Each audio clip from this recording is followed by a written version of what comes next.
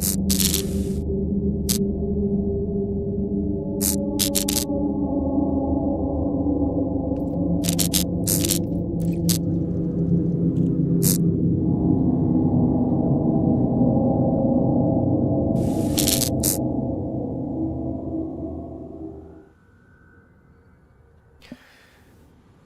greetings, people. Rusty Dog here. Sorry for the short notice. It's just the way things worked out. Yeah. And we're here in Elite Dangerous on a Sunday, as we usually are. Commander Selim, hey man. How you doing, sir? Hey. So, Formula One race is done and dusted.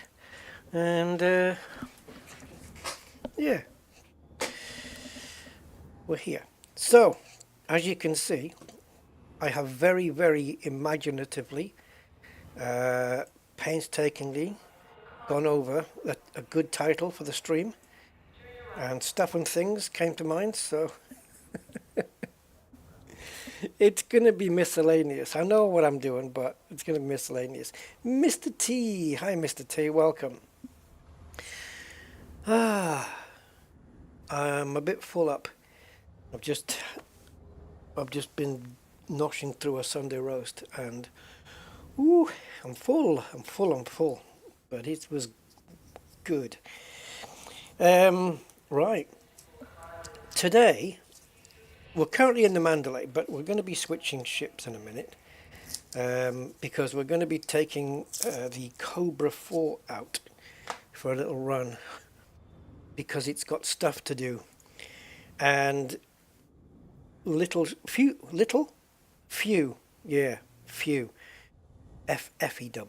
ships are better equipped for this task than the Cobra 5, at least the one I've got equipped. So let's just jump into that.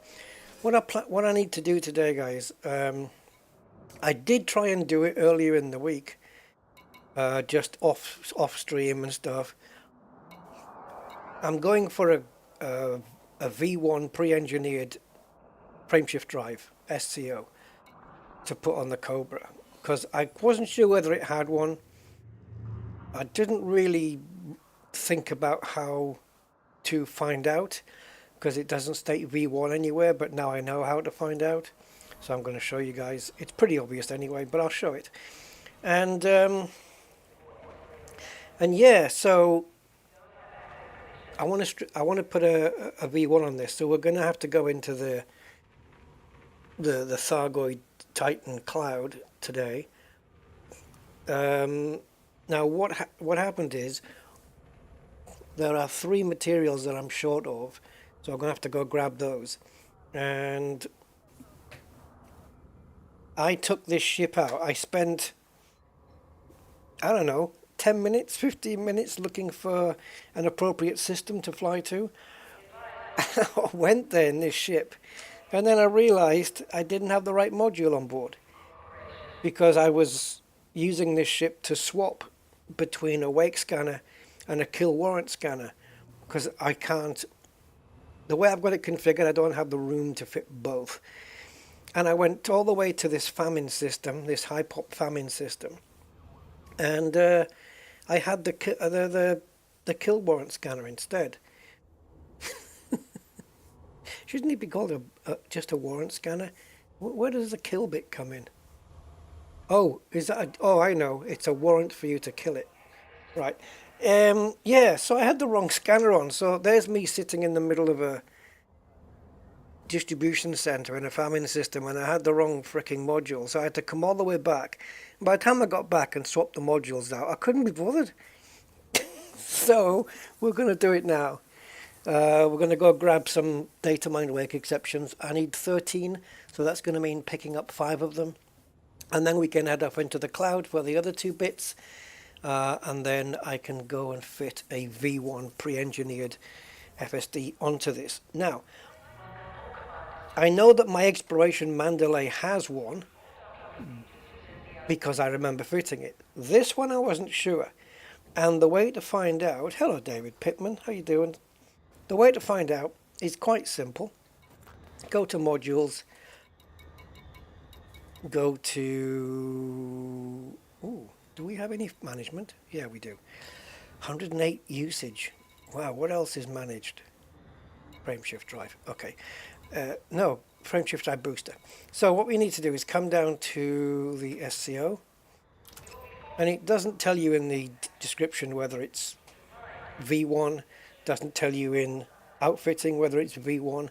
So the only way you can really know is to go into the show info where it shows you the boot time. And if it's a V1, the boot time will say 2 seconds. If it's not a V1, it'll say 10 seconds, unless you've engineered it for fast boot. Well, I haven't. As you can see, it's increased on Mass Manager. So the fact that we've got a 10-second boot time means this is not a V1. So, Frontier, you should please put V1 in the description so we can see it. And let's go get one. So I have now equipped a wake scanner on this. There she is, taking up 14% of my available power, the greedy little basket. Now we shouldn't need any shield boosters for this, so we could probably turn those off. But we'll be fine, because we're turning off 7% plus 3%. So we've got 10% being turned off, so we'll be fine on power. We're not turning off the cargo hatch. We're going to need it later anyway. So the first thing we need to do is look for a high population famine system. Majok56, how you doing, sir? Now, I do have tellurium. We need 20 tellurium. I've got 150. We did that last time at the brain trees. Chemical processors, I need 13. This is for a grade 4, by the way. The Cobra Tech's a grade 4. So this is what you need for grade 4. I need 13 chemical processors, and I have 195. I need 9 electrochemical arrays. I have 50. What I don't have is any data mined wake exceptions, and I need 13. So grabbing 5 of those will be enough. Then when we venture into the Titan Cloud, we need to pick up some propulsion elements. I need 6. I've already got 3, so I should only need 1 of those, right? And we need, of course, a Titan drive component. And once we've got that, we can go to a human tech broker and fit one on the ship. Awesome. Hawkward07, how you doing, sir? Yeah, right, guys. So, before we get underway, if you guys have got dogs and cats, go and give them a pat on the head for me. Just say, this is from Rusty. Just tell them it's with love from Rusty. Go pat your doggies and your catties on the head. Your kitties. Right, anyway, let's go into the galaxy map. What was also frustrating was the famine system that I found was high pop. I was like something like 1.2 million, which is enough. And it had a distribution center and the whole thing. And then the next day, I came into the game and it was in war state. So I was screwed. So anyway, we're back to square one. So we're going to go, I think, is it one of these? No, I don't think it is, Rusty. It's the next one. There you go. Right, so famine, this is what we need. So we're looking for the pink dots. I'm just going to bring one up, what's common, say boom, because I want to gauge how big the dots are. So I want to be able to zoom out to a point where I can still easily see the dots. There will do. And then I'll try and remember not to zoom back in again, because I have a very nasty habit of doing that.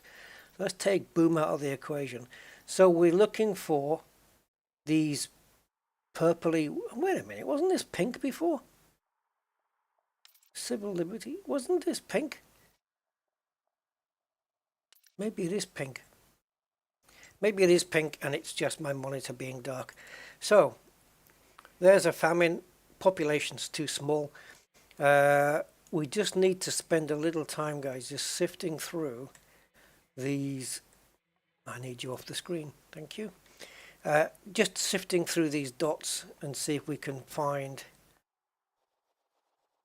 any. Is that a different one? No, so it's this one. Okay. Duchess Elysium, hey. What's a Visula? Is that the name of the animal?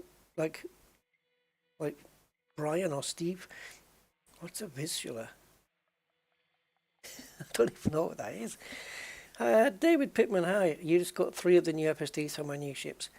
Accidentally sold one trying to move them around. Oh, no. Oh, I feel the pain, man. Feel the pain. Yeah. We have another one there. Oh, a lot of the famine systems you'll find, though, they are low pop. I've never crossed fingers, not that I'm superstitious, but I've never yet found, or let me say easier, I've never not found a system that is famine and high pop. I've always eventually found one, but sometimes they are harder to find because most of the pink dots are in fact, let's zoom in once, most of the pink dots are in fact, God, I can't read that without looking at Alderaan. I'm Star Wars heavy. See, we're going to be repeating the same thing. Yeah, most of them are in fact low population. Yeah, we're going to keep going over the same stuff. We need to just jiggle around. There's another one. We can use... Oh, I hate it when it does that. We can use the population slider, but it's a very inexact. Yeah, it's an inexact science. It's not very precise. It would be nice, Frontier, just as an idea, if you had a little number here so that when we fiddle with the dial, it gave you a range of population that this filter would react to. Does that make sense? But it doesn't, so kind of have to go through all of them. But like I say, this can take a little while just to find the right system, and we don't want to venture too far away from the main bubble stuff either. Yeah, I'm sure I've been through all of this. It's a pity there's not a way of just having like, let's say you select famine, and then there's like a button where it just highlights very clearly where they all are to save you hunting around. You know, like in a... Well, you might not know if you haven't... Oh, shoot! Did we find one? Yeah, so on aircraft, on planes, Boeings and Airbuses, if you look at any of the panels with all the buttons on, there's a thing called a test light. And if you click that on, every button illuminates as you would see it. Well, something like that. A button where every famine system just illuminates brighter than all the others. Or maybe just put a ring around them so they're easy to find. But here, look, we got this one. Jesus, high population in the millions is enough. Billion? I will take it. Let's go. That's a good one. Yeah. How do you pronounce that? Is it Aldebaran? It's one of the main stars for astronavigation in the Northern Hemisphere. Yeah, isn't it... the ones I see mainly in the sky is Vega, Altair, and Barnard Star is the other one, I think. Yeah. I have returned, yes. We are not doing Car Dealer Simulator. I did, what, 13.5 hours on that? I had a lot of fun with it, though. Still going to be playing it, though. Still going to be playing it. And we've still got to get back to frickin' Roadcraft, because that is awesome, too. And I've got some other stuff coming up as well. So stay tuned. But yeah, for today, we are here in Elite Dangerous Horizons Odyssey. The Dog of Rust. Yeah. I am the Dog of Rust. Kneel before me. Detachment complete. Moderate speed on exit.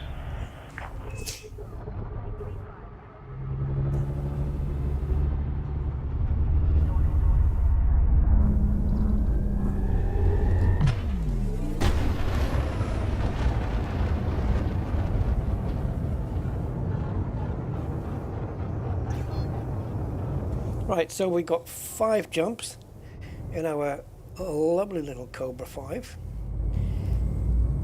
One of my favourite new ships, along with the Mandalay.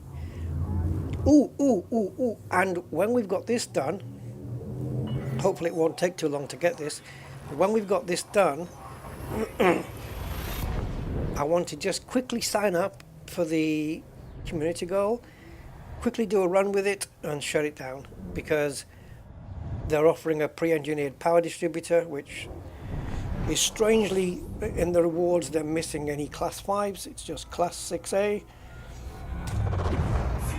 or grade 6, class A I should say, but they're offering 6A, 4A, and is it 6D and 4D?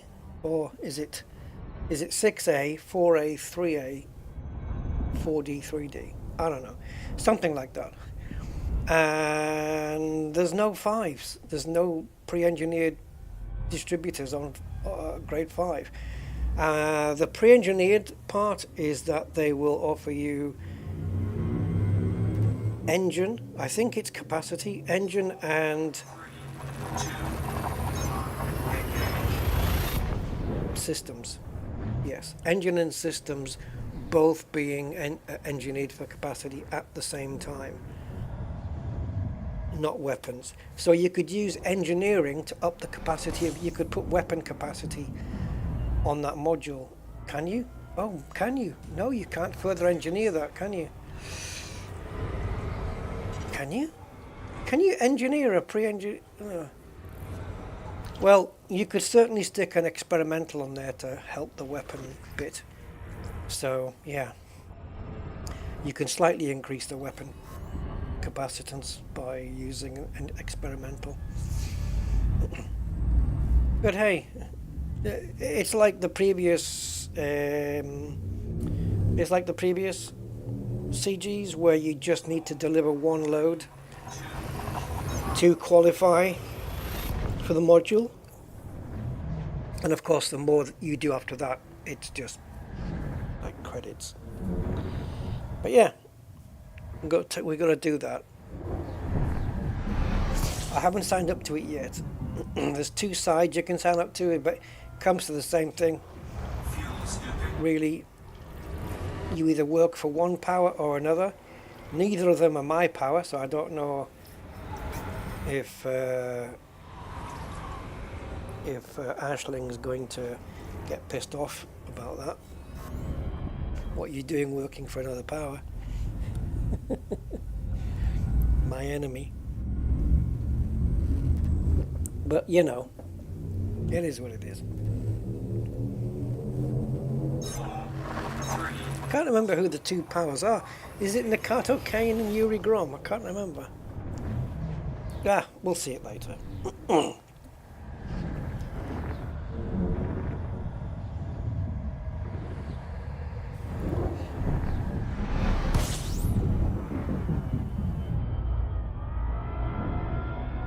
Oh, let's get some fuel while we're here, just because we can, and it's the next jump that we're going into the system we need, and because of the population that it has, 1.2 billion, I'm extremely highly confident it's going to have a distribution center, multiple of them.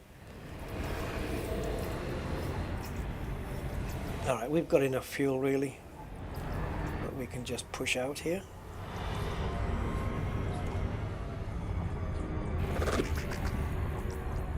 And engage.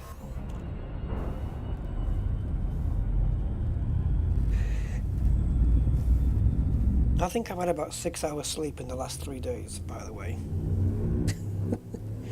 So I don't know how I'm operating.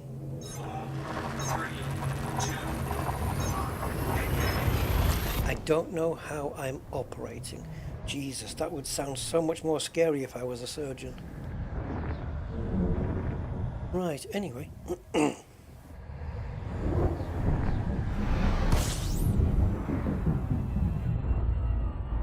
Bulgalmadi?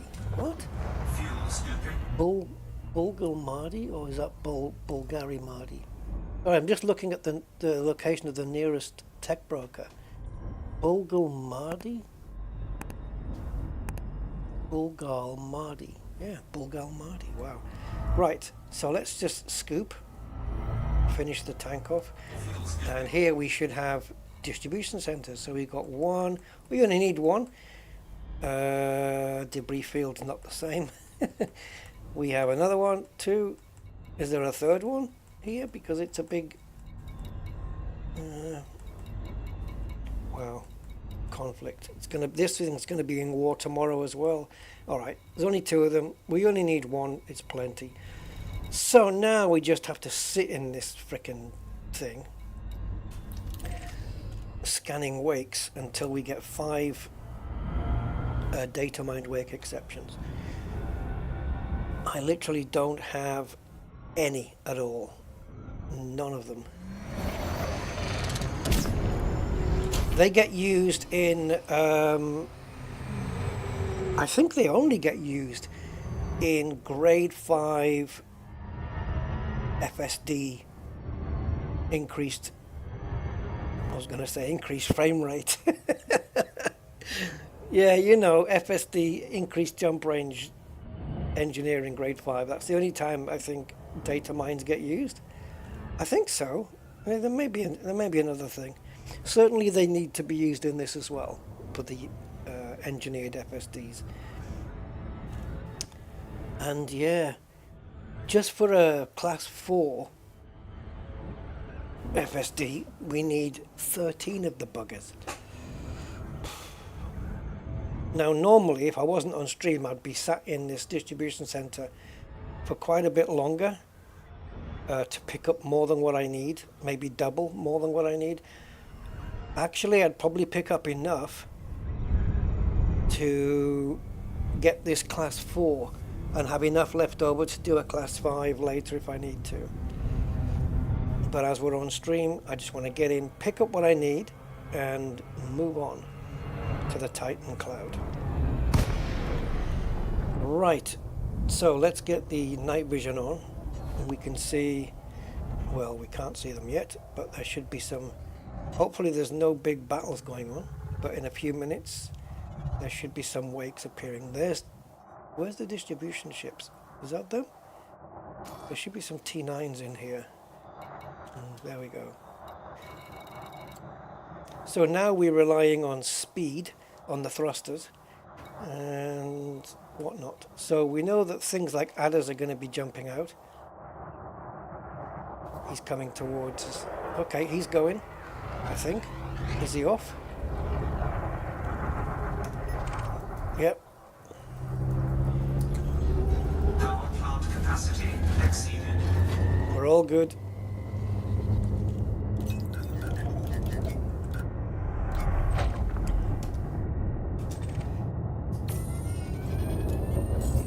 You're kidding. I didn't come off the accelerator till too late. Oh, we getting merits for each one, eh? Well, count me in. Oh, we got quite a few now. Now, keeping up with all of these is going to be something.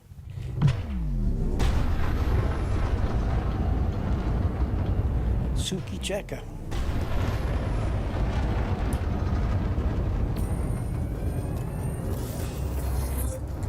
We're getting merits for these. This is awesome. At least I'll get some payment if I don't do any power play this week again. Oh, I should start picking closer ones. I've got decent thrust. I'm over 620 on this, so it's not too bad.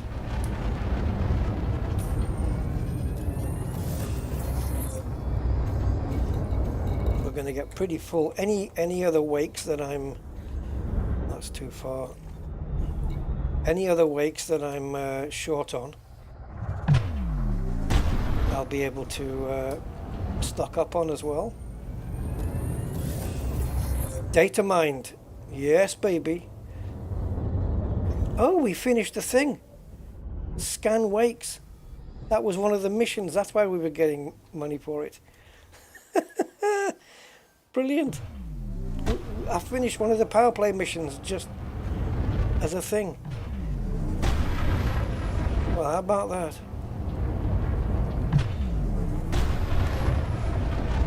Probably Mr. T, I don't know. I think it takes a little bit longer. I only need 5 of them. We picked up one already.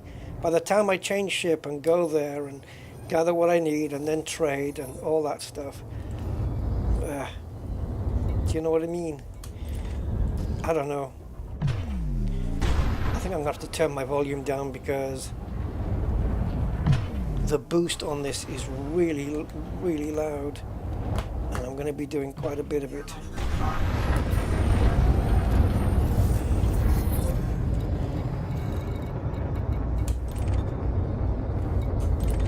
I'm trying to look for some wakes that are a bit closer to me. See, the problem is when the ships pick up the food from the T9s, they tend to just spear off in all different directions.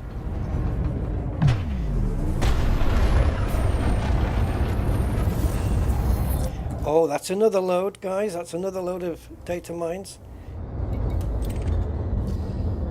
We got 2 then. 3 more to go. Very nice so far.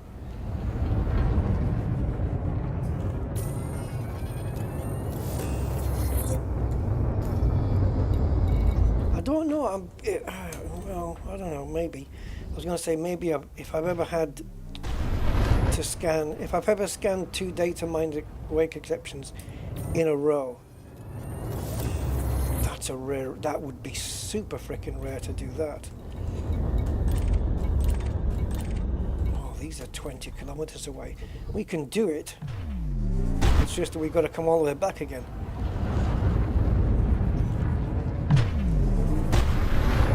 I want to get there before it pops out because I don't know how long it's been here.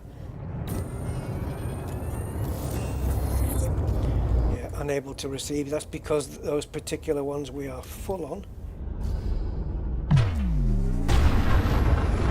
So yeah, a fast little agile ship's what you need here. Like a spec'd up Imperial Eagle or an Imperial Courier would be great for this. Because you can really get some speed out of those things. Way quicker than this. Like we're doing 600 and something, but my Courier does like 875. So you fit a fast wake scanner to that thing and you're away. Problem is though, there is such a thing as too fast, because if you boost towards a wake and you time it wrong, even with 2-second scan you can whiz straight past it. Oh yeah, ask me how I know. Tried it, been there, done it. But for covering the long distances, yeah, it's pretty cool. Or you could just fit a long distance wake scanner instead of a 2-second one. It does mean you're waiting 10 seconds, but you don't have to move so much. And this is why we need Frontier to do a double engineered wake scanner with fast scan and long range, like they did with the kill warrant. That would be the most epic module. Oh, data mined, guys. That's data mined. Ooh, we only need 2 more. Come on, come on. Last time we did this, guys, I remember having a little whinge about how like how long it took in between finding each one. You know, the data mines, that they were just maybe a little bit too rare, you know, too hard to find. so far, I don't know if Frontier's made any change, but so far, the gap in between finding each one of the 3 we found so far has been fine. You know, like a minute and a half or something in between each one. Maybe a couple of minutes, whatever it is. It hasn't been too long, let's put it that way.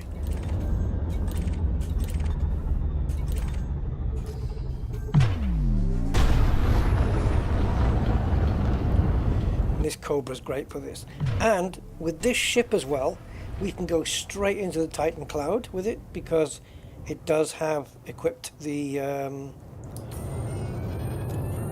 anti-corrosive cargo rack, whatever the hell it is, that thing. We've got that on board as well, so we can go scanning with this. So what would couple nice with that would be if the sensor on this ship was long range. And I can't remember whether it is or not. But for going into the Thargoid Cloud, wouldn't long range be a really cool thing to have, though? That would help, right? I wonder if we have got it on this ship. I don't know. I was gonna say I'll check when I get a break here, but there isn't going to be a break. There's always going to be high wakes to scan. Always, always, always. If you want to fill up all of your wakes, whether they be eccentrics or atypicals or data mines, whatever, strange wake solutions, any of that stuff, distribution centers is the place to be. And you'll notice that even if I'm not getting any materials back from them, every scan I do, I'm getting 7 merits for. So it's going towards my power play. Yeah, and the only reason I've got night vision on is there was one here, wasn't there? The only reason I've got night vision on is because if I want to follow a ship out before it surges.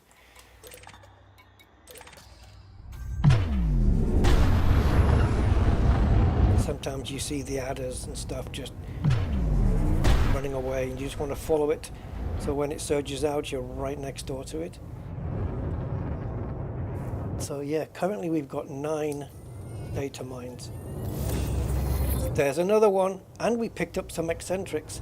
Right, we're going to need to find one more, guys, and that is that. Which one do we go? Do we go to, is it Benoit? Yeah, 15, we'll do that. Benoit Toussignon, or something like that.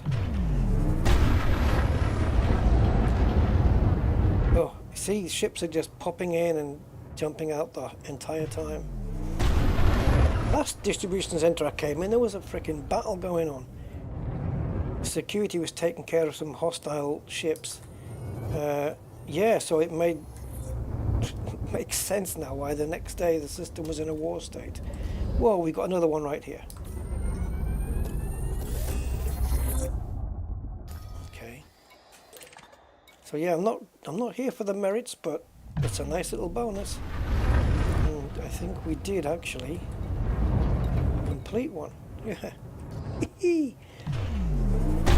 Totally unintentional. I should have scanned what the mission was there.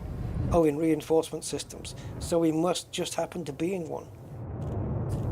A nice little accident.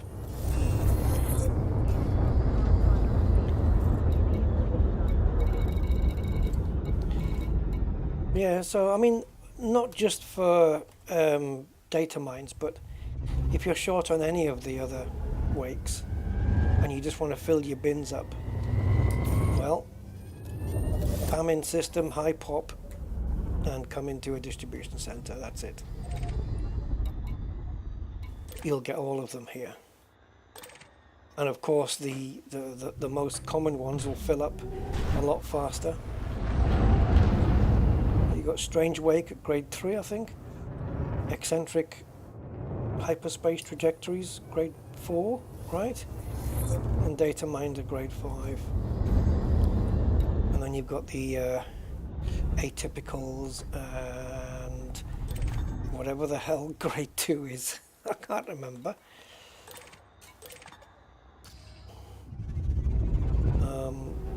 Yeah, I think it's atypical, and then whatever grade 2 is, strange wake, eccentric hyperspace, data mined.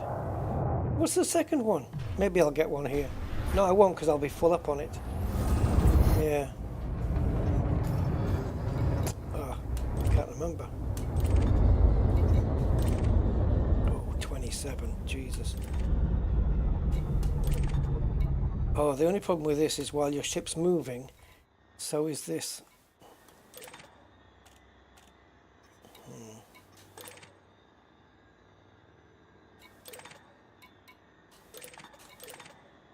Okay, we got one right here.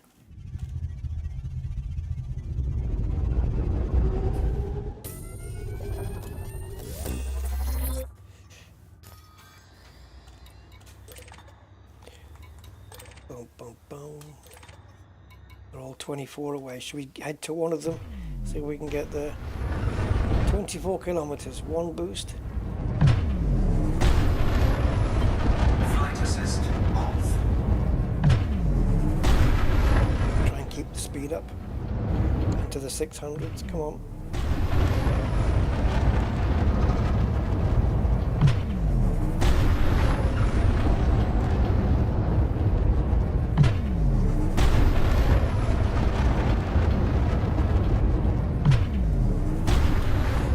Here to keep awake. Dan, devilish eye. Flight assist on. Oh, the on-foot stuff. Yeah, maybe we'll get some done today. I wouldn't mind. I wouldn't mind.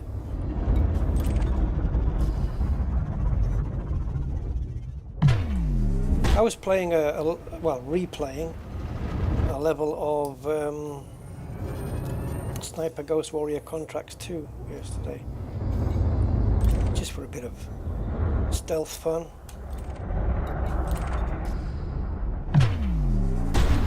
See, by the time we've got these scanned, 4 more ships have come in, picked up the food packages and left, and they're all leaving for 4 more new wakes. So you are constantly kept busy the whole time, which is great. Because remember, we used to do this just sat outside of a station, and as ships came in and out, you had to sit there waiting, eating popcorn, waiting for them to come out and surge away.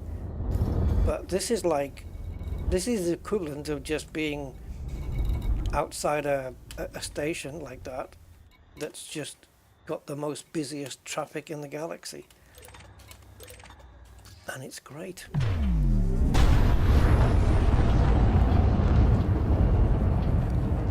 I mean, ideally, to dedicate for this activity, I would definitely use my Courier, because my Courier and my Eagle are my 2 fastest ships that I have. Oh, when did we get that data mine? We're gonna need one more data mine, yeah. Oh, we've done this. Yeah. I've lost my train of thought now. Doesn't matter.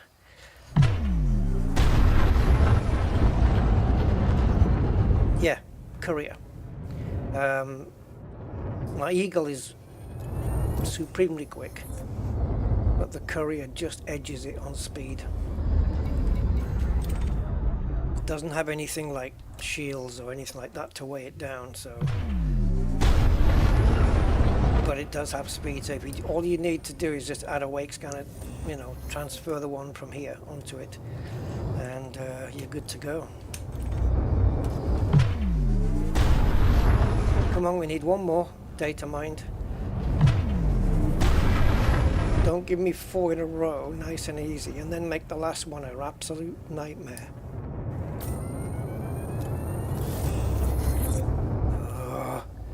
Still, 7 merits for everyone. Whoa. You can pitch up so fast in this Cobra, you're almost blacking out.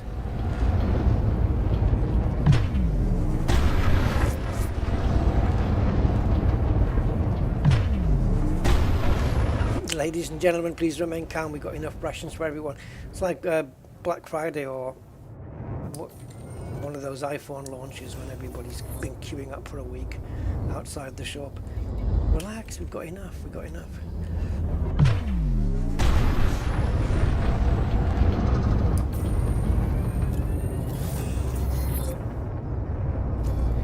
Oh, I wonder if all of our wake bins are full, except for the data mines.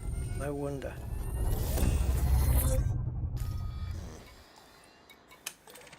This is a good thing to do to music, by the way. Just turn the volume down on the game a little.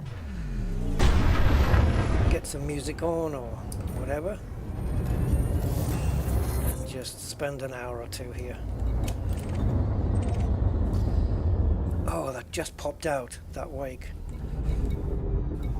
But no matter, we've got a crap load more. Yeah, two of them are 17 kilometers away, and I guarantee you they're both in different directions.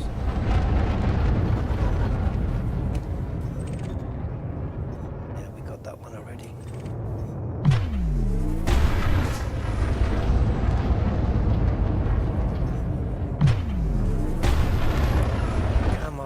Come on, just give me one more data mine.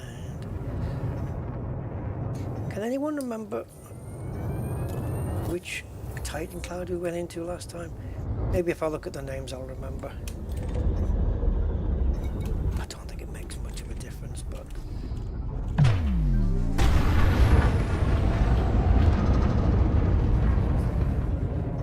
I seem to remember somebody saying that they had more luck in one particular one than the other. I don't see why there should be a difference, you know, but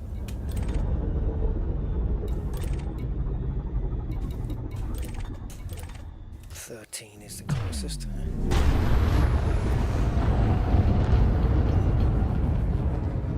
I guess we need to stay near the distribution ships, really, to start with, because everyone's just going out from there. So, you know, just start from the T9s. Because every ship has to emanate from the T9s, and then they just initiate their... what happened to that one? Then they just initiate the surge, the FSD, and then they're gone, so they don't get too far away. But you know how it is. One of them goes off 6 kilometers in one direction and the other one in the other, and you scan one of them and then you're 12 kilometers away from the other one. And this is how it is.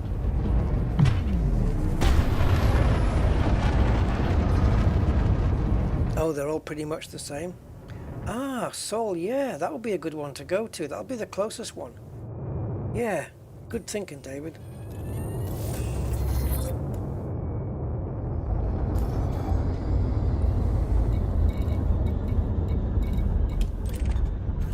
Okay.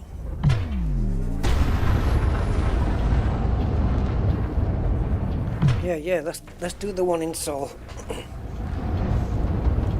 That might have been the one I went to last time. I don't remember.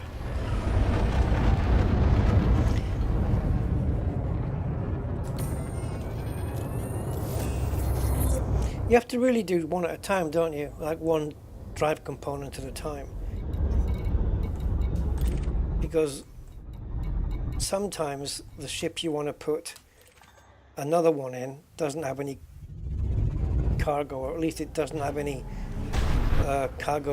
corrosive resistant cargo. Oh, Jesus. 0.8 of a kilometer out from that we were.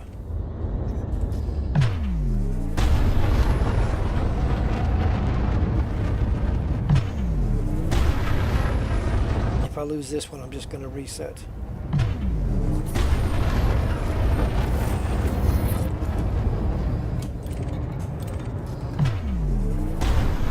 When you hook onto the next one, just by default, just pitch up as if you're going to do a full turn, because 9 times out of 10, the next one you scan is going to be in the opposite direction. Well, what do we have to do to get this one? How does the game know that this is the last one I want?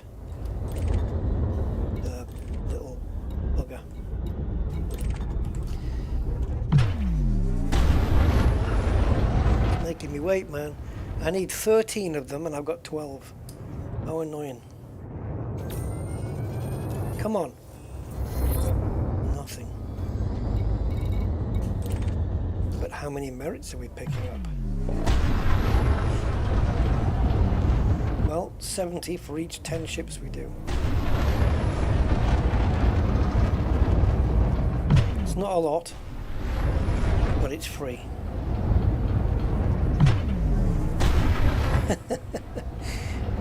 Just reminded me of something I saw yesterday. Have you guys ever seen online or whatever? Well, it would have to be online nowadays. An advertisement for for an Nvidia 5090. There's one called a 5090D, I think it was. What was that, diesel? Anyway, have you guys ever seen the advert for one? Oh, fucking hell. I saw one yesterday. I can't remember what brand it was. I don't think it even really matters. It was white and it just said 5090, Nvidia 5090, £4,200. Excuse me, what? I know you're future-proofing kind of decently with a 5090, but £4,200 for a graphics card which is going to become outdated in a few years, and then you'll sell it for 800 quid. Bondoodle, hey, and hi Marty.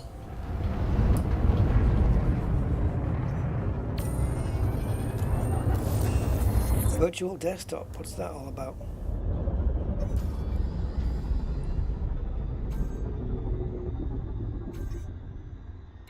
I haven't heard of it. Yeah, so the next card on my hit list, if I can get hold of one, because it's the same price as its predecessor, I think, is the 5070 Ti. I think the price of that is around the same as the 4070 Ti, which is really weird.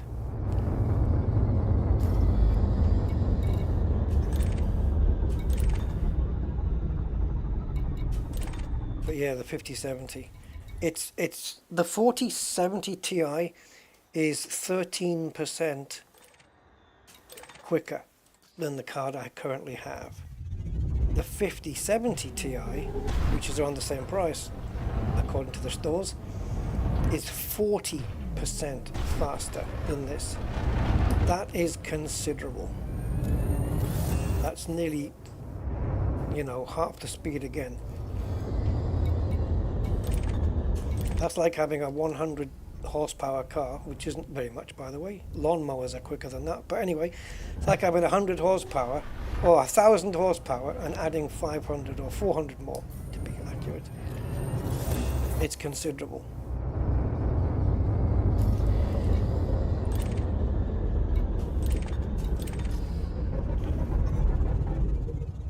But yeah, they're around like 800 quid or something. £700-800 I think for a 5070, which is a really good bang for the buck when you consider the price of the 5090s, right? 5090s are just, that's ridiculous, guys. Come on. I mean, on the 3090s and 4090s, people were paying 1,600, and now to ask 4,200 for a 5090. Could buy an entire PC for that, minus the graphics card.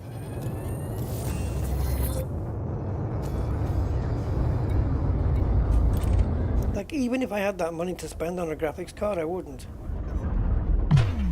because the tech becomes outdated. Alright, it's going to take a few years for the 5090 to get beaten. It's going to take quite a while for that one, because it's a freaking monster. But if you consider it's got DDR7 and all that stuff, like, what CPU is going to keep up with it? There isn't one. It's like you're going to get bottlenecked by your CPU regardless. Yeah, you're going to have all the nice features.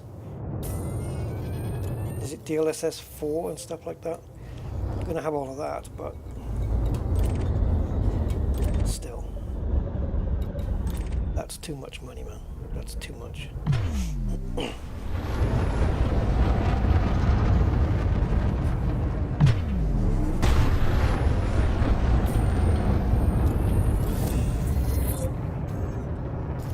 Oh my god. We picked up 4 of these frickin' things really quick. We could probably trade for one of them, to be fair. How much was your 4090, Marty, can I ask?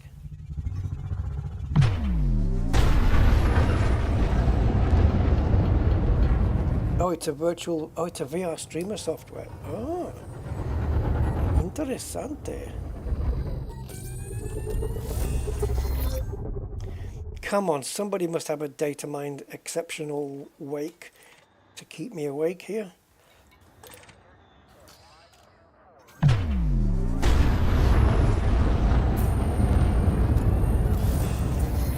We got it! Boom! We're leaving.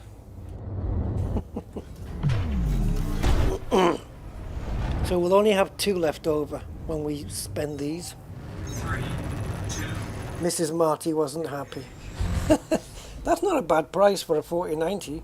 I remember they were like 1,007, weren't they? 1695, 17 something. That's actually not too bad. It took a lot of washing up.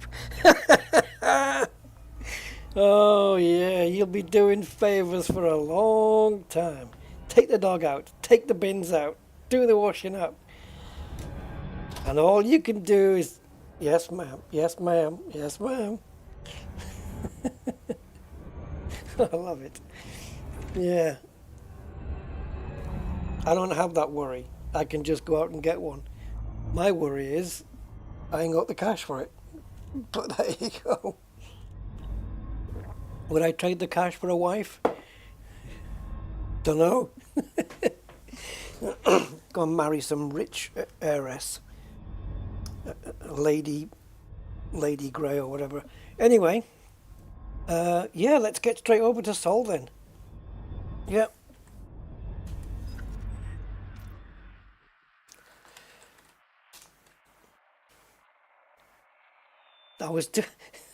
I had that word in my head, solvent. I was thinking, how do you get all the air out of Sol with a solvent?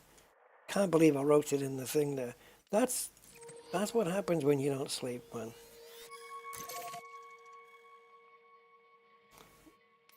I was gonna say you end up writing what you think, what you're thinking. So just, tits.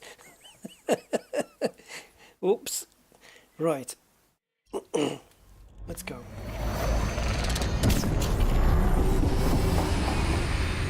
Sorry, how many jumps was it? Right, what was that? I said I would check when I got a break. Oh yeah, I remember. 4, 3, 2. Oh yeah, the drive components. Yeah, it's just a question of waiting a little bit, isn't it? 10-15 minutes, we'll pick one up, I think. Thing is, that's the trick, isn't it? When you go to the Titan Cloud, if you've been in the cloud for about 10 minutes and you haven't found one, then just reset the instance. So modules, sensors. Is it long range? Ah. Long range scanner would be great. Not just for the wake scans, but for this Titan Cloud thing. Because currently the range is like 6.5 kilometers, typical emission it says there. I don't know what the difference between that and the max range is, but I think that's probably the max range you can engineer it to, I guess. No, because that's what long range is for. I don't know, but anyway. The thing is, though, by fitting an FSD V1 pre-engineered, the whole point, and the only reason I would ever fit one, is for a few extra light years of jump range, right? Because we're staring down the barrel of 43.8. That's not accurate because we need fuel. So let's say it's about 42. I think it's 42.6 or something. I don't know. Whatever. 42. And then with the V1, we might get up to 46. But if I switch the freaking scanner from lightweight to long range, we lose that advantage. So it's kind of, you know, we're annulling it kind of thing. So it's not really pointless.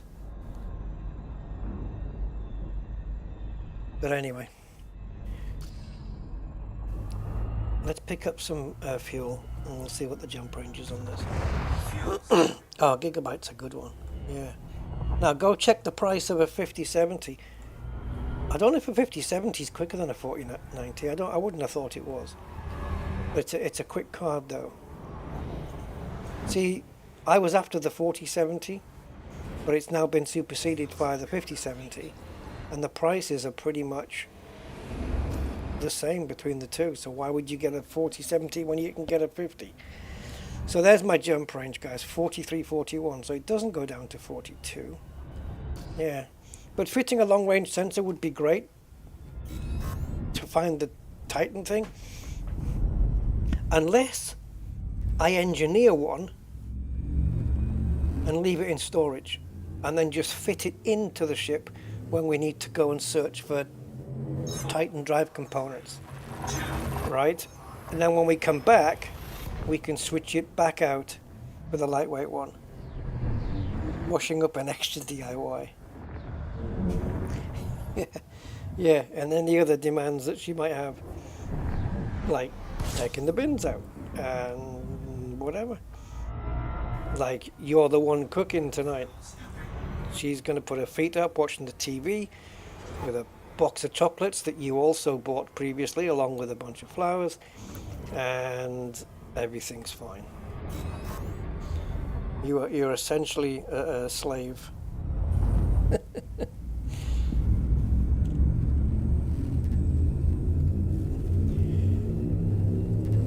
The only way to get out of that, Marty, is to have twice as much money, buy your card, and a gold or diamond necklace at the same time, or a pair of new shoes or something, and a handbag, and just she gets that, you get your card, and you live a harmonious life. Vacuuming and dusting, yeah, there you go.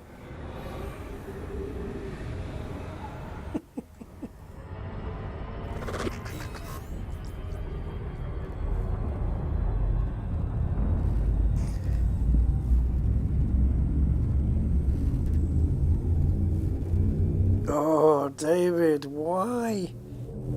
You should have played dumb and just done that, got home with it, and then just decided what your conscience was going to do. Then you can go back and say, oh, I just realised. Yeah, if they brought me out a 4090 instead of a 4080, I wouldn't have said a word. It's not like they're going to go bust. System scan complete. No. You bought it at a shop, eh? Oh, I do so much of my purchasing online now. It's so weird. The only time I go into a shop to buy something these days really is if it's a hardware shop, other than standard shopping, Oh, it would have been his job. Well, I suppose so, yeah. If they'd found out, that is.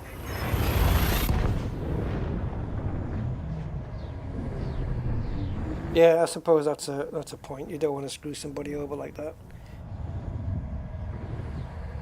But if it was a company like Apple, you ask for an iPhone 14 and they bring out a 16 or something, I'll keep my mouth shut, because screw Apple. They make billions, man.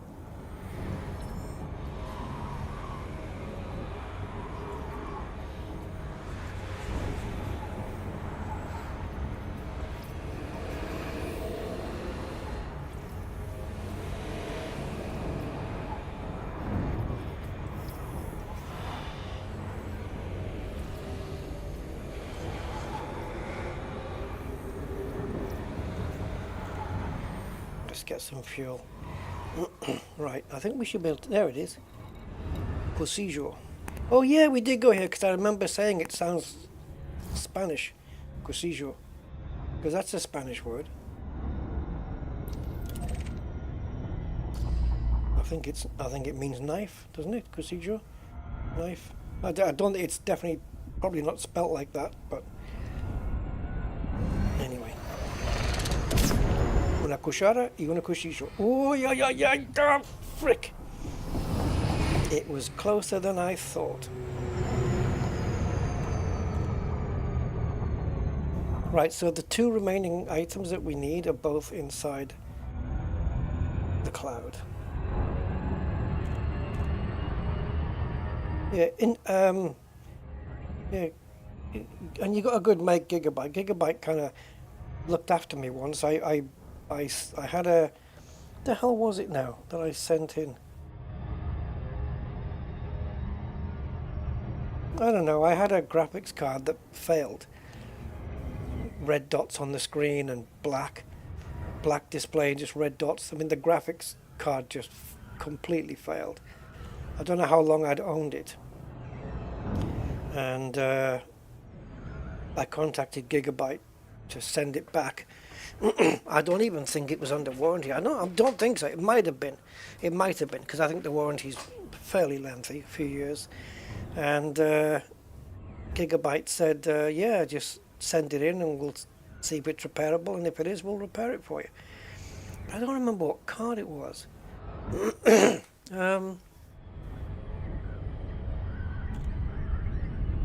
don't remember. It was before the 1080. But the point is, well, yeah, I need to remember what it was so I can tell you.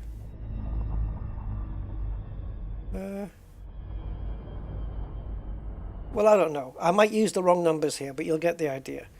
So let's say it was a GTX 760, and I sent that in, and it was buggered.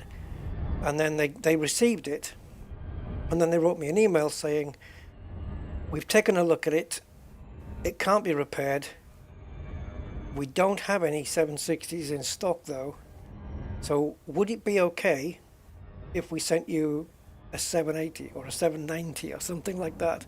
I thought, yes please. So they just sent me a better card as a direct replacement. That was it. They just sent it in the post, and I got it in like a couple of days. And that was Gigabyte. Oh, look at this. Look at that. Look at that sun. Woo! Very nice, guys. Very nice.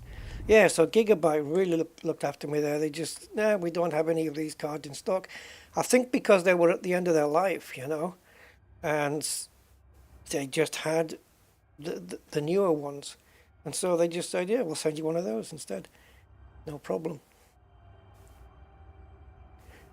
So that kind of thing, you know, it makes me want to stay with that company, you know. Just a little gesture like that means that, you know, that like the next time I get a graphics card, can it be a Gigabyte one, you know?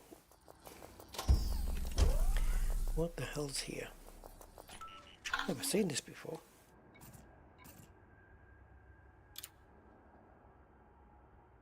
Oh.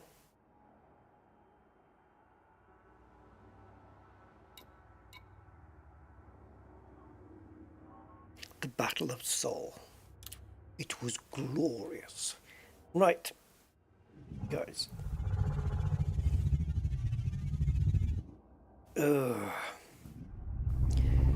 No longer corrosive, right? It hasn't turned kind of black yet, but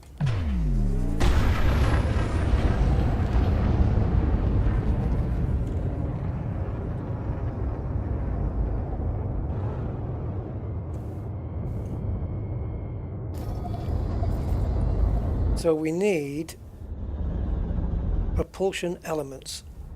One of them I think is going to be enough. But I don't mind picking up if I find more of them, fine. I'll take that.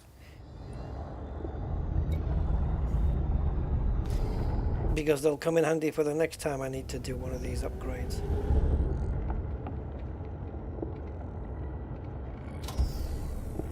The sound effects you get in here is so good.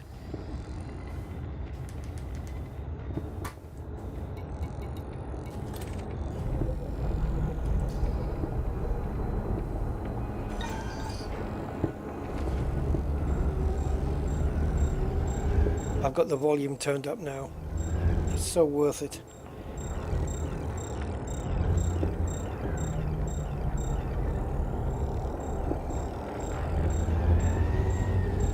Intel, yeah.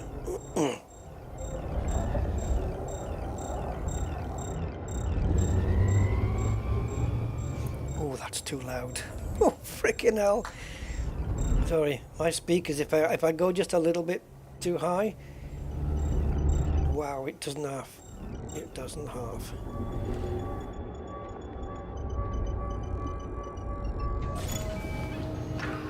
Okay, propulsion elements required 6. We have 6. But like I say, if there's any more, I'm getting them.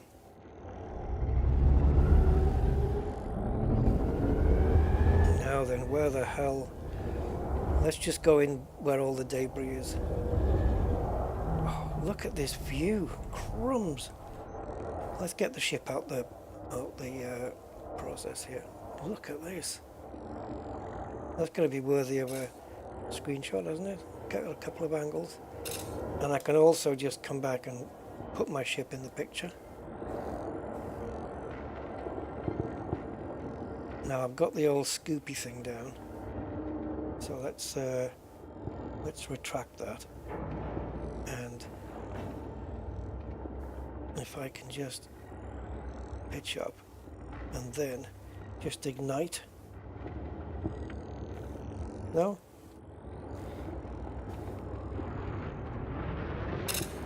Ah, too far away. Never mind. Right, so let's stay here.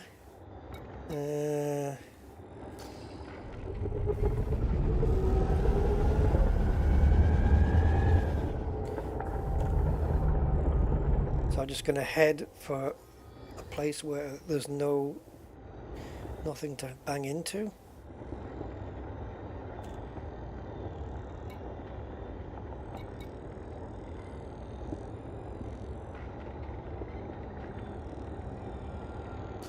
Yeah, so as I said, we do have those anti-corrosion, or one anti-corrosion cargo rack, but it's enough. I think it stores 4 or something, can't remember.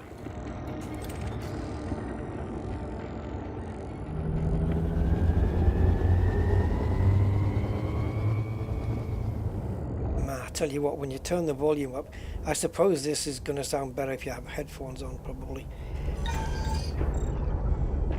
The sound of this Cobra under power is just brilliant.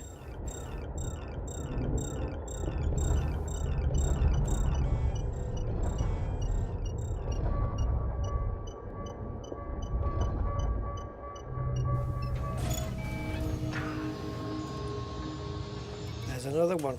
I don't mind picking up extra because I know I'm going to be doing even more of these. So to have these already, although if you think about it, the next time I do another FSD pre-engineered and come in here to search for a Titan drive component, I'm going to be picking up these things anyway.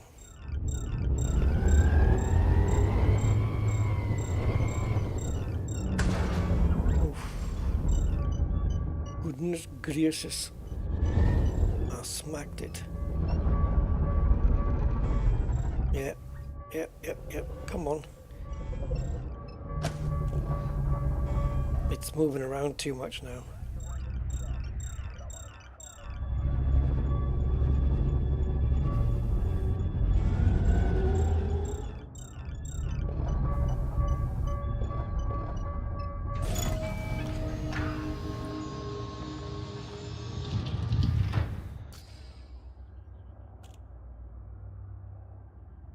Caustic crystals. You mean these? But are these corrosive as well?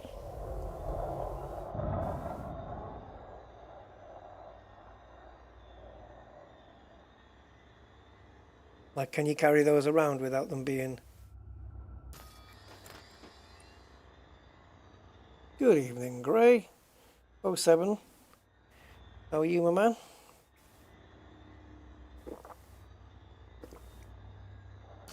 It actually says caustic shards, so I'm definitely expecting them to be caustic.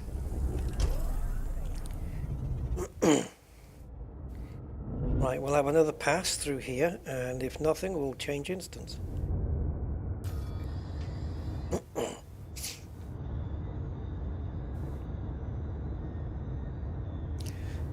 Titan drive, so it's a drive component we're looking for.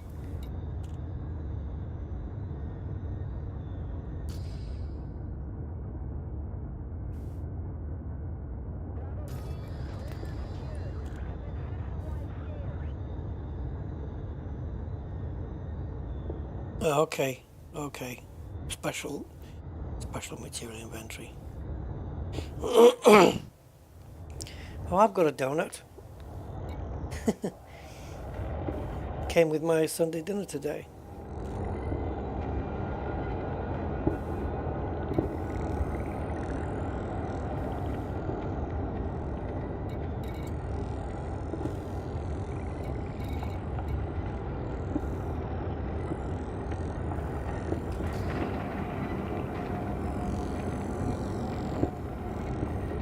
Scan detected.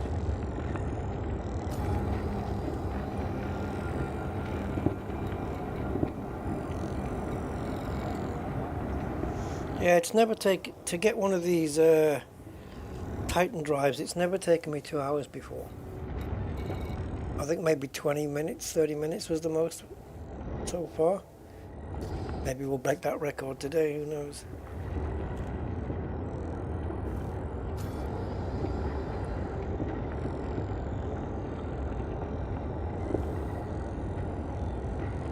Yeah, you can.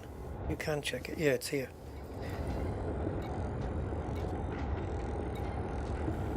Probably.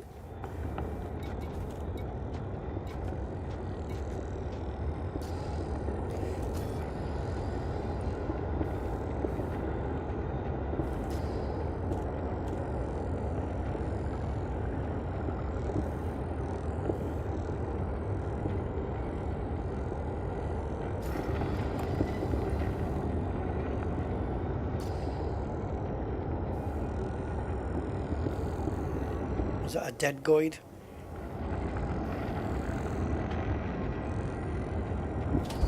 Because if it's alive, I'm getting too close to it.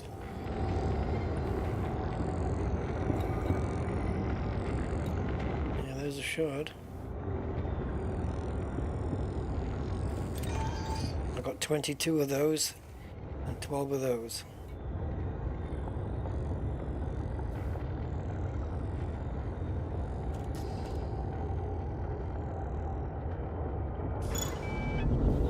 No wonder we weren't picking up speed. I still had the freaking cargo hold open. It's a nice way of restricting your speed, though.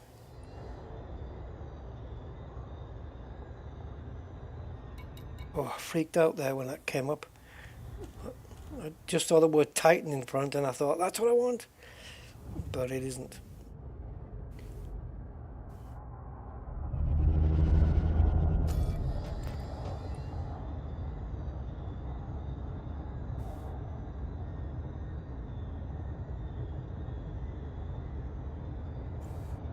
Yeah, don't worry, Pew. I know where they are.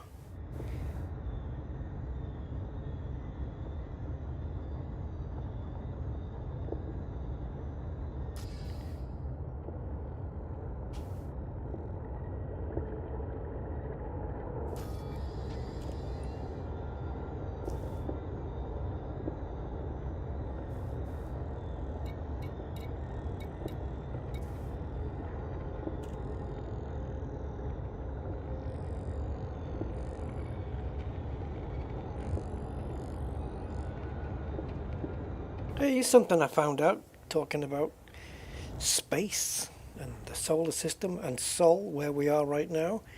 I actually didn't realize, well, it's not something I've ever thought about, to be honest. Every planet,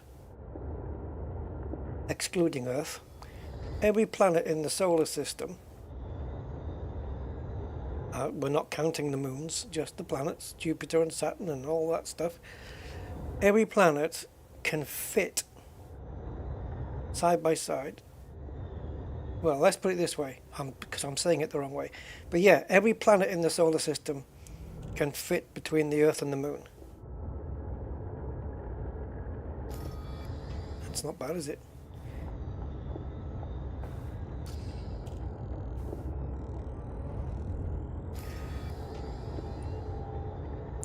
What I don't know is how much space to spare there will be.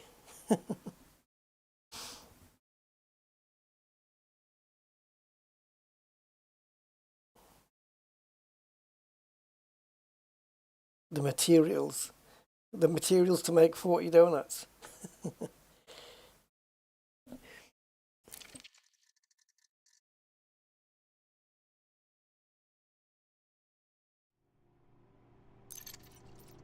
So we'll just create a new instance here. It should say loading galaxy or something. No, take the word game out. You're killing the immersion. Yeah, leave it out. Right, where's Claudia? Are we going to have to jump back into... Well, it's 88 clicks away.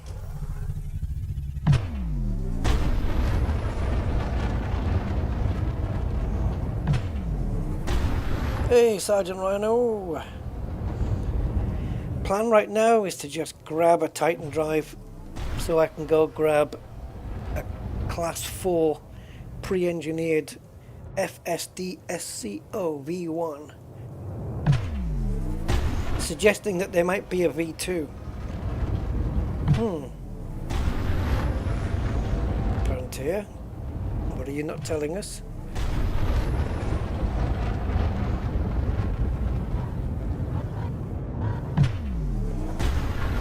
Titan Corsair.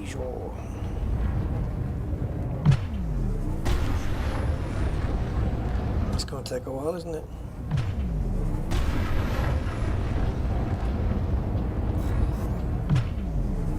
This is going to be super quick though. Can we even do it? I think so.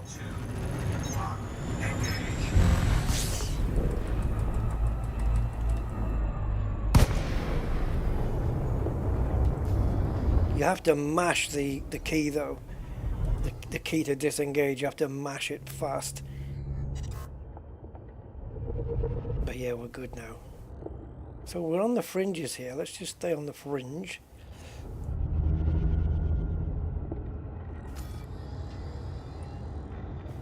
Bio storage.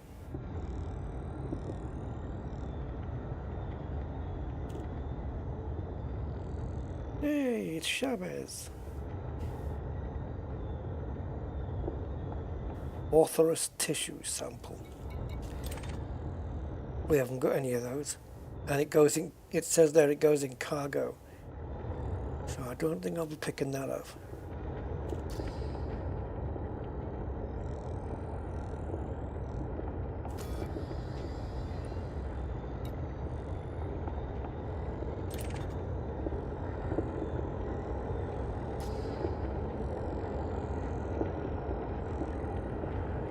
Mr. Birdman.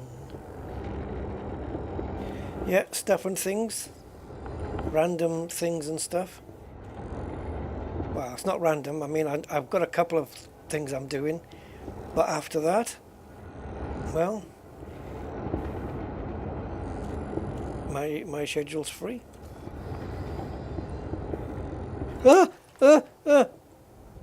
We got one.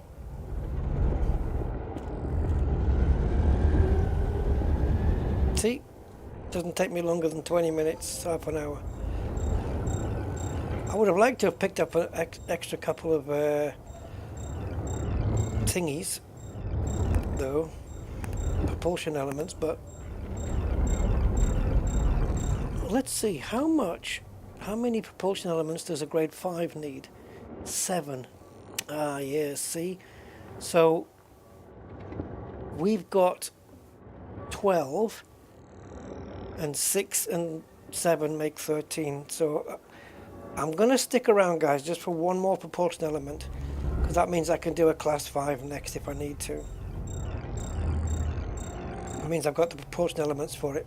Although I don't need to grab it now, because, as I said, if I come here for another drive component, undoubtedly I will pick up the propulsion elements. Now, I just said a word that people say incorrectly, to my annoyance. They put a B in it for some reason. Undoubtedly. I don't want to hear undoubtedly. Undoubtedly. I don't want to hear that. It's not that. There's no B at the end. Ooh, wreckage components. I've also heard, similarly, I've heard supposedly. Where's this B coming from? Save the bees. That's not what they meant. Undoubtedly.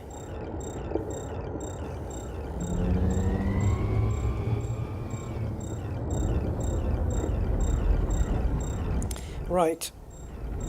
Indubitably. Oh, indubitably, yes, that's different. That's got bees. Talking of indubitably, I grabbed the whole Basil Rathbone Sherlock Holmes 14 movie collection. Yes. Strange stuff when you got a grown man walking around in his dressing gown, living with another man. It's, yeah, not that there's anything wrong with that. Anyway, they just never explained what they were getting up to. Arthur Dent did do it. He did. He had little choice, didn't he? He had little choice, though. Turfed out of his house to make way for an intergalactic bypass or something, which sounds like surgery in space. But yes, Arthur Dent did wander around in a dressing gown.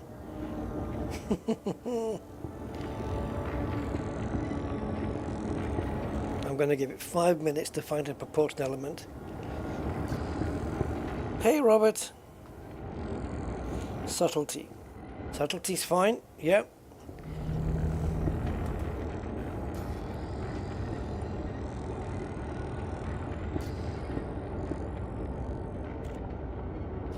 Mind you, I don't know which is most annoying, undoubtedly, or I could care less. Because both are wrong, but I can't work out which is the most annoying. I think I could care less is definitely way too annoying. Because it literally means the opposite of what you're trying to say. I could care less if I wanted to, but I don't want to care less. I want to leave a little bit of wiggle room, you know?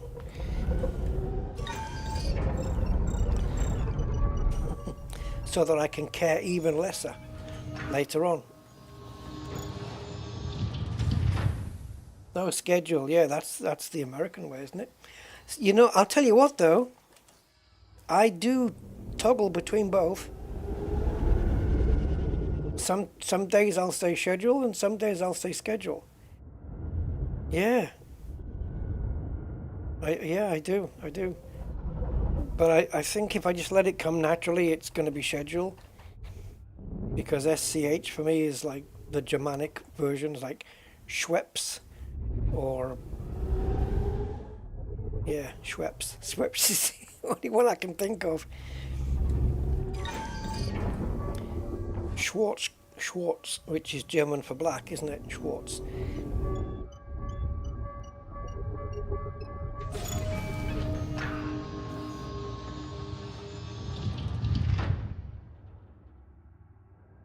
mildly interesting. Oh, thanks, Mr. Budman. High praise.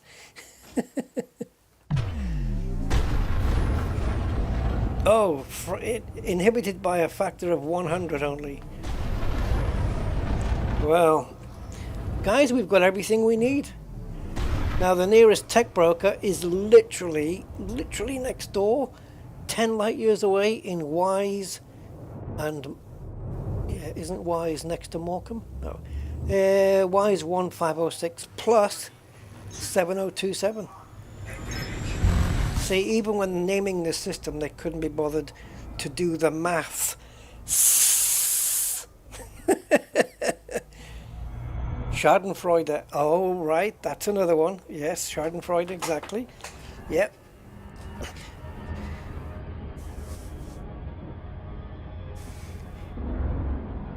Right.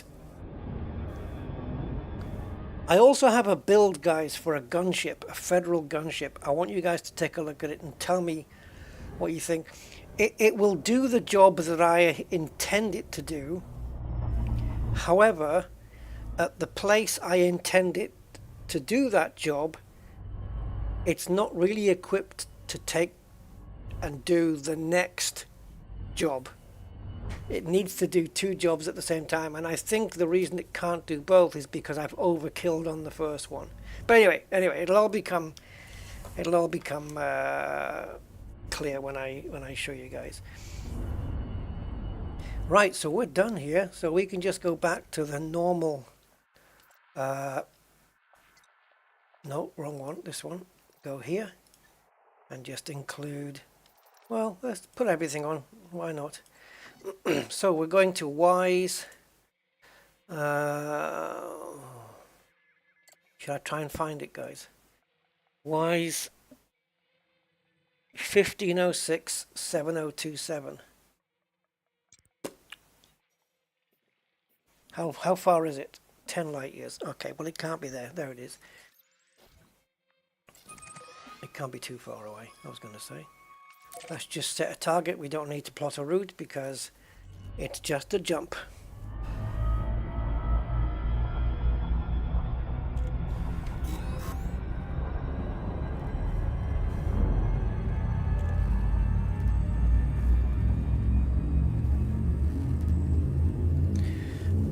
I hate ahead of instead of before, or get-go instead of the start. Yeah, like from the get-go. I don't know, you guys are in the States. I don't know if you can tell me this, but we were discussing, you know, wordage differences between like UK, US, and one of the ones he mentioned was, he said that in the US you find that that instead of saying once, oh once I went down to such and such, and it tends to not be the word once, but they say one time, like one time I went to so and so instead of once. Is that true? I haven't noticed that one myself. I haven't noticed it. One time and once. Because how do you do a story then? Once upon a time. One time upon a time. Nah. I think on that I do both as well. I think sometimes I'm going to say one time I did this, and other times I'm going to say once I did that. I think I use both. Yeah, I'm pretty sure I do. Yep. Okay, we need to go to double trough Enterprise. Yeah, one time.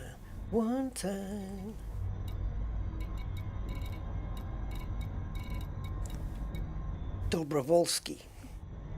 Yeah, I don't know, I guess.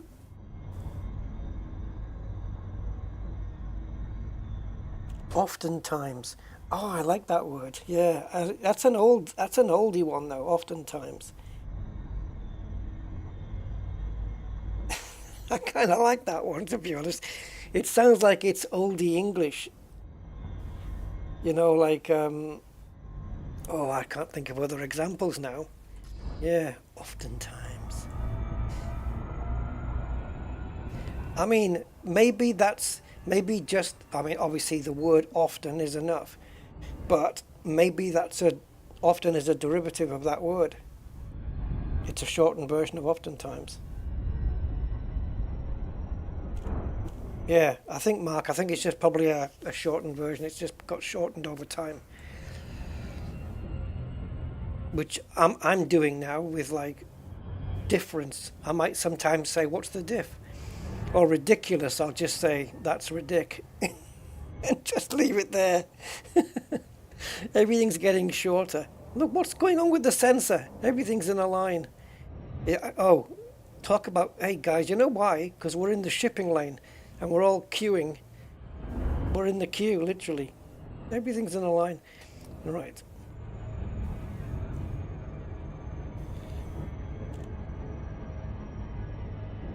Really unique. Yeah, it's redundant, isn't it?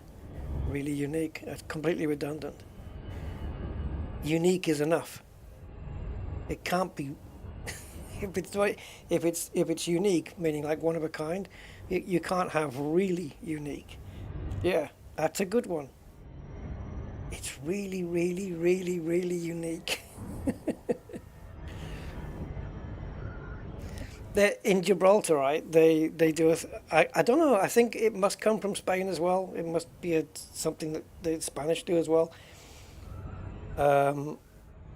If they want to describe something as black, you know, like, because black can come in like different shades if you want, right? So lighter shades of black and darker shades, right? Until you get into the dark grey area. But when you mean like black, like black, if they want to describe something that's really black, they actually have to do it in Spanish, but in Spanish black is negro, right? Negro is Spanish word for black. And so they'll say, oh, you know, what color's the thing, and you go, it's, you know, it's negro, and then they'll go, but, which is pero negro, negro, negro, negro. Which is like saying, and it's black, but black, black, black, black, black. Just, that's it. The more times you repeat it, the blacker it is. Yeah, it's red, but red, red, red, red, red. Oh, really? That red, eh? Mm-hmm, mm-hmm. Yeah. Really, really, really black. Yeah, exactly. Like how, like, is my shading of black getting darker at the same rate as yours when you're saying it? Couple nails. Yeah. Couple nails instead of missing out. You're missing out the ov. Yeah. Oh, you get that a lot. Space is big, really big. Stay concentrated. Yeah, it's like when I go buy a bottle of water and it says on it still water. Well, it's bound to be, isn't it? If I go and buy a carrot, it's still a carrot. But why are you telling me it's still water? What was it before? What could it have been? Yeah, it was water last week, and now it's still water. Request approved. Prep for arrival on landing pad 27. I love all the nuances in language. It's just, sometimes it's brilliant, and you know, sometimes you get the nuances based on different dialects, different ways that, like, especially in the UK. Oh my God, you travel like to Cumbria, and words change. Words change. Don't becomes didn't. Didn't do that. Don't do that. Didn't do that. Little becomes lal. He's a lal lad. He's a little lad. He's a lal lad. Lal.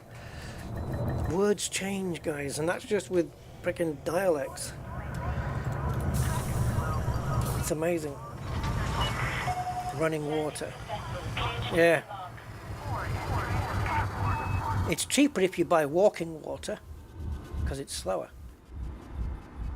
Yeah, how come evaporated milk yeah, how come a tin of evaporated milk is always full? And semi-skimmed. How do you know when it's only half skimmed? Anyway.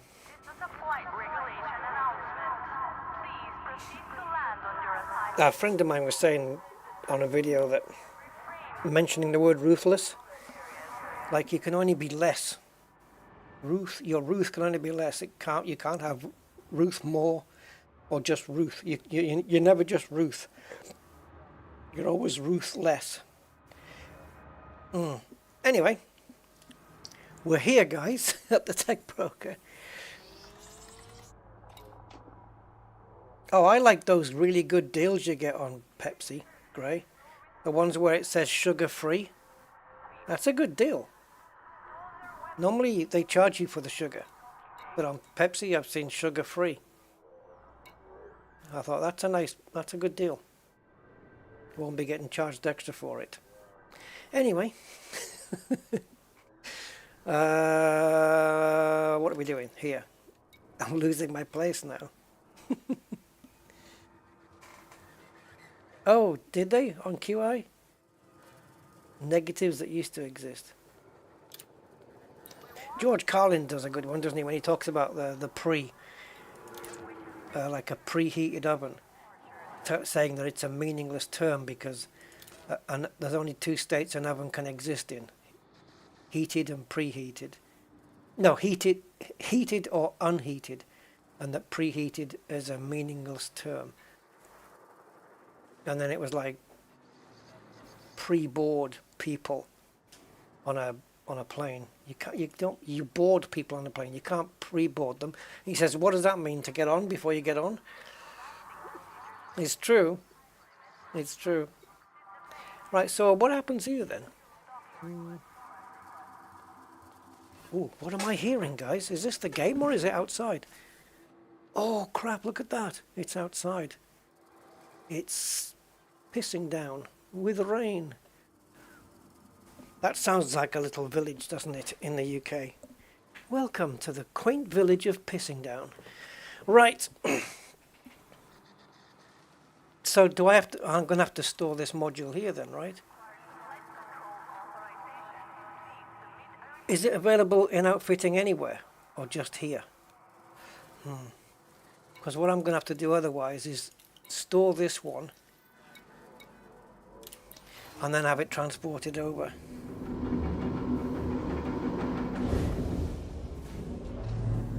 Oh, here's another one on the same kind of thing as preheated, which is ridiculous. It just means to heat it before, right? But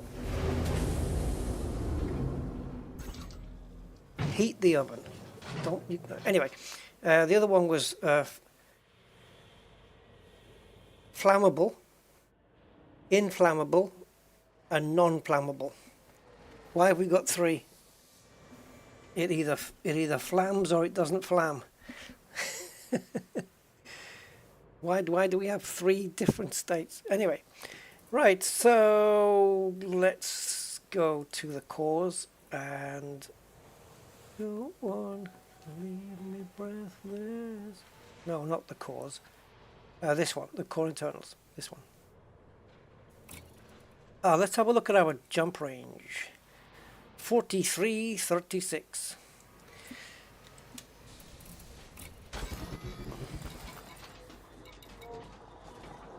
Yeah, okay.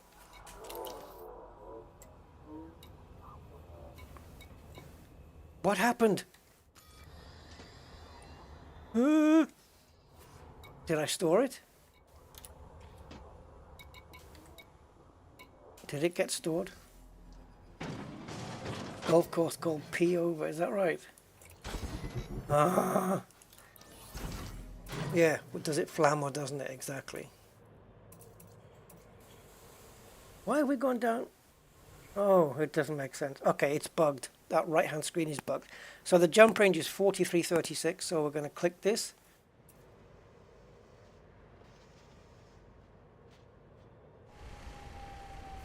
Yeah, there's a way around that, isn't there? Just buy the other one. This one. Replaced module will be stored. You'd better. There you go, 4522. Wow, we got an extra 2 light years out of it. Right now the boot time is 2 seconds. Yeah. Whenever that comes in handy. Okay,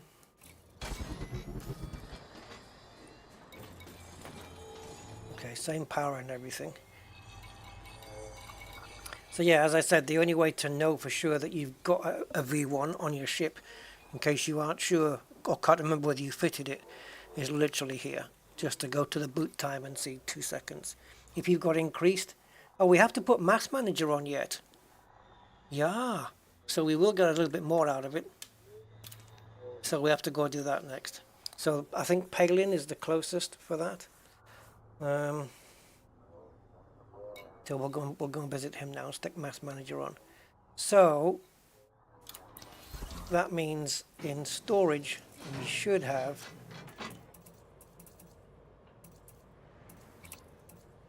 this. So once we get back to Shinny, we'll get that transferred over. So I want to keep everything. And I just realized, guys, at Shinny, you're only allowed 40 ships to own in one particular place. I've got 34, I think, ships out of 40. So I'm going to have to start moving some ships over into my system. Ones that I use, you know, less of. Right, let's go and see Mr. Palin and get that experimental fitted. Here.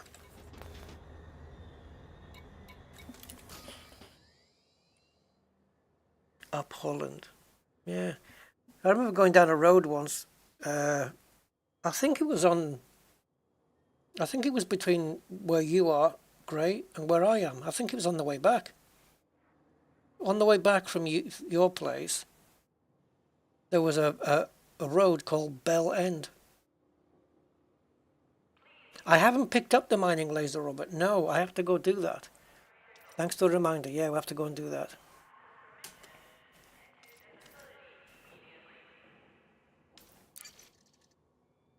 Wait a minute, go back. Felicity 138, Palin 103. Yeah, just about then. Yeah, just about. Don't argue with me. Alright, so 3 jumps to go and see Palin's place.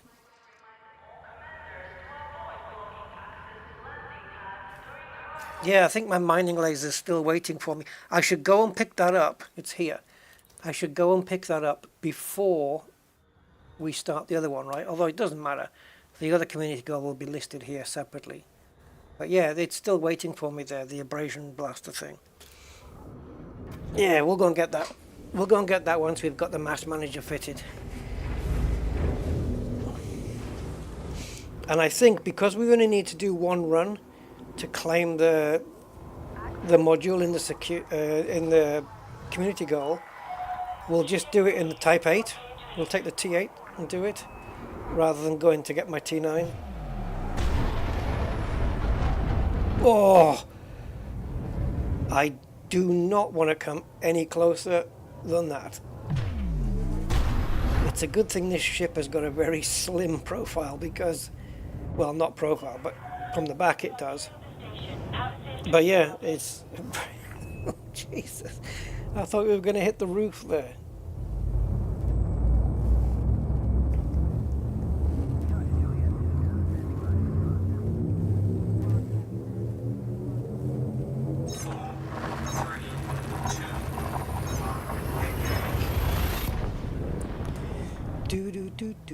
Right, here we go. Yeah, we did it. That didn't take too long, really. Well, hour and a half. And now if I want to do a grade 5 one now, I don't need any proportional elements, I got those. I need 13 data mined wake exceptions, which means picking up 5 more again, and 1 Titan drive component. I've got the rest of the stuff. Yeah.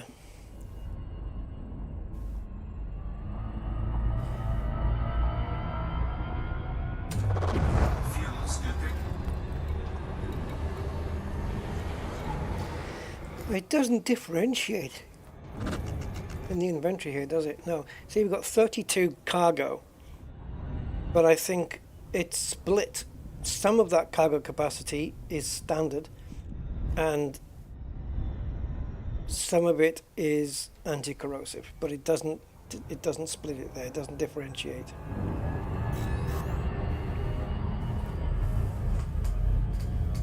The caustic ones, yeah, the Titan drive component is caustic.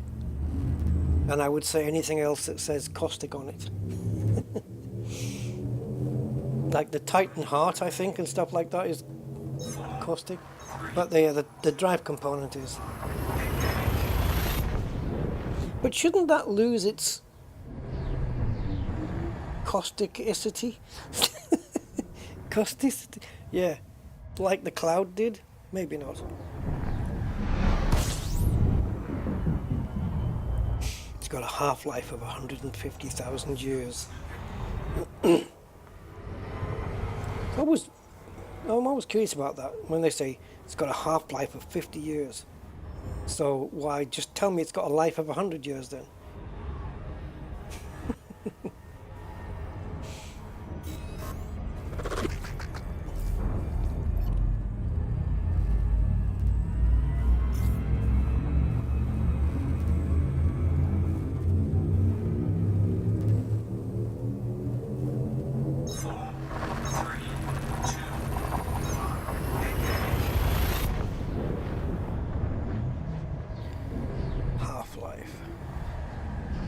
I'd love for them to bring out a new Half-Life. That'd be good. That's the thing, guys. What game would you like to see a fresh reboot of? Like Half-Life would be good. Maybe another Crisis. You know, another one. I want Jeff Crammond to come back and show the world how to write and code a proper Formula One simulation. Because beyond him, I mean, who is the?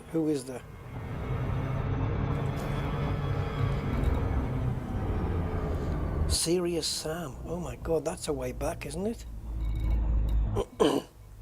Privateer Darkening. I've not heard that one. I think what game used to play. Oh, I tell you what'd be good, as long as they keep them small, because I know they rebooted it a couple of times, but then they got bigger, and it just lost its charm. Lemmings, remember Lemmings? It was like Worms, right? Worms and Lemmings started off, little tiny worms, let's go. Those are the Lemmings, by the way.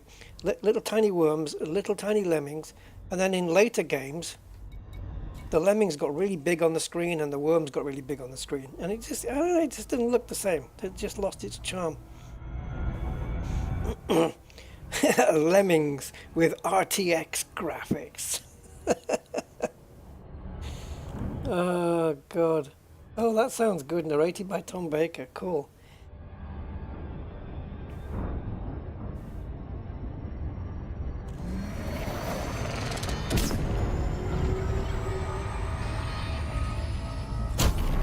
Yeah, old PC games to come back. Oh, Lemmings Help Desk? Oh, that's amazing. Lemmings was brilliant. I played it on the Amiga. It was frustrating as well, but that he had the blockers that would just block the lemmings. And then every time you would purposely have to kill some of them. And every time they die, they just dissolve. Lemmings was brilliant. I've got an Amiga emulator, so I have to see if we can get it running.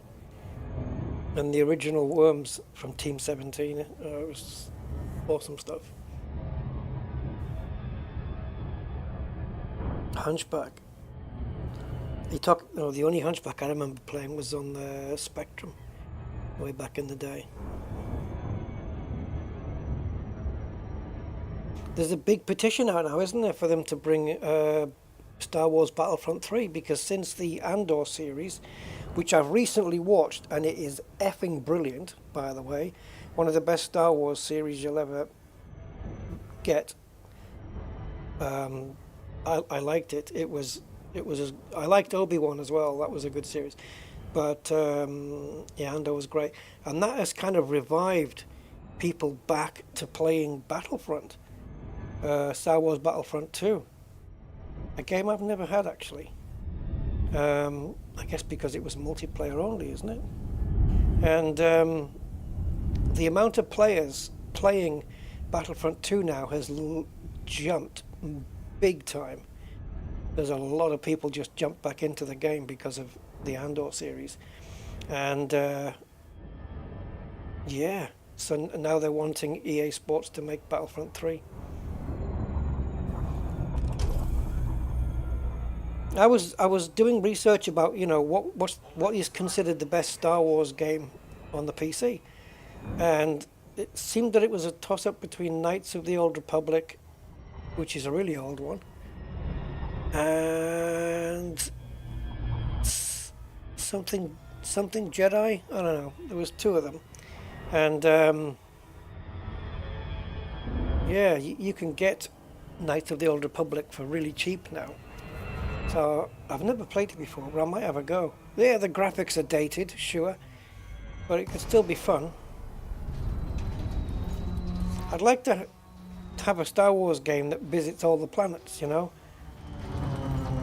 like the ones that you see in Andor as well, like Coruscant, and you can journey to other places, and yeah, just basically see all of them. Uniform 1.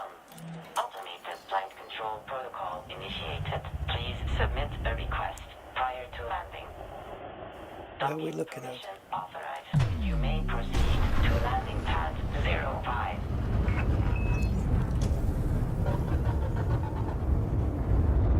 I think I saw it here, but I didn't. Oh, no, I didn't. Did I? No. Yeah, there it is. There it is.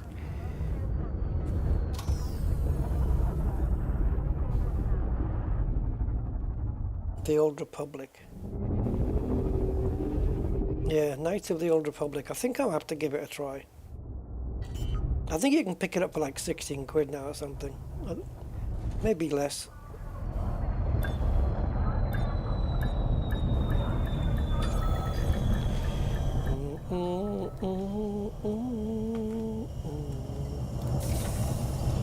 I did play a Star Wars game, not a recent one, didn't I? Which one was that one? It was actually pretty good. Turbo Esprit. Oh god, I remember that. 3D Ant Attack. Oh, what about Maziacs in VR? That would be awesome. I don't have the Amiga now, and the way I let it go was just depressing. But anyway, yeah, Fallen Order. Was that the one I played, Andy? I did stream one once. Yeah, Knights of the Old Republic 1 and 2. I think. Are you supposed to play one and then the other, or can you just jump straight into 2? But yeah, I think I would like to grab them both. And yeah, if I do, I'll stream them. Is Vader in Knights of the Old Republic? Do you know how they made the sound? They got one of the special effects guys was breathing through its scuba gear.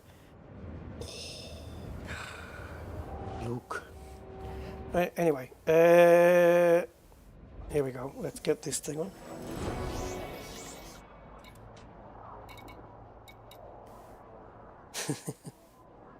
Luke, I know what you're getting for Christmas. I have felt your presence. No, that's not where we want to be. Oh, Rusty, what are you doing?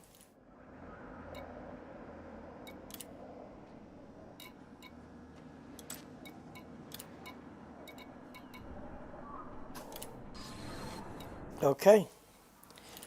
So, what is our final jumpy range? 46, 6, 6, 6, 6, 6, 6, 6, 6, 6, 6. How sexy.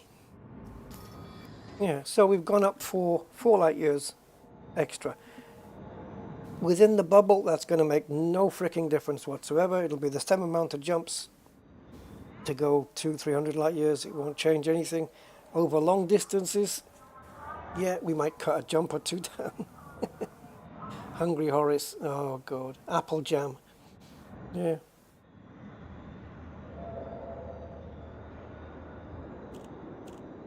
Yeah, is Battlefront only multiplayer and that's it? 'Cause I don't want to jump into a game and just get slaughtered by people who've been playing it for years. Right, guys, I was thinking last week, when you guys weren't around, I was thinking about, you remember when we went to the military bases on foot, and I was saying that the only thing I didn't want to get entangled with was the Goliath. So I was thinking, how do you kill a Goliath? And apparently just dumbfire missiles. You can do it with a Scarab, but it takes ages and you'd be very lucky to survive it. Maybe the Scorpion SRV is probably better. So I thought of doing it from the air with dumbfire missiles, right? Because that would work. The problem is if you're over a military base and let's say you go in, take the alarms out, take everybody out, and there's only the Goliath left and you want to hit it from the ship, you still have the problem of all the circling ships above that's going to start attacking you. So ideally you want a ship that can take care of the circling ships and the Goliath. I was going to say Garfield. So anyway, I haven't quite come up with a full build. I've gone really overkill on the missiles, but I've come up with a build on a gunship, which, as I say, is probably overkill to knock out a Goliath. But how effective are missile racks against ships? Like if you have a few of them. So I don't know if you know, but from Coriolis, from Coriolis, you can export the build into Odyssey Material Helper. But what it doesn't do, it doesn't export it into the ship editor. It imports it into the material wish list. I don't know if you guys know how to do that, but I can show you. Give me a second.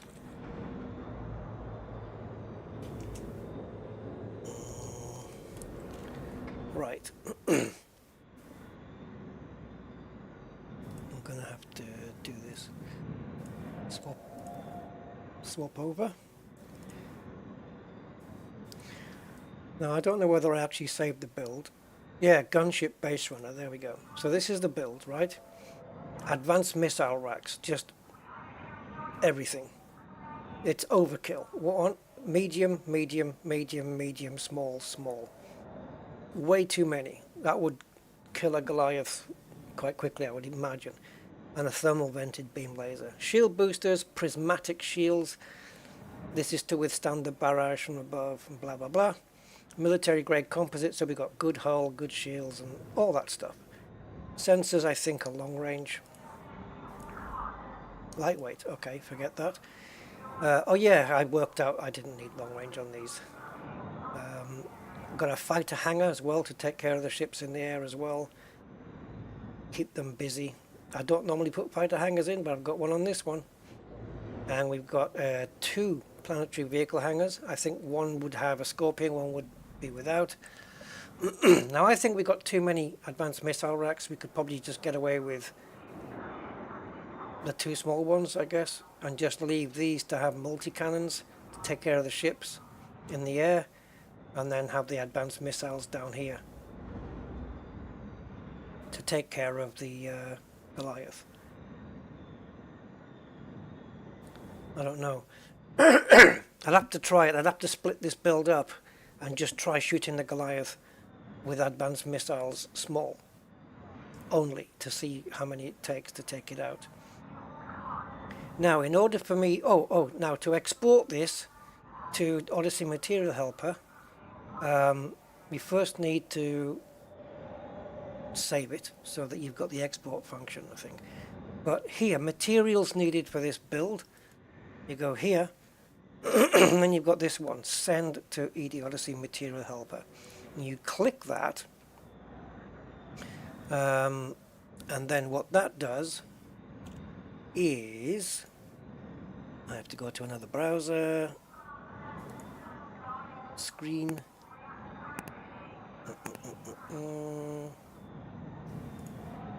there we go. It's not even a browser. So what that does is it brings you here, right? And this is how it exports. It puts them all here in the wish list. Now, as you can see, apart from, guess what, data mined wake exceptions and niobium, I have everything I need to build this ship. Question is it a decent build to do that job, to take it to bases, settlements like military, and take out a Goliath? And I think we've overkilled on the missile racks, really. They've all got, what is the engineering on them actually? I should have checked. We need to go to 8 engineers, 9. Oh, what's this one? Blueprints not available, life support lightweight, and shield cell bank rapid chat. Oh yeah, I've got shield cell banks on as well. See, that's something I don't put on as well normally. You don't normally see me building ships with shield cell banking and the fighter hangar. But this one's got both of those on, so it's a very different build to what I'm used to. Now, there's nothing to stop me building all those, engineering all those advanced missile racks, and then deciding I want 4 multi-cannons and storing the missile racks. I could do that. But these are the advanced ones, and I'm just wondering if there's like 4 or 5 ships circling the base and they all come at me, have I got enough ammo to take them out? It's a shame that when you export to ED Odyssey Material Helper from Coriolis, but it doesn't put it here. See, I've got gunship base runner here, but it doesn't fill it in. It doesn't fill it in, it's just empty. I can't even remember why I picked the gunship. I think because I didn't want a big ship to do it. So yeah, it's my idea just to have one that can take out a Goliath and the ships above. To take out a military base on foot, basically. And I just want to kill a Goliath. So yeah, that's something I'm looking to have a go at building. We'd have to jump in and quickly grab one more data mined wake exception though.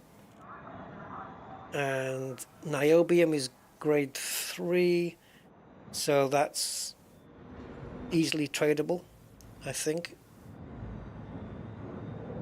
Yeah, we can trade 3. I've got 87 yttrium, and if I trade 3 of those, then I'll have the niobium I need. So I could build the entire ship. Yeah, these are all fixed weapons, Andy. Because, as you say, you cannot target a Goliath. So it would literally just be fixed.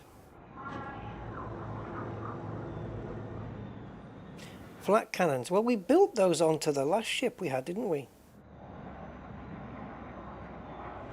When we went to the Braintree.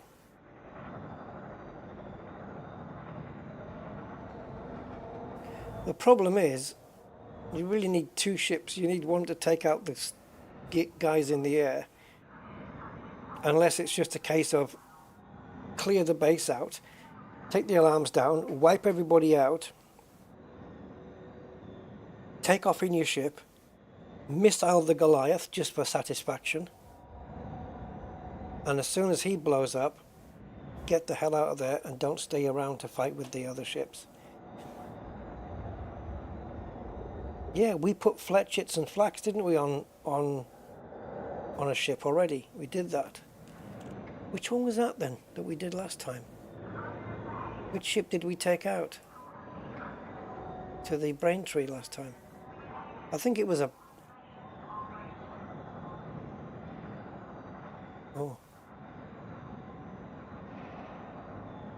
Was it a Python 2? I think it was our Python 2 that we did it with. I don't think that's particularly engineered with anything decent in the shields department or anything like that.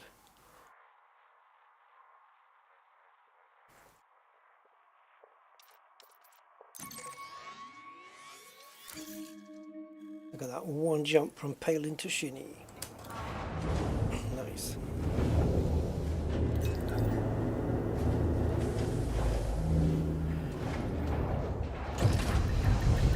Yeah, so these advanced missiles are dumbfire. They are dumbfire themselves, but they're advanced in that they are a bit more damage, and I think there's a little bit more ammo as well. Can't remember. There's not that much difference, but yeah, they are fixed weapons, and you know, for maximum damage. Yeah.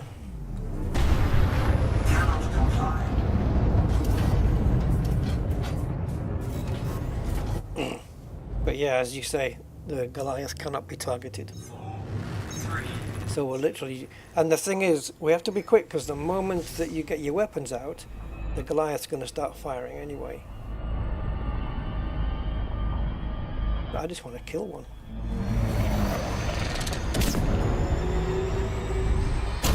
You could probably do it in a frickin'... It'd be nice to try it though. Just go to a military base armed with a Scorpion SRV and see what that can do with it.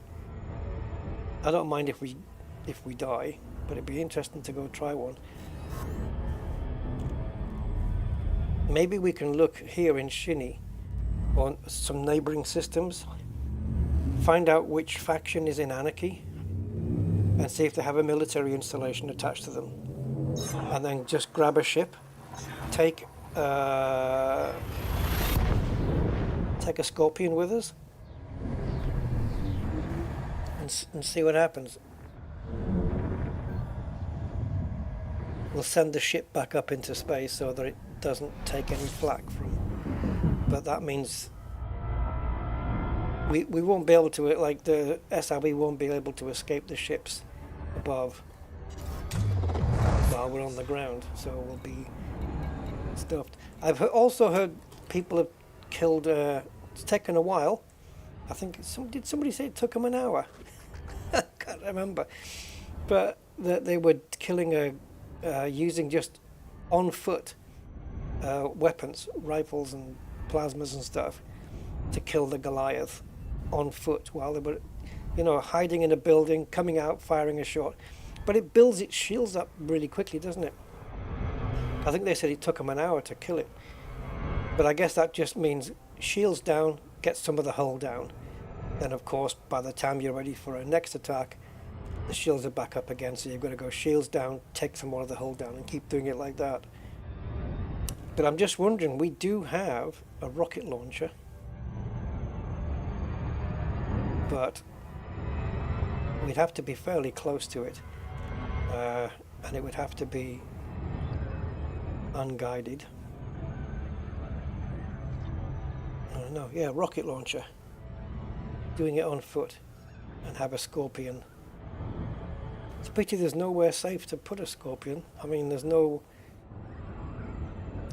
underpass on some military bases, but I don't know if it's big enough to put an SRB underneath to protect it. And it wouldn't really be protected, really.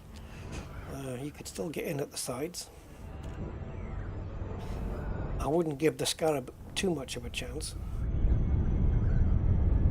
But the weaponry on a Scorpion, I don't know.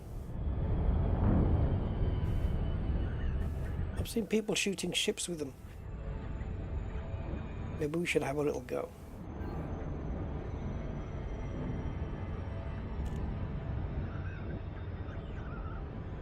Just for the sake of science. See if we can do it on foot. But military bases are the ones that have Goliaths, and also military bases are the ones that are going to have ships above. It's good to see you, Commander. Circling. Enjoy your stay at this facility.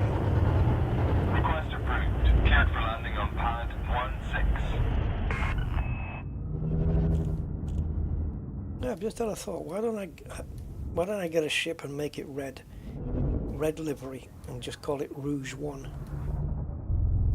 Yeah. Right.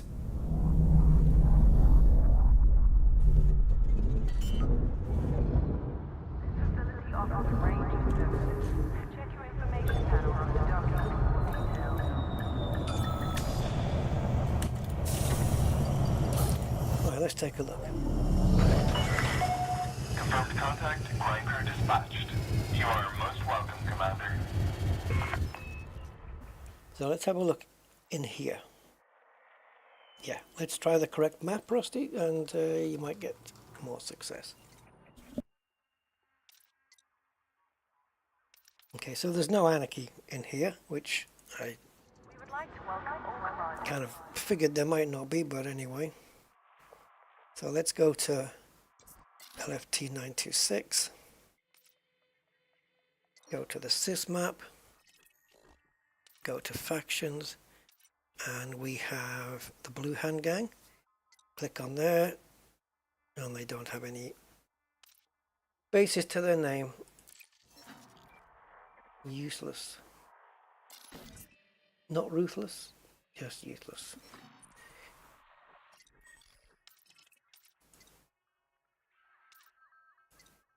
Oh, again, no systems. Oh, I'll tell you what would be an easier idea. Maybe if we found a system that was in anarchy. Sons of... I'm not in the right place, am I?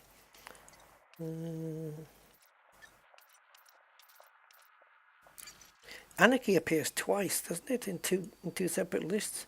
You've got security and... Doesn't it appear twice, or am I dreaming? Yeah, there you go. Economy. Isn't security the one you want, though? Anyway, yeah, here. Well, no, because... No, I think... No, the other one. Let's have a look. Yeah, okay, so we've got two here that's in anarchy. So the major faction, which is bound to own something. Okay, so that's extraction, not military.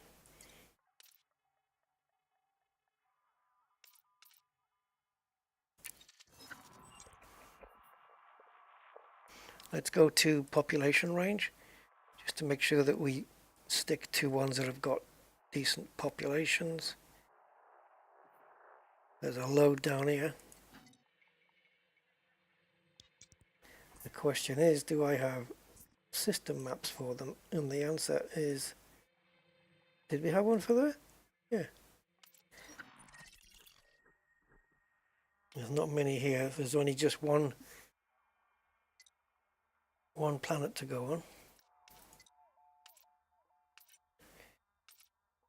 Where did we go last time where it was military?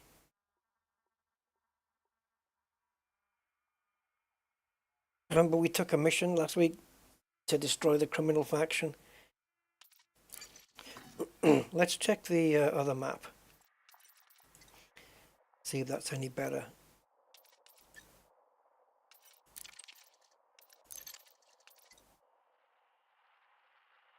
Does this really make a difference at all?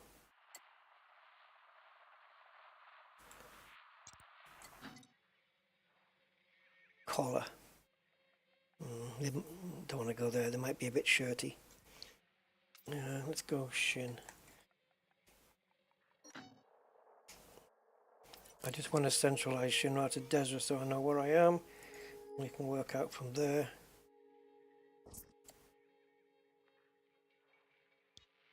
High pop would be better. The higher the pop, the more the bass is.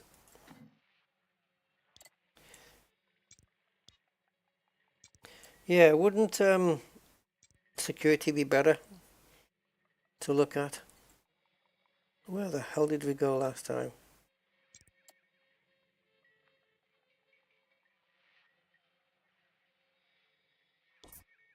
Economy's military. See, that's what you want, isn't it? Anarchy and military economy. But we don't have the information. We don't have the sysmap for it. We're going to have to go there to find it. Let's have a quick look. I won't be going in this ship because I'm not equipped for it, but let's go get the system map for this. It's only a jump. Ship uncoupled. You are go for departure.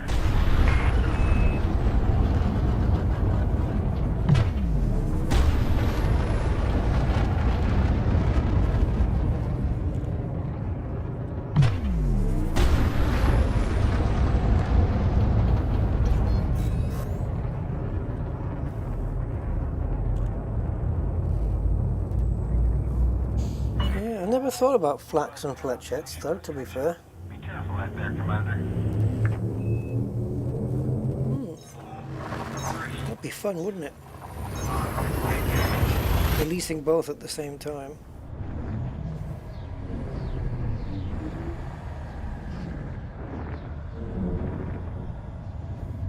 Yeah, we'll get the Python 2. Put a thingy in it. Hold on. System scan complete. Oh, that doesn't look good. Yeah, put a Scorpion in there, and then just take a look. Go on, one of the, hey, whoa! This is no good. Oh, frickin' Nora. Okay.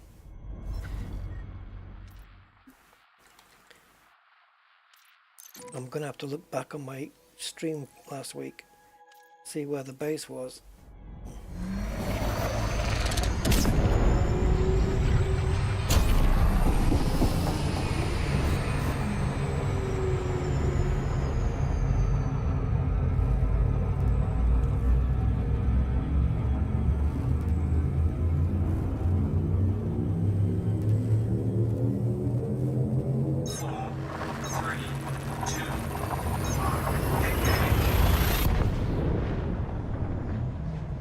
Wasn't it at the end of the stream, like we did?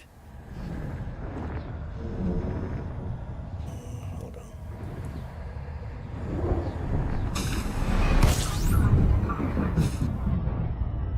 Alright, I'm at a base at the moment. Fuel snooping.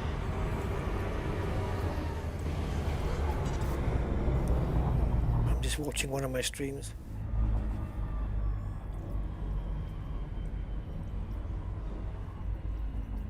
Trying to see if there's a Goliath nearby. Fuel snooping complete. Let me just take it back while we're heading there.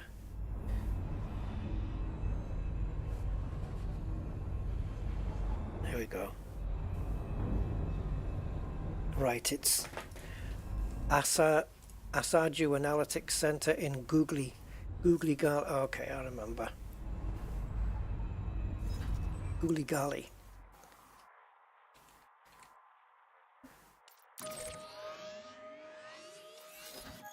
And it's Asaju Analytics. The question is it still in anarchy?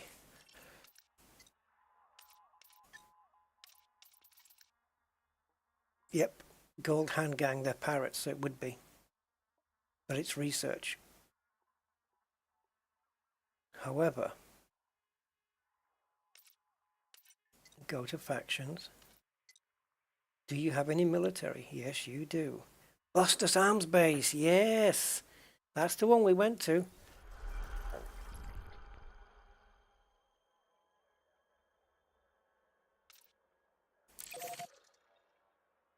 5 jumps. Yeah, in this ship. We're not going to be going in this one. That's the one. Okay.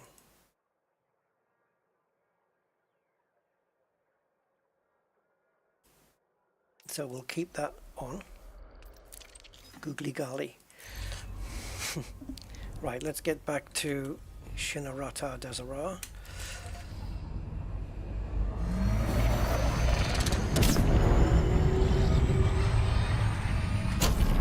Oh, crumbs almighty. These short distances always get me. Because you have to disengage really from far away. Which is weird because normally you're going slower. I've never understood that.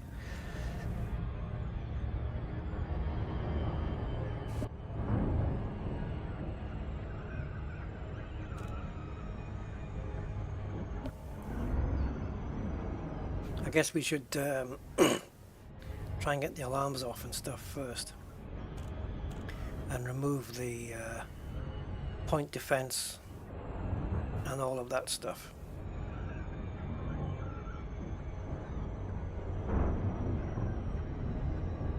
Yes, any of those turrets and whatnot need to go, or need to be disabled before we do the attack of the Goliath.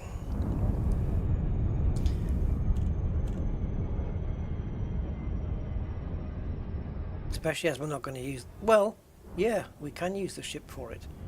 I want to try it on both. I want to try the... Say, if we try it on foot first, well, in the SRB, and we get blown up, we will lose the SRB, but we will also get transported back to our ship, which will be back up in orbit, because I will have sent it up there. So that therefore creates a new instance, right? Which means when we come back down again in the ship, we won't... the base won't be red, it will be white again. Right?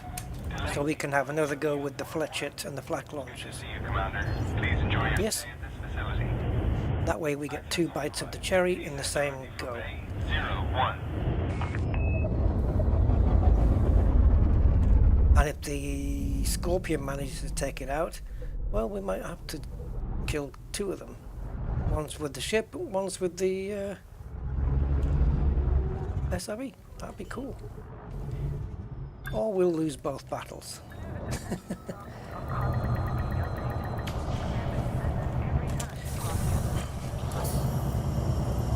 Because I don't think we rigged up the Python for full combat. Welcome, Commander. I'll have to have a look, see. Well, thank you, little Cobra. You did exactly what you were supposed to do. We'll be getting this one out in a minute.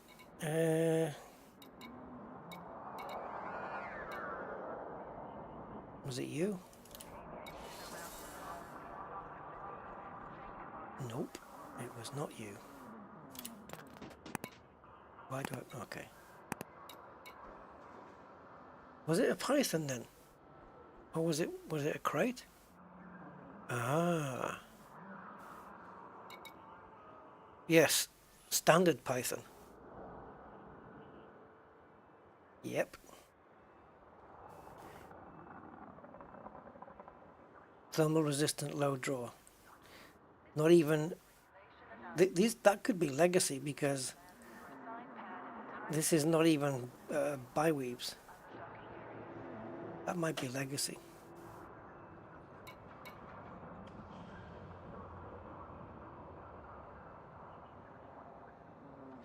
Okay.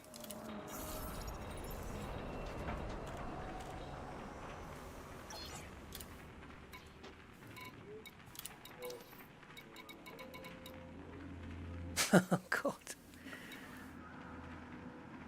How do I not have shields on here? That is crazy. I'm reading through that list 6 times and it still doesn't have shields on it. Is there a way to find out if the shields are legacy or not? I don't think there is there?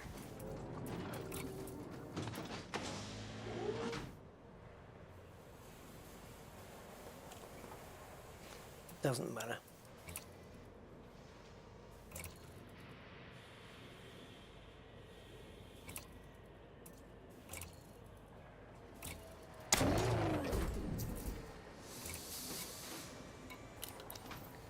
Okay, now you're going to have to replot the route to googly whatever its face is. It's going to be more than 5 jumps, I would imagine. I don't know, a little bit more.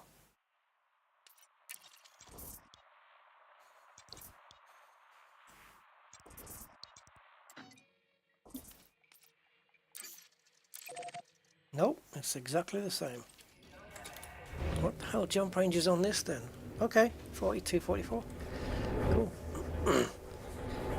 Right, let's go and attack a base and see if we can finish off that Goliath at the end. We've got chaffs on this, which Disengage from landing. again something else I don't normally fit. Departure. But we've got it on this in case we're attacked from the air and stuff.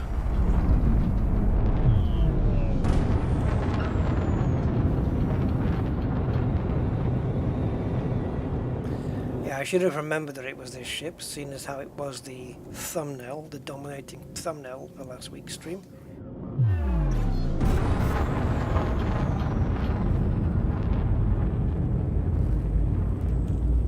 It would be, of course, total suicide to just go in and try to kill the Goliath first, because the whole base would be firing at us.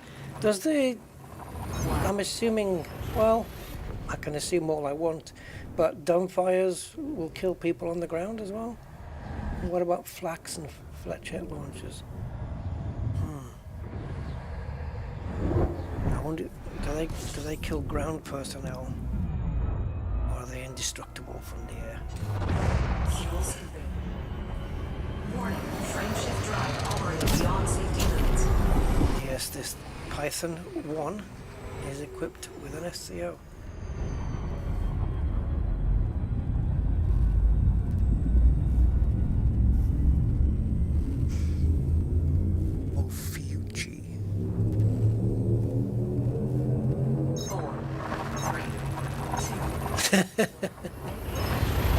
I guess you found out the hard way, Cosmic.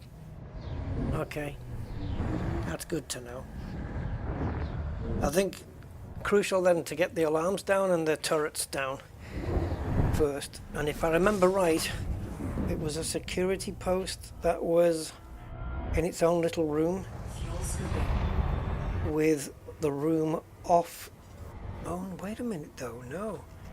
Wasn't it one of those down that corridor? Yes, yes. Yeah, okay. It'll come back to me, I'm sure.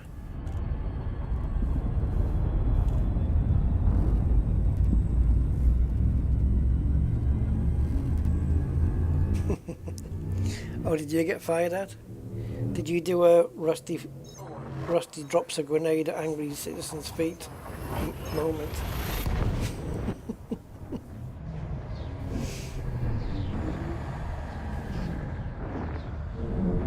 So your shield saved you, really? Wow. I'm also interested to know, like, my rifle, my plasma rifle, how much damage that does on one shot. And also equipping the Dominator suit, don't really matter which suit, and equipping the rocket launcher.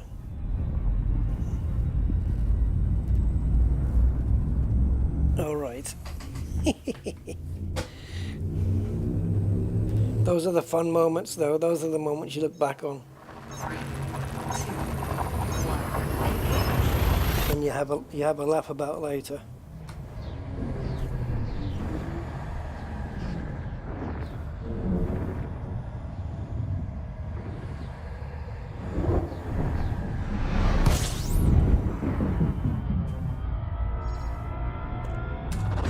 Fuel scooping.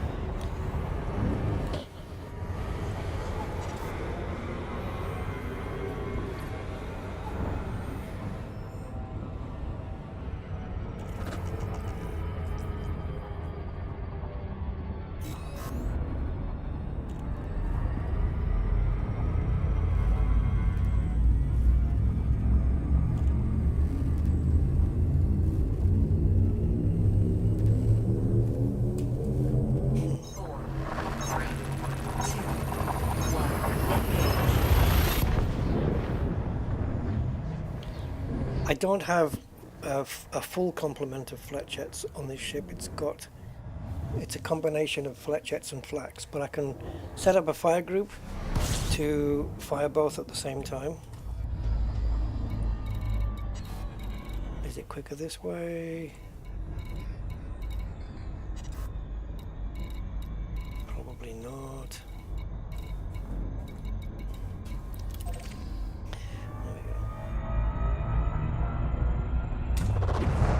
Right, so this is in Anarchy, so we can just take out everybody and not worry about Warning, frame shift drive notoriety.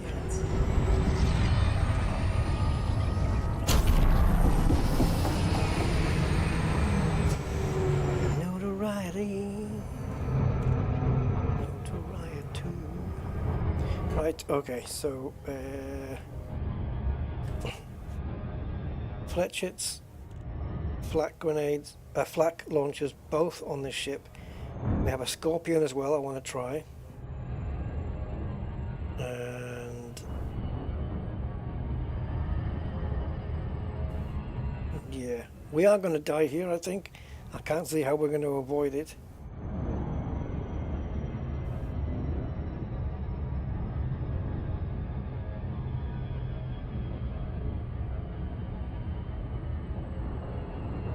But we'll see.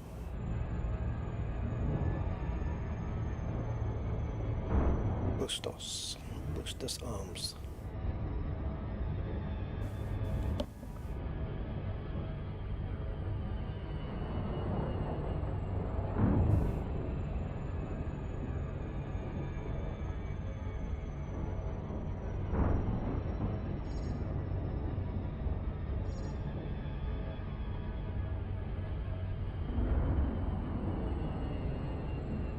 I'll see if I can look for that gap in the wall. It's more like a gantry, really, isn't it? If I remember right. Just because, like I was saying, there's nowhere to hide the SRV. On a certain base configuration, there is a place you can go, I think, which it goes down a hill and then back up again. And in the middle of that, it's covered.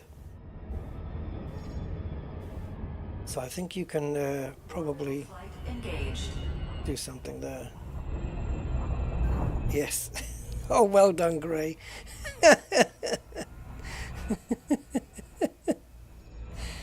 Very witty, very good.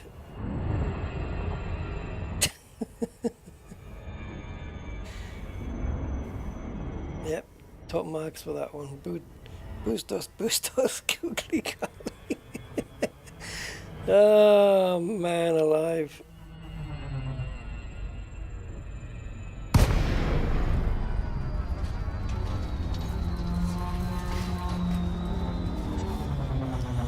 Yeah, for those who don't know, it's a reference to Boutros Ghali. Yeah, that dude. Imagine that. Boutros.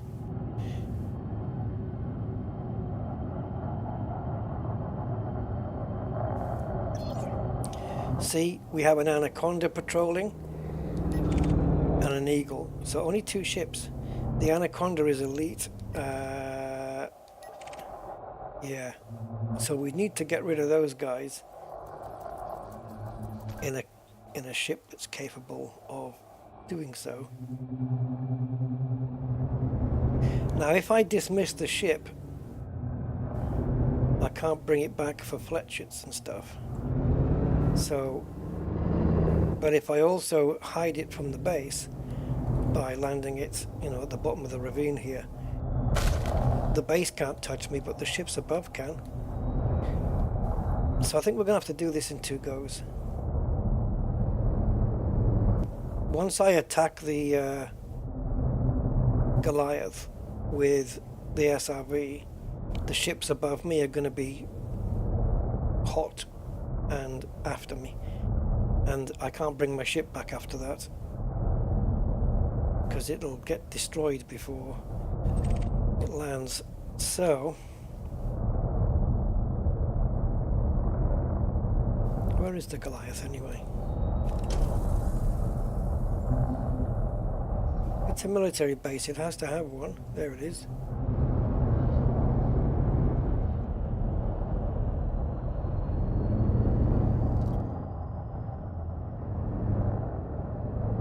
You need long range. Another good one is to use what weapon did they suggest? Yeah, I was reading about it, and this, you know, there was some weapons they were suggesting, but long range, so that you could fire it from a long way away. What the hell weapon was it? I think it was one of the missiles or a cannon or something. I don't know. But it was something with long range capacity, so you could fire at it from 8 kilometers away. Like if I bring the flechettes out now, it's gonna start firing on me.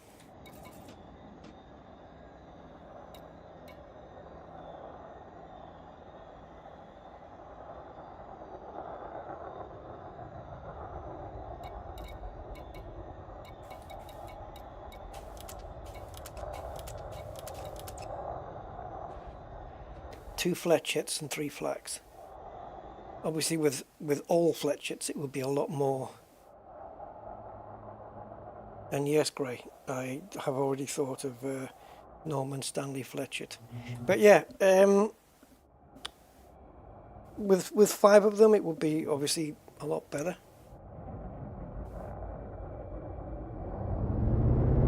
So let's go the SRV route first.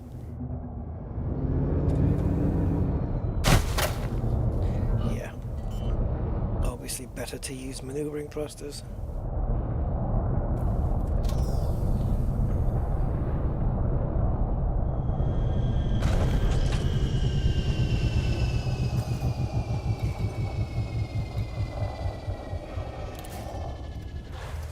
Okay.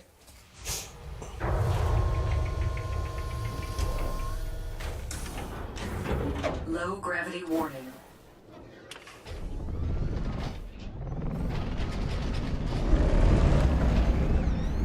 Ship dismissed.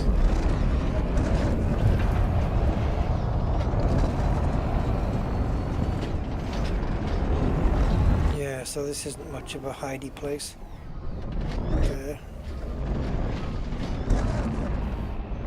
And there's, can we get, I don't think we can get through. Oh, no. Yeah, it's not really convenient to hide it in there either. That Goliath's a big lad.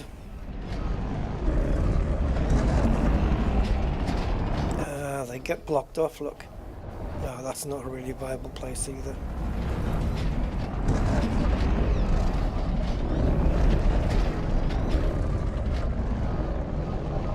Right, so here.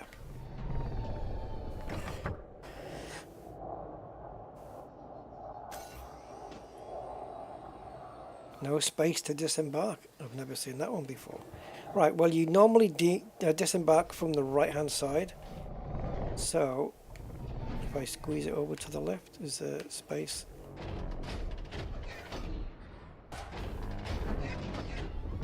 Okay, so not an ideal parking. I got space now? No. Okay.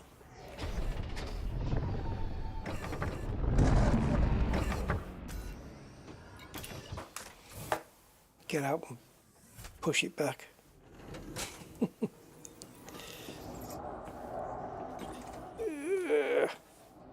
Right.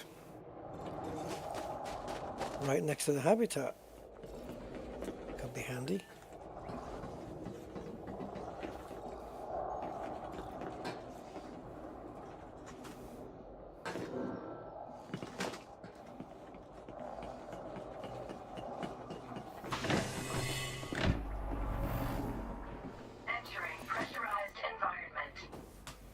Now, if I remember right, the other guy was a 2.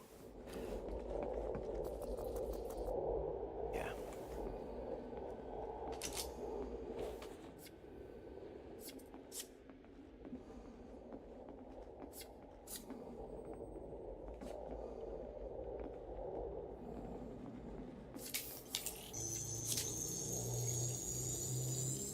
Security profile cloned.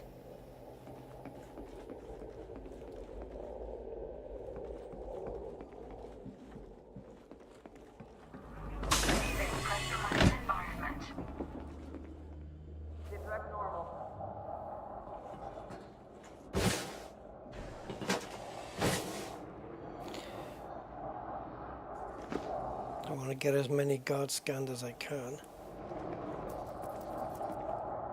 Just so I know where they all are.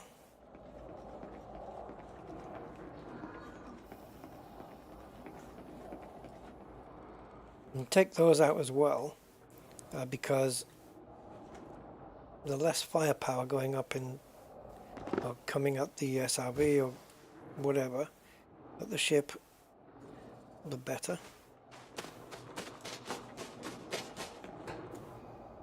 So now we can get level 3 from here.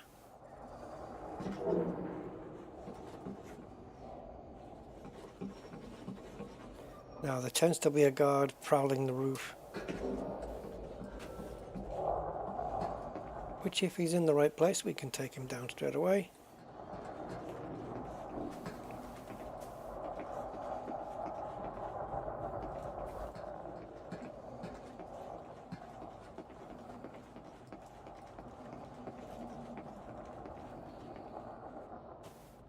Okay.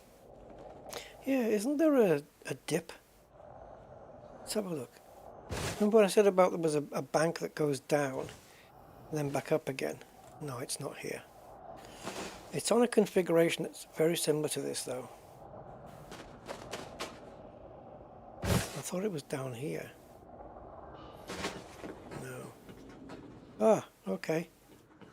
Yeah, but they put things in the way. So yeah, you could get the SRV down here, right? No space to get out, of course. That would be the problem. Okay.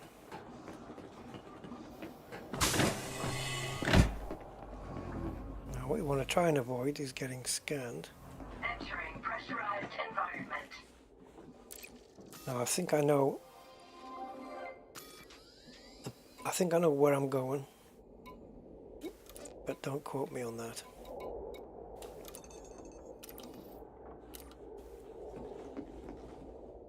Yes, it's down the corridor, and there's a couple of ways to do it. So there's this one. No need to stand so close. I was going to say where the guy comes out and scans the thing. There's that way, and it's down there. Or the way I went last time was to be down here. I don't have VSync on this. I just realized, because my graphics are tearing up here. Is this way.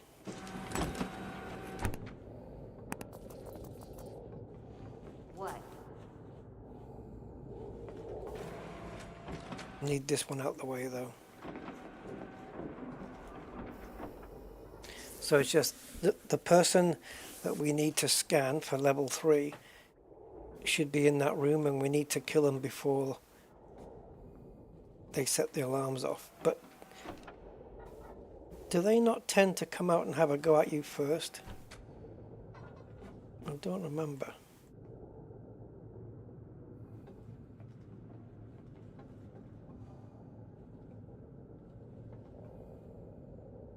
Like if they're inside, will they come out of the room to fire at you and then radio the alarms on? I don't know.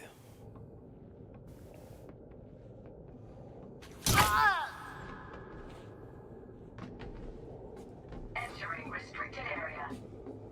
Might as well have the gun out then. Right, so they're in here. There they are. Ah, that's what we didn't want. See?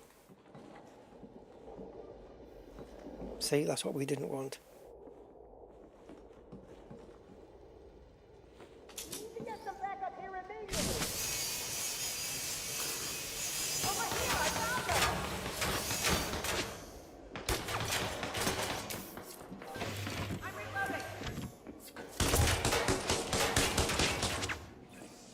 Shield activated. Alarm system.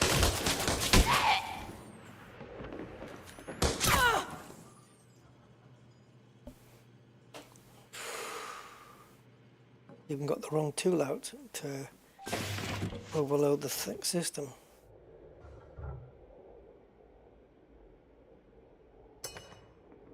You're already dead. Offline.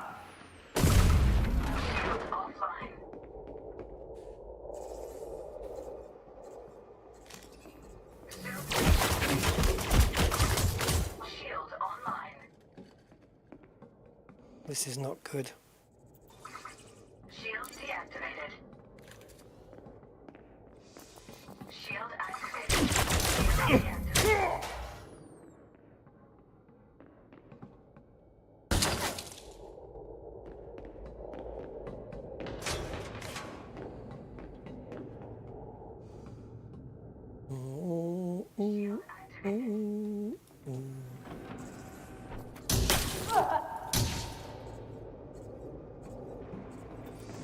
Shield online.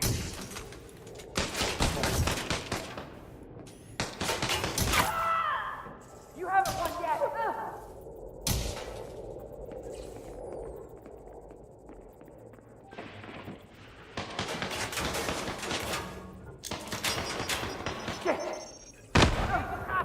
Don't let him get away. It's just you and me now.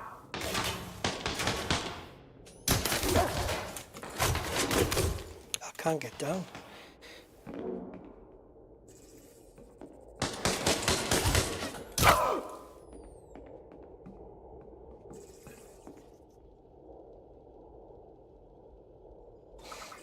Shield deactivated. I keep pressing the wrong number on the keyboard for the tools.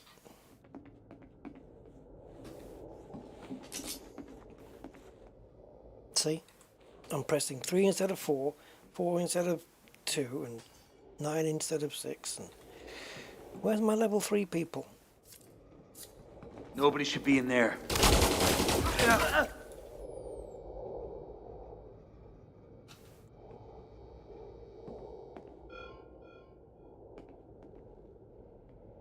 The first person I killed...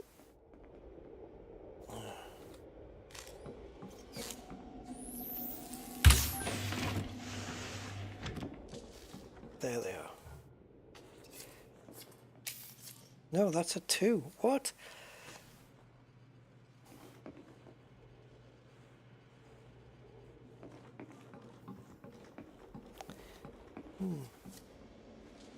Okay. No problems.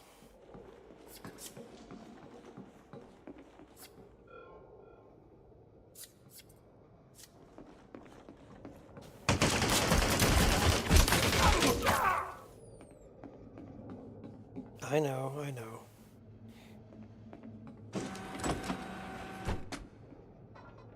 Leaving restricted area.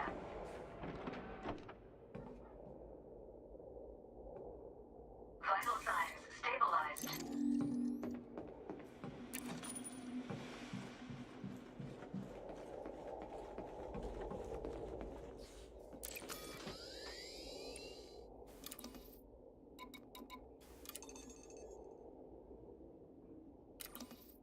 And also, I think the turrets are probably going to be either in no, wait a minute, either in the power or here.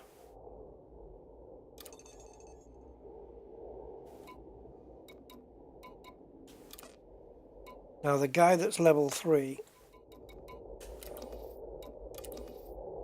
can I get to him? I have a researcher. Who's the closest? 80 meters. Okay, it's gonna be this dude then.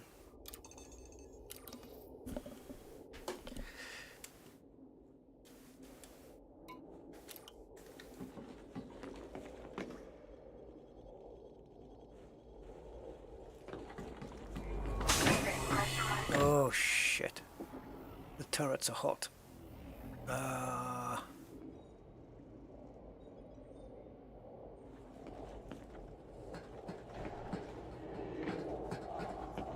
That's never good.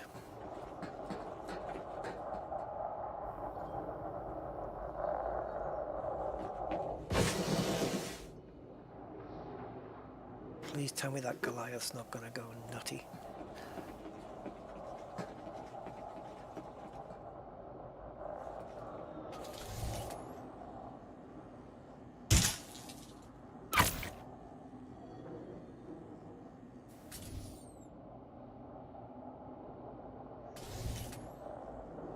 Oh, it's my SRV.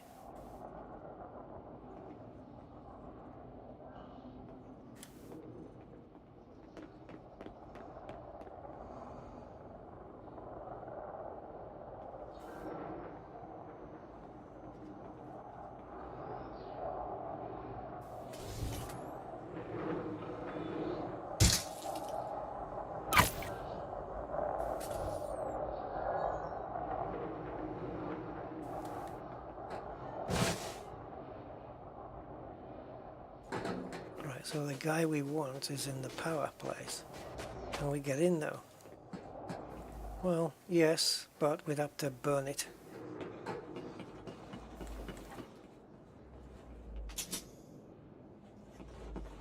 Suit recharging. Suit fully charged.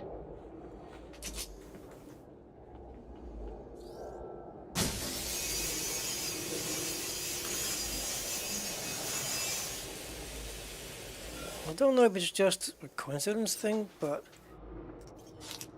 I have not noticed any occasions for in the last couple of streams where I've been art cutting these panels, and you know where it used to just take over from you and just do it itself. Yeah, it's not doing that.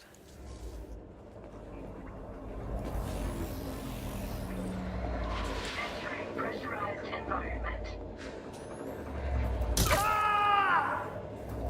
Yeah, you could hear the cry of disappointment. Security profile cloned. Okay, so the panels aren't here, so they must be in operations. But if we, oh, there is no there is no thingies here, terminals. Leaving pressurized environment. So we'll get back into the command center.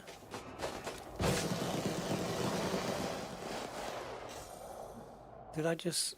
No, I think the one I just saw through that window was the authorization scans. I think. Let's just go straight to it, because we've got full access now. All this just so we can die killing the Goliath. There we go.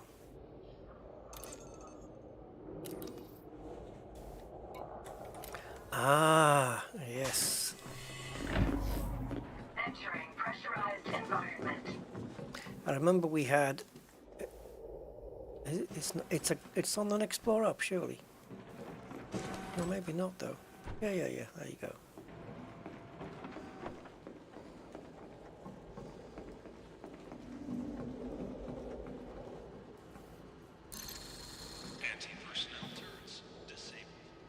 Oh, this one's a bugger. You've got to get to a certain pixel.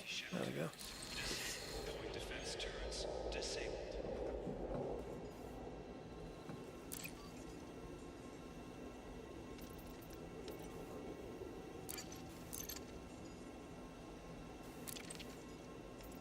Downloading data. Right. Back to a terminal. Complete. Just to see if there's any security still around.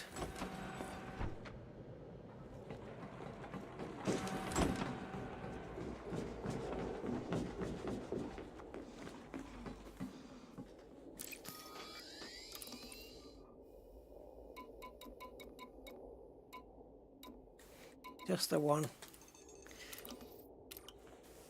Quite a few staff still left over as well. Pressurized environment.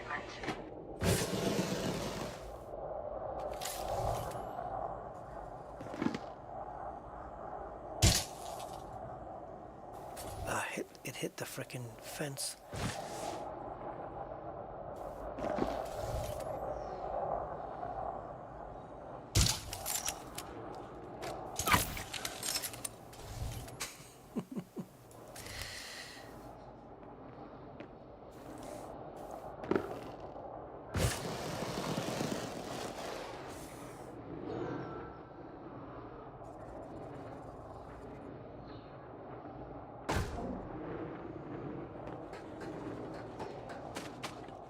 Are they going to be hostile from the outset? Entering pressurized over here!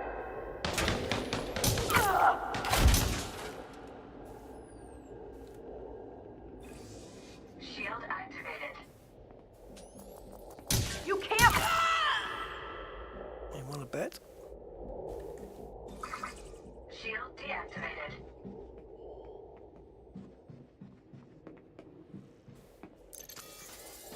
Pity I'm not getting any merits for this. Oh, I got quite a few here.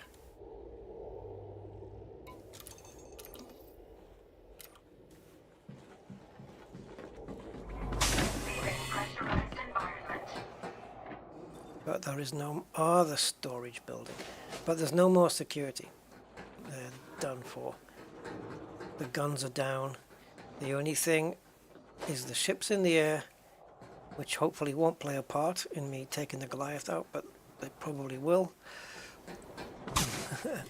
To be fair, yeah. Can I help you? Environment. What do you want? Ooh. Any? Is that it? Is that the building? Well, dang.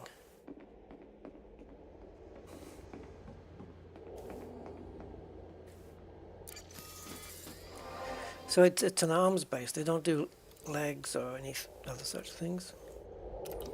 No other body parts. Okay. Leaving pressurized environment. Hello, Goliath.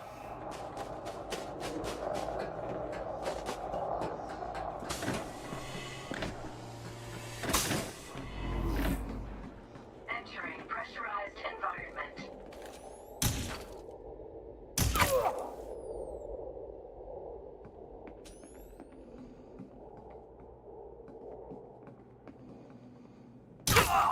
Sorry. Sorry, not sorry.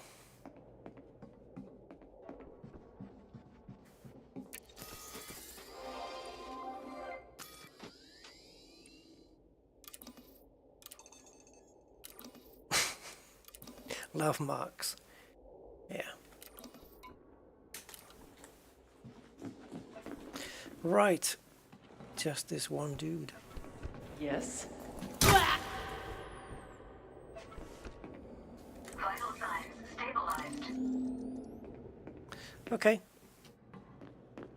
Let's commit our own death.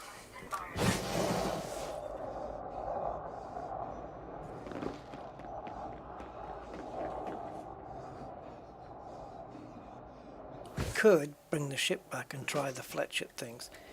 I want to see how capable this Scorpio is. Oh, those ships above are hot, man. They're red. Bringing the ship back, probably not an option.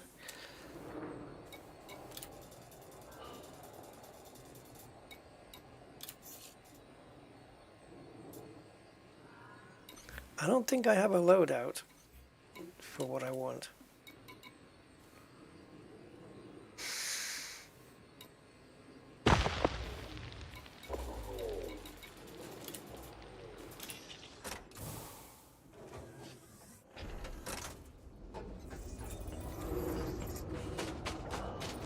So we are in danger when we're in the SRB.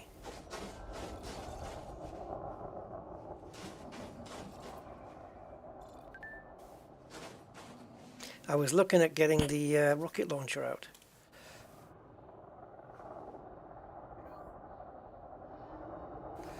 Damn. We've excited the ships.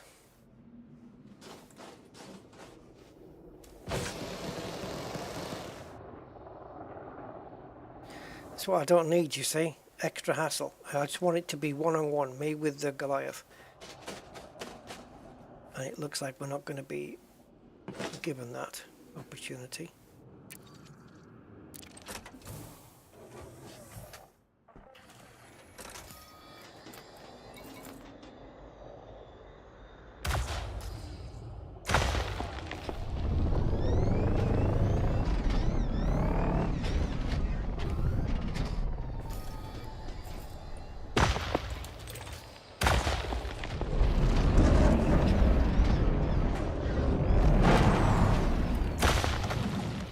This isn't fair.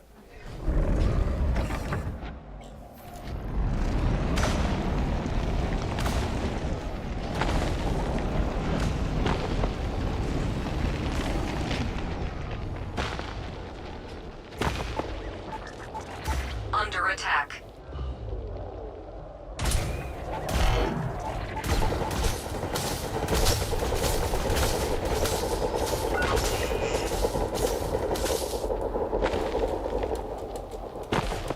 Why can't I launch my secondary weapon?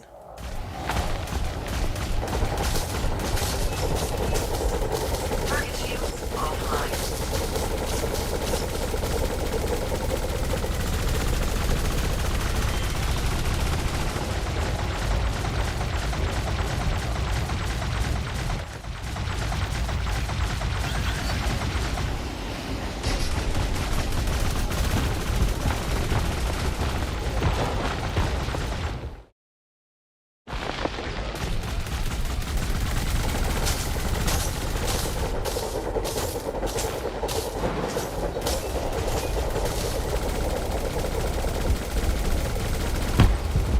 Target destroyed. My shields are at 99%. Is that, no, my hull is, sorry, my hull is.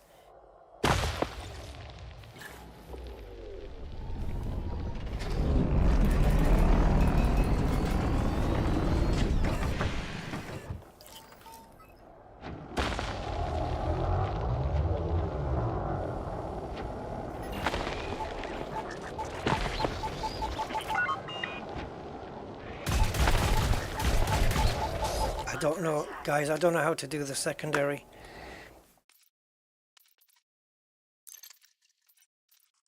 I'm still under attack, right?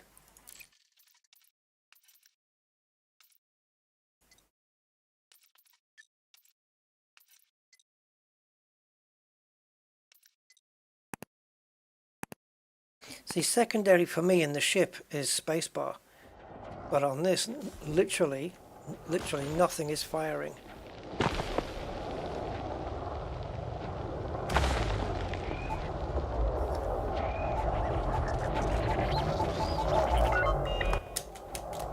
Spacebar doesn't work. Okay, so the only thing I can do, guys, is panic, take damage, right? Because you have to, and then just use a different fire group.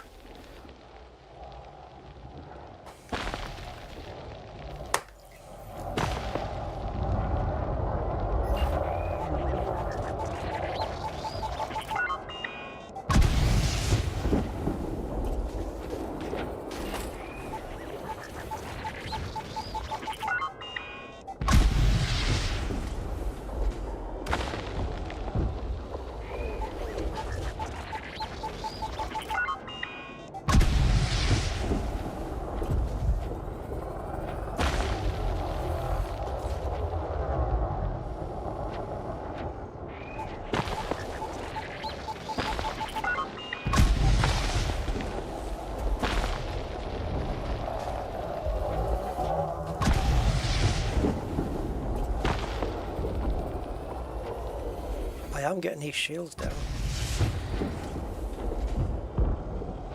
Do I have a limited supply of ammo here? Yeah, I do, very much so.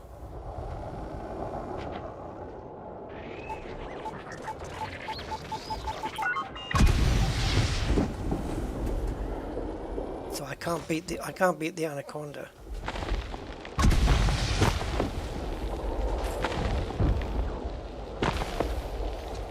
If he starts shield cell banking, I'm screwed.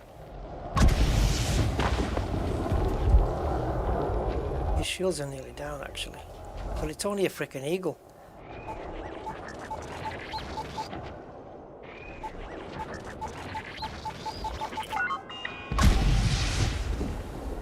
Yeah, his shields are coming up, man. I can't take them down quick enough.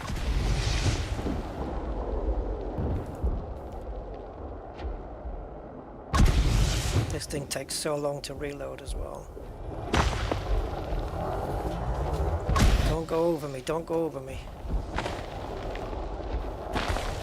I'm out of ammo.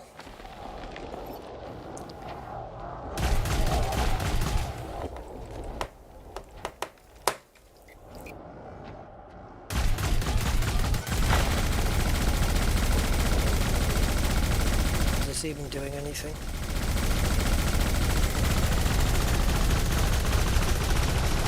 Target shields offline.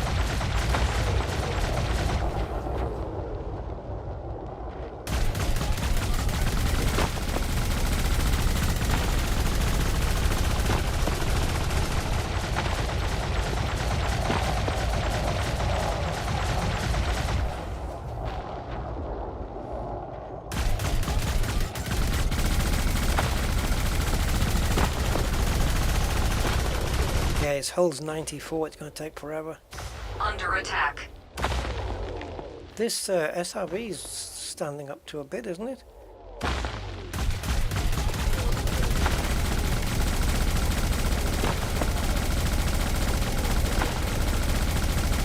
Yeah, and again, we've got limited ammunition on this as well. 2,000 only. You need unlimited ammo on this.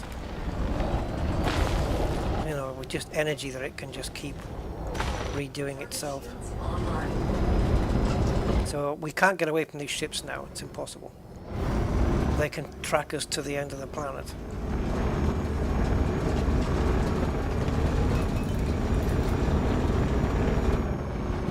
Our shields are full up, man.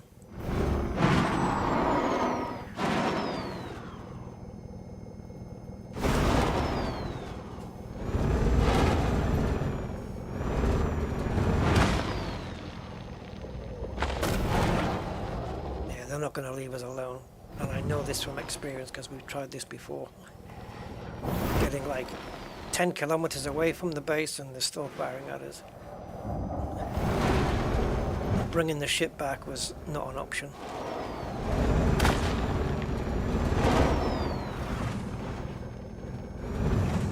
Unless the ship can land while it's being fired at and hold out while we get on board. But for that you need a nice flat base. I'd rather die and lose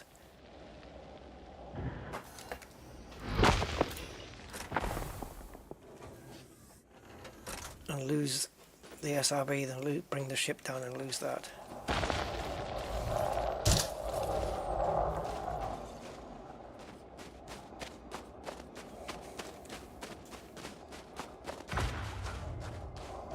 Oh, they do still carry on firing at it. It's going to take it forever to die, though.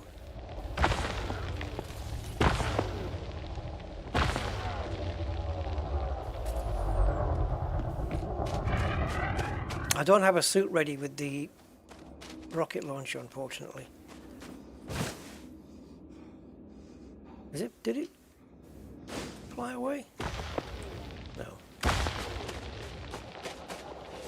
Right, this thing will withstand, I think, long enough.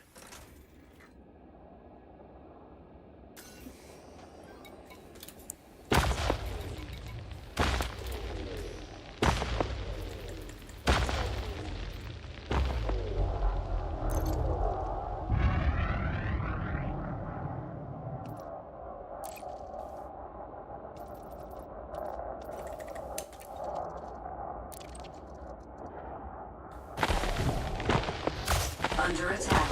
Oh, that's not fair. Bringing me out of this screen? Come on, man, that's not... Oh, come on. Destroy the fucking SRB if you want, but don't bring me out of this fucking screen, though.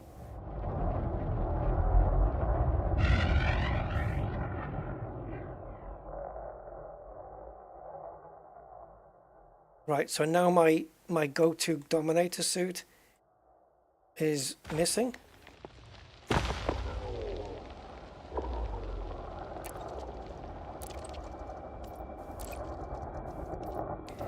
What's the rocket launcher called?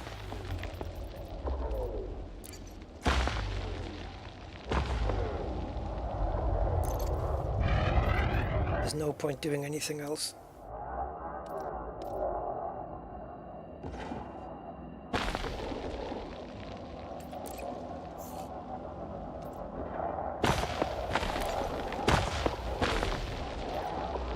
Can't believe it just did that. You equip a new loadout and it doesn't.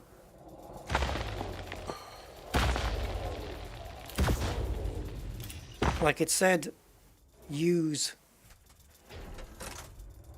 the thing, but you know, use the loadout. Oh, we can't do it anyway. Yeah, it said use loadout, but it didn't. You'd think it would apply it straight away, is what I'm saying. Anyway, so I'm going to let it destroy the SRB, which is going to take a while at this rate. It might never do it, which might be a good thing. If I bring the ship, is it going to then default to the ship and target that instead? Because I can't afford to lose the Python. Because I need it for my next go around. And the Anaconda's over there, not doing much.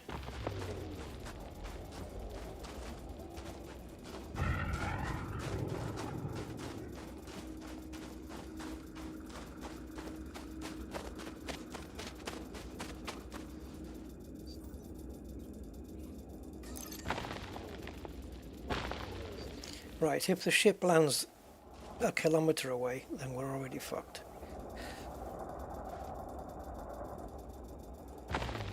Remember you used to get that noise, that bang of it coming through the sky? You don't get that anymore.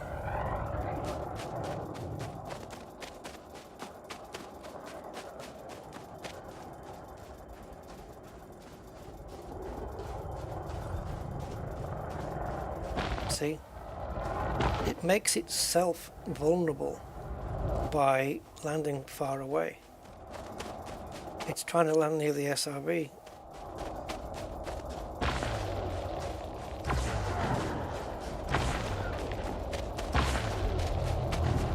It didn't say it was going to do that, man.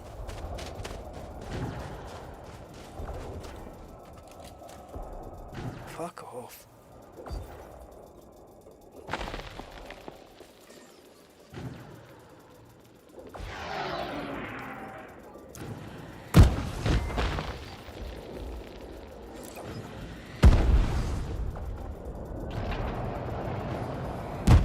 Noise was my shields going down, I think.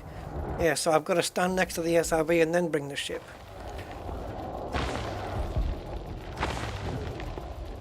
What I was trying to do there was go to, I don't know, do we have a contacts panel? There. And I was going to go to target my ship there for a reason that I can't recall now. But there was a reason why I was going to, oh yeah, I was going to target my ship so I could see the state of its shields. Of course, it's absolutely pointless to do that now.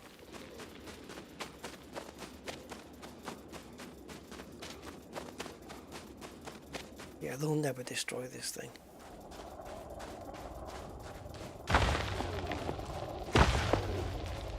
Okay. I think the easiest way is to just kill myself.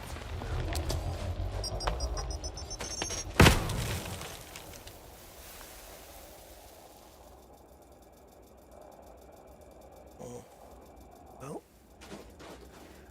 how do I do it now?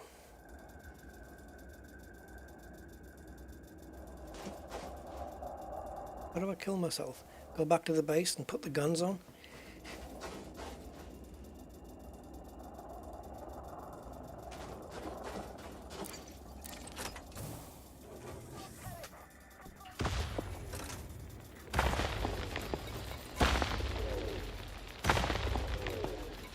Under attack.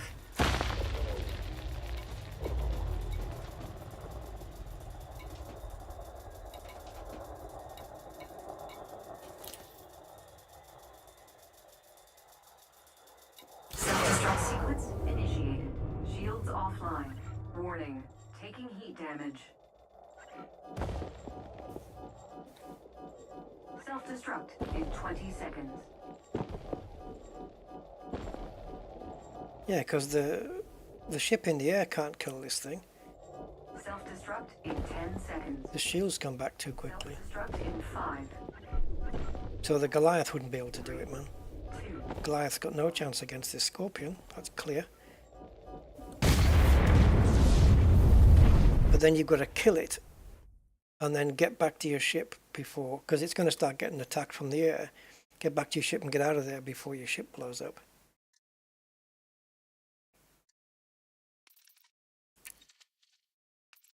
Right, so now everything's been reset. There's people at the base. The guns are armed. The turrets are armed. Everything is on. So this might be complete suicide. Wow, look at this. Fuck me.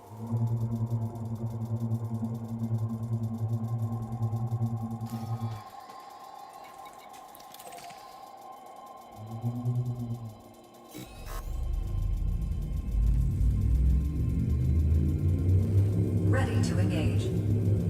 Well, not really, because ideally I'd like to have my 4, my shields up. 2, 1, engage.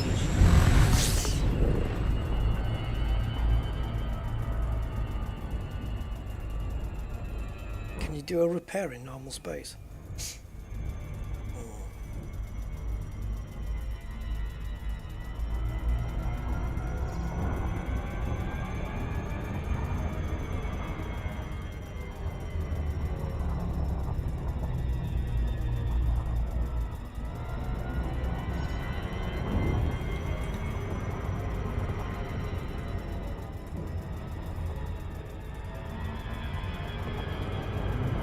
Actually, the shields are not taking, no point doing a repair now, but the shields are not taking too long actually. Although they will now. When we come into normal space, they'll slow down.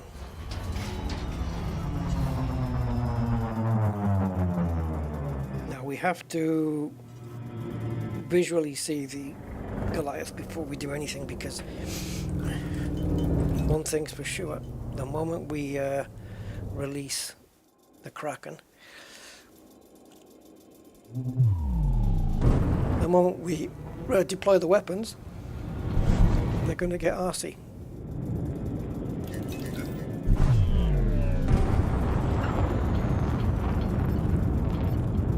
Okay, that's what I want to be, isn't it? Let's see.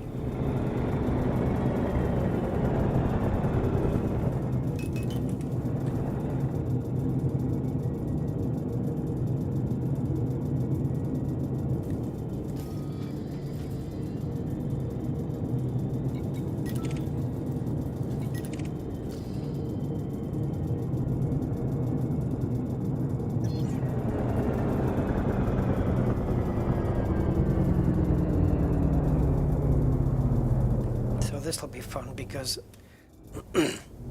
operating these fletchettes and stuff is something I'm not 100% practiced on. So can we get close enough to see this frickin' thing, but far enough not to cause a trespass warning?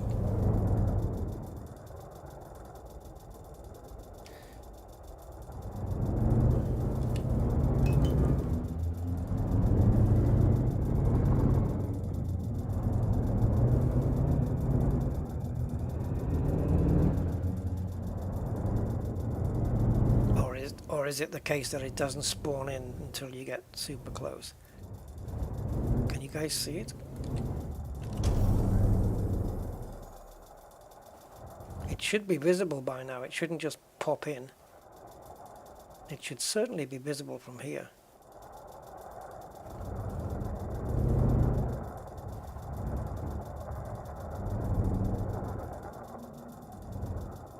Oh, God. Okay, I got it. How long has it been there?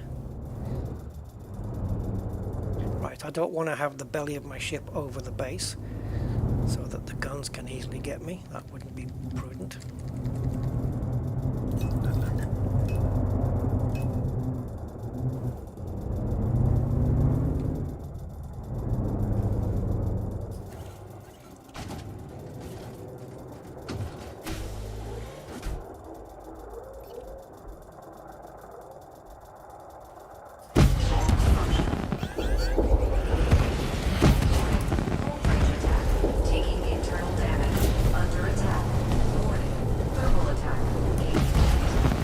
Ah, I know what it is. It's me. It's me. It's me. It's me. Malfunction.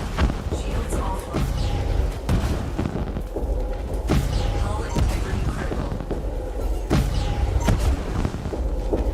Eject. Eject. So you can't really tell if you've killed the Goliath or not. I might have killed... Oh, it's down there. Okay, so now that's a way to tell. You have to die to find out.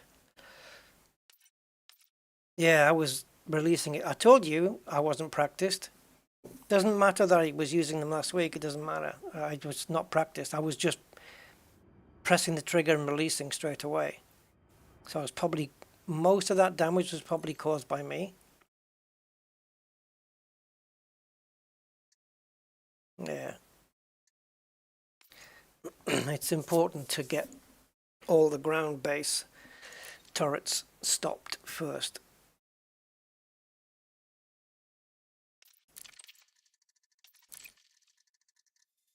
Gotta get all that shit turned off.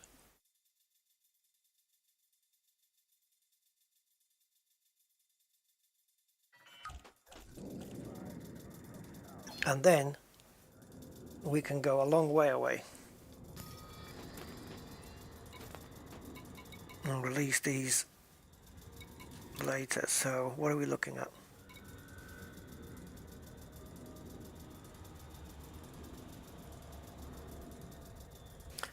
I don't...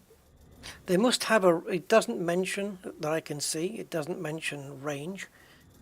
But when you know that... When you realize or remember that you can shoot these at Thargoids in space, then you know that you've got a hell of a distance on these. So you can actually sit quite high up. The problem is how high is too high when you can't see the fricking drone anymore, you know?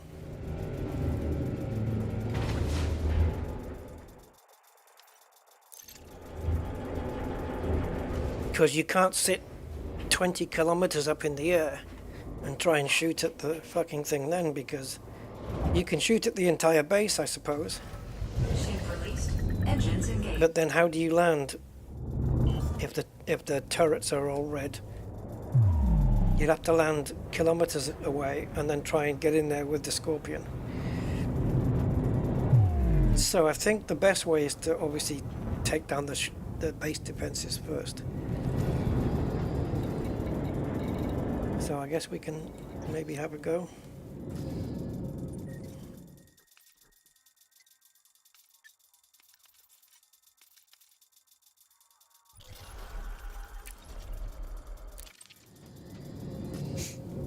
I don't mind 2 or 3 million suicides. What I do mind is, you guys saw me, I targeted that base and nothing happened.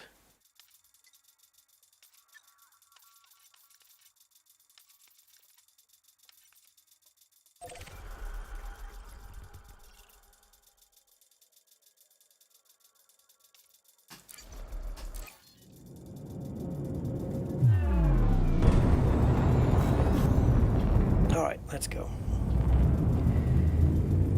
4, 3, 2, 1. See, the frustration there is that because we got killed too quick, I wasn't given a chance to conduct the science experiment that I wanted to conduct. You know, the fact-finding mission, so to speak. How many shots would it take? How quick can we kill it? Don't get the chance to find out when you've got everything firing at you. Now, we can't stop the ships, I don't think.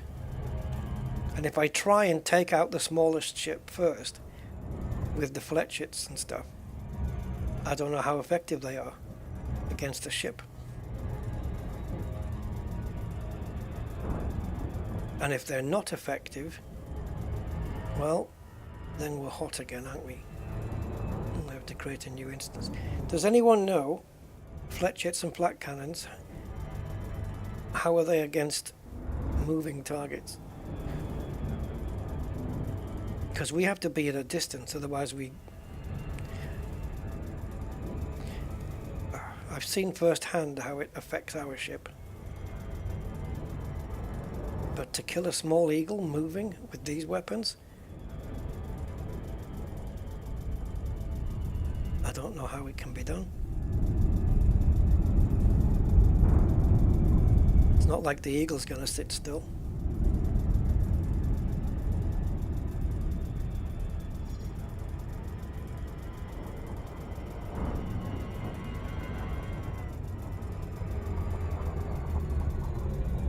Orbital flight engaged.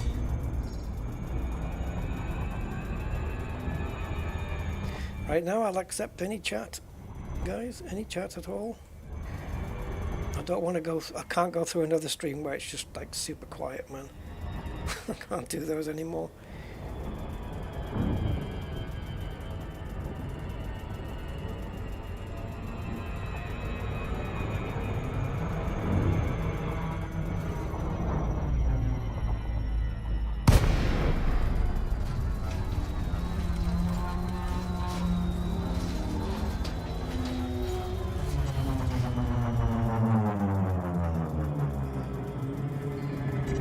Yeah, I know, man.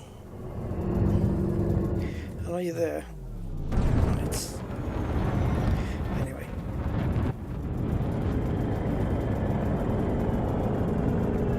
So where was that administrator guy? Oh, power center. Right, there's one... That's the weak link then. There's one person in the power center. So we take the guards down. We go to the power center. Break into the side door, kill that one person so we can get level 3, and that gets us straight into the security room to get the alarms off.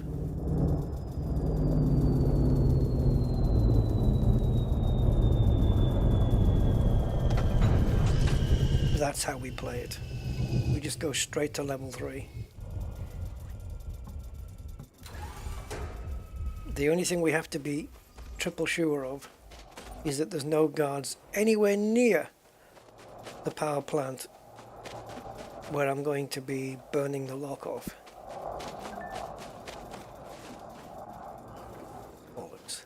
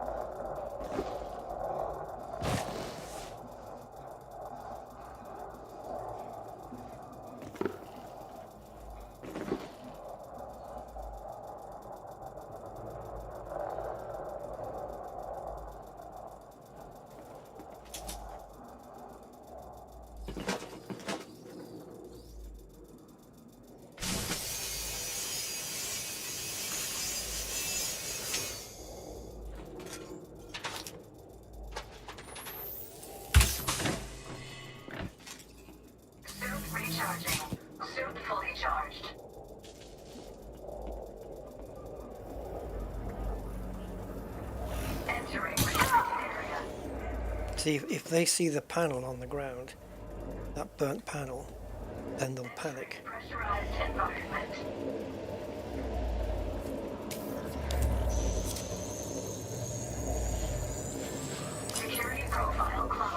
Okay.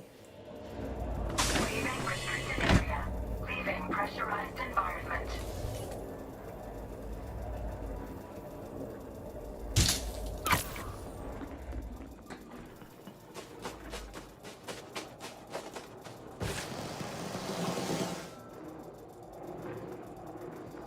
So I think we know our way around here now.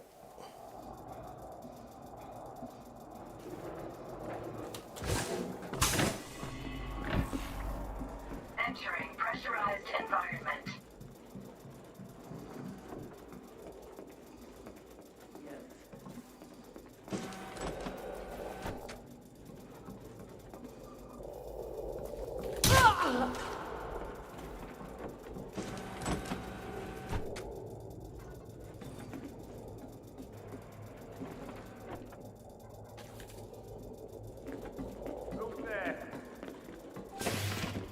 I just heard something in the restricted area.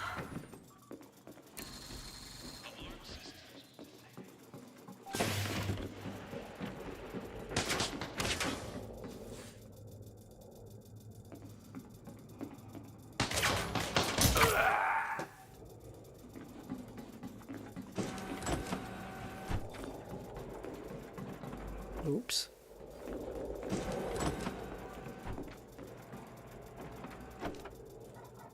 We're on the ground floor, right?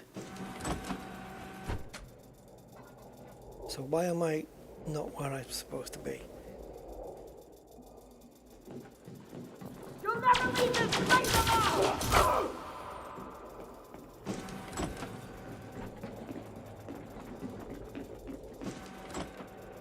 Wrong end again. Okay, go up and over.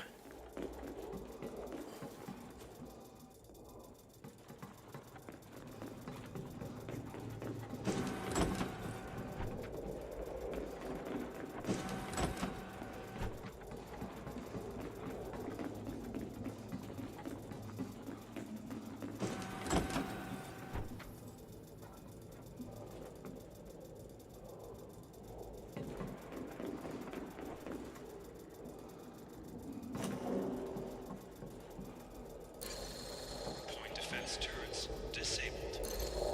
Anti-shell turrets disabled. Be interesting to leave some people on the ground as well outside, just to see if the fletchets will take them out.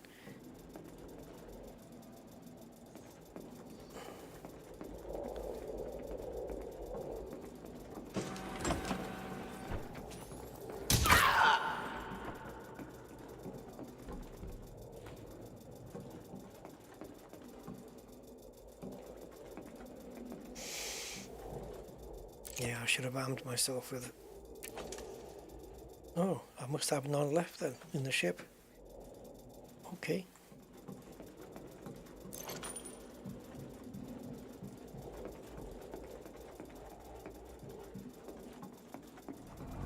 Leaving pressurized environment.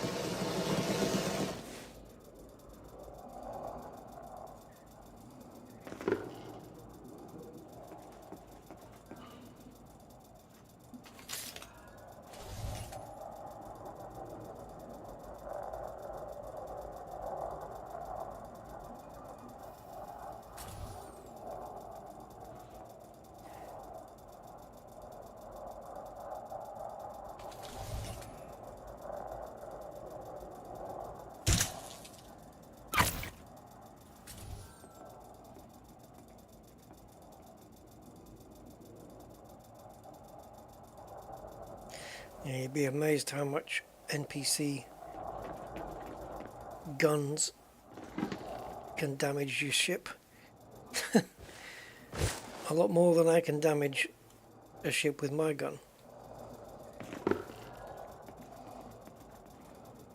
Is there any more security?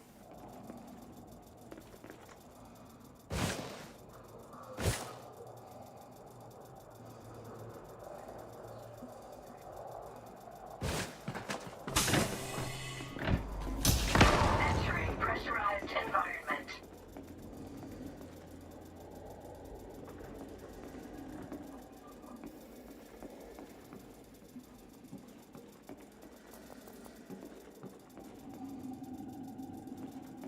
Nothing here. Continue.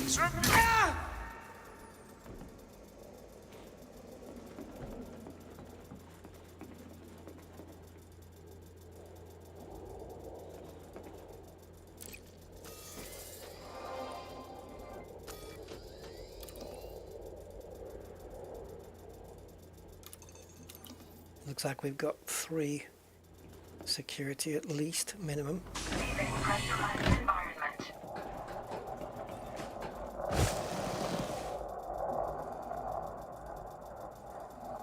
Reporting in. Wait, Commander. I'm just gonna check you out. Scan detected. I think you're the one that's just been checked out.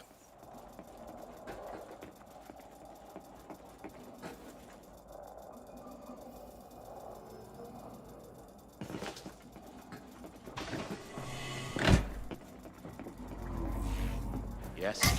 Hey, hold your fire!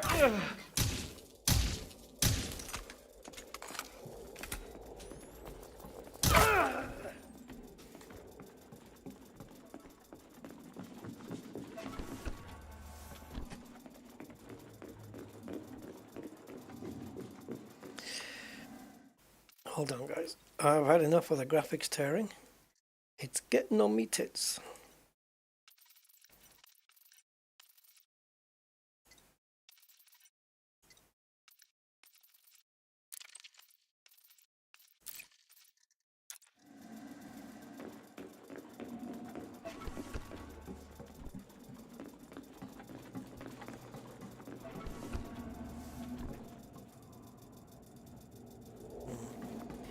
Must be a terminal.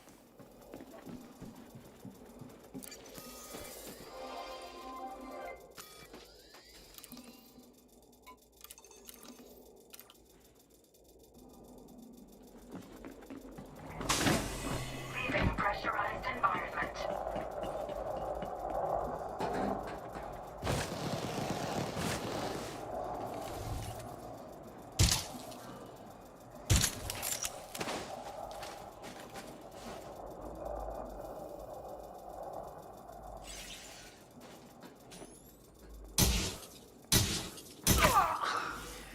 Jesus fucking Christ.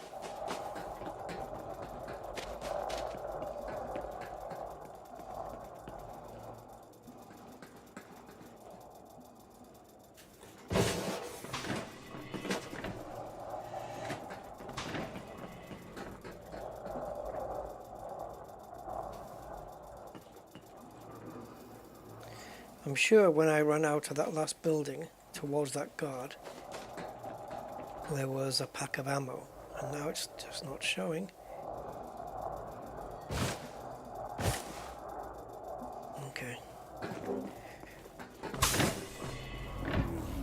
Entering pressurized environment. Shield activated. Why are you so close?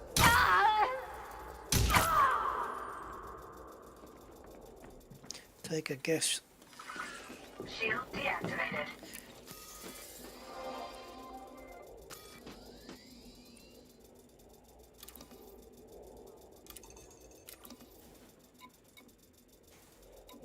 I hate when it locks you to the terminal. You have to go back. You have to press back in order to literally unlock yourself from the terminal.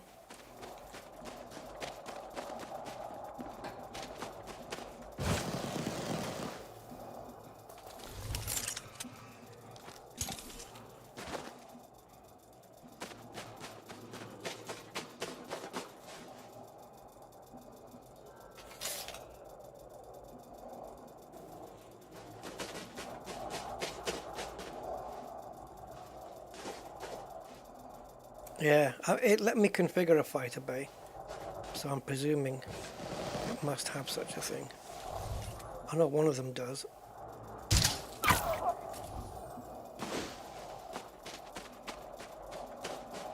Maybe they all do.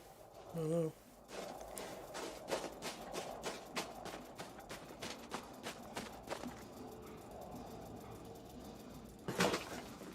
you know, gunships, dropships, assault ships, that stuff. Actually can't remember.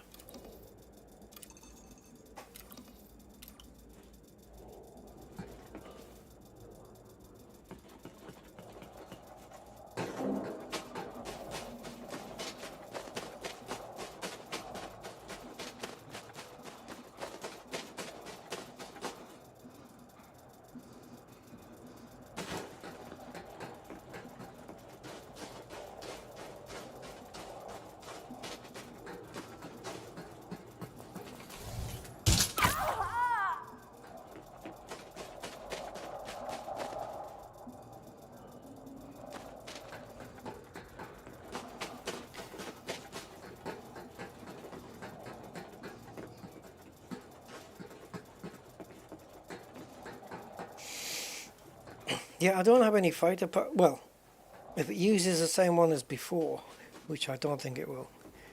I haven't done any fighter work, whatever you call them, with any of them, so I don't have any that are high ranked or anything.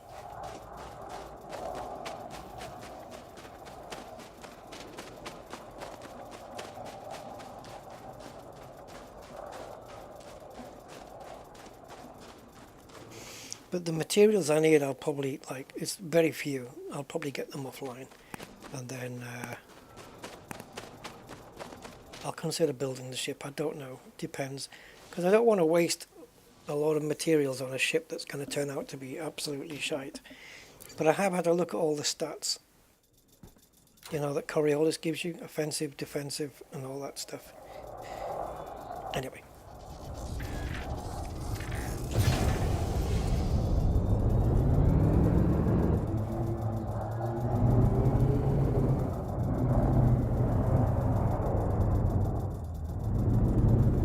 How far before it pops?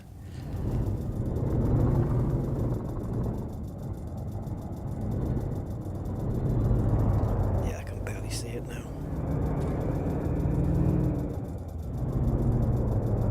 Alright. Let's see how long our ship lasts before it doesn't.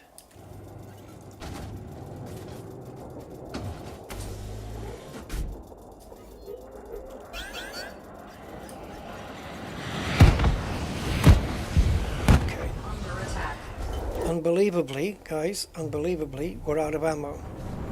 So all that we just did was all for nothing.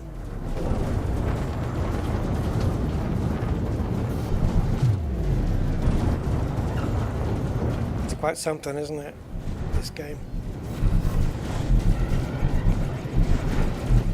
So when we were docked in the prison, or whatever it was where we were we docked at a prison? I can't even remember. Under attack. Module malfunction. I can't even remember. Well, anyway, if we were, I don't think we were. We got transported to the ship. No, the ship got blown up, and then we came out from that base. Did that base not offer us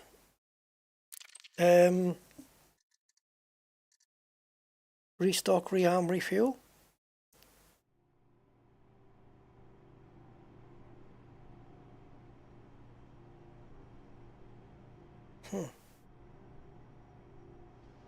So we just ran around that base for no reason. Okay. Okay, that's just enough.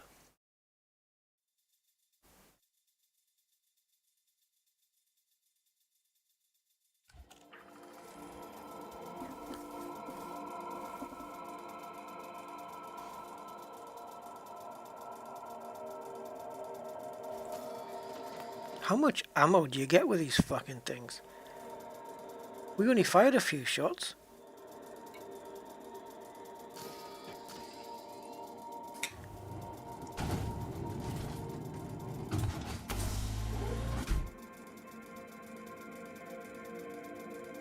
Clearly this ship is not built for the job because the shields are incredibly weak. The hull is incredibly weak. You need a proper tanked ship to do this, and even just stand a chance of surviving. This ship is not built for that. This was built to go to Braintrees and stuff like that. It wasn't built for combat.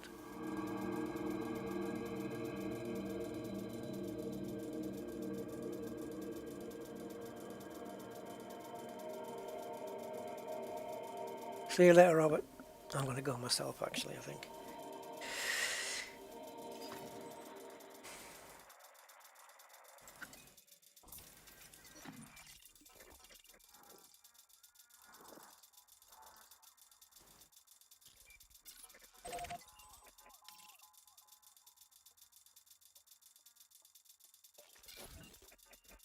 Okay, so now they're just taking the piss.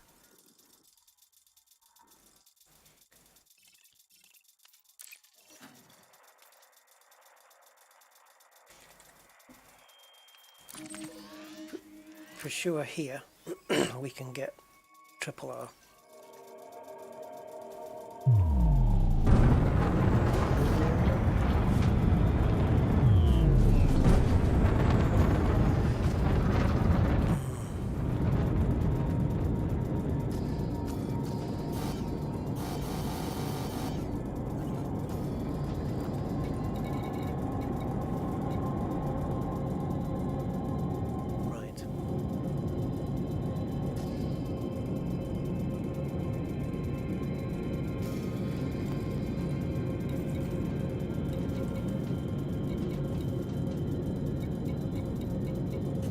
I could land on a platform and repair, or I could do this. Warning, temperature critical. Warning, taking heat damage. 30 seconds is definitely too long, especially when you can't. There's no point having 30 seconds because, as far as I know, I can't get to the right-hand panel now, so I can't stop it. I can't say, right, cancel self-destruct. 4, 3, 2. Yeah, reboot may fix it, but I'm not in the mood now. I got pissed off because I did all that work for nothing, and there was no ammo in the ship, which I certainly was not expecting that. Because it's like, you know, we did, what, 3 shots and that was it. It was all gone. I would need that explaining to me, because I just don't understand that. It makes no sense.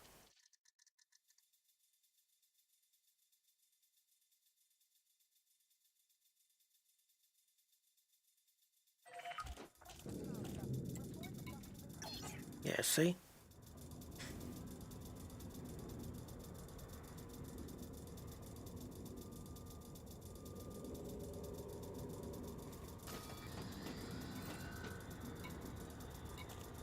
No, that's not what I want.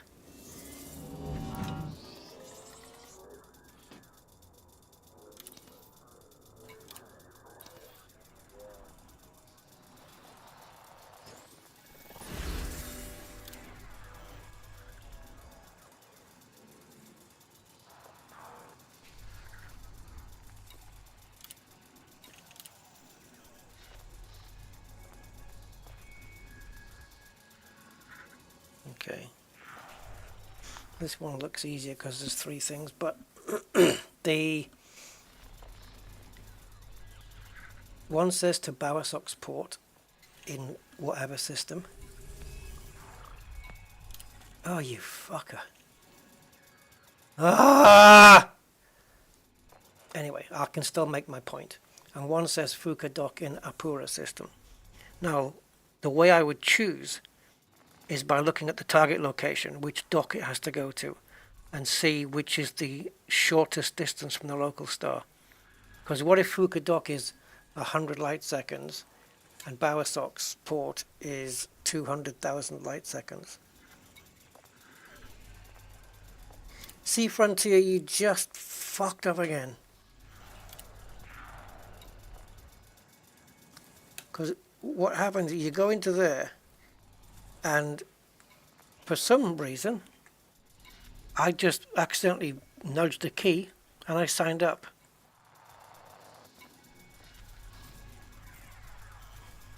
And the reason for that was because the moment you go in to look at the information, the focus was on the sign up button.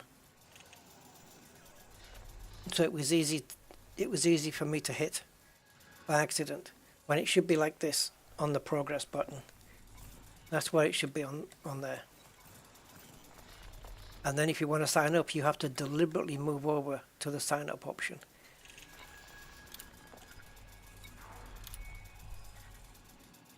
I think the knuckle of my thumb just hit the space bar and I signed up here. Which this is not the one I would have chosen. And you can't unsign up, you can't get out of it, as far as I know. I think when it comes to having those, you can. Well, I don't know. It's not immediately obvious.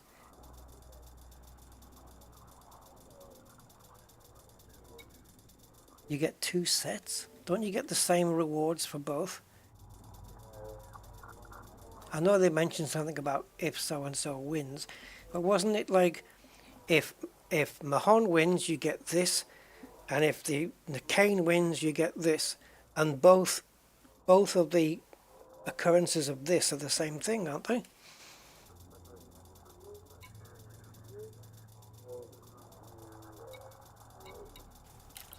Oh, 2 sets, right? So you get into. Okay, I see. So that, yeah, so it is the same. Yeah, I can't get over onto it though. Let me try again now that I've come out and go back in again. Ah, there we go. See, it's there. But if, yeah, that wasn't lit up before.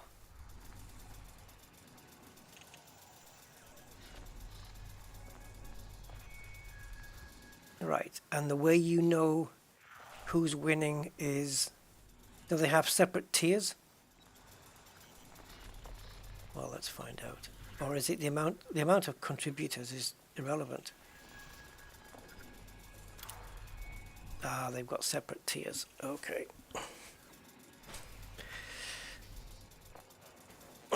Yeah, all the community has to do is everybody just agree to go with this guy.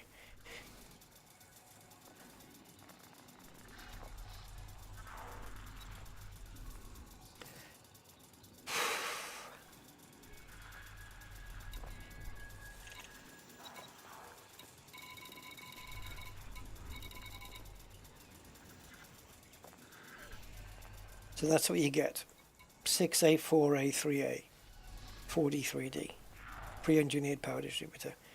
Deliberately missing out the 5.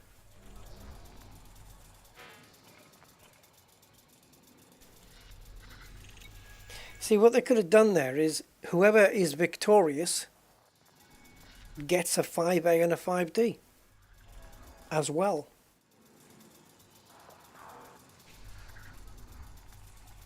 Wouldn't that have made more sense? I don't know. Right, you only need to deliver one item, basically. Pilots who register at least 1 contribution. That's it. If it wasn't for doing this and picking up the other stuff, I would be quitting the game now. So we're going to go here, pick up this. Well, not pick it up, but unlock it or whatever the hell we do.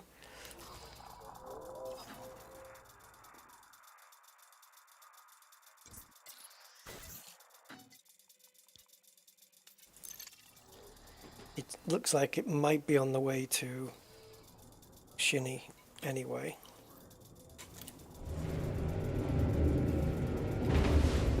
No, it wasn't really well, a good choice in what way? The engineering?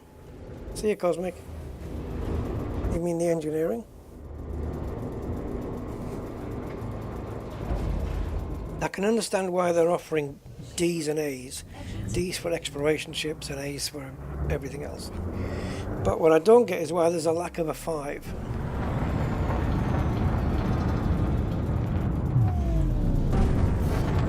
What size? Let me have a look online, it's quicker.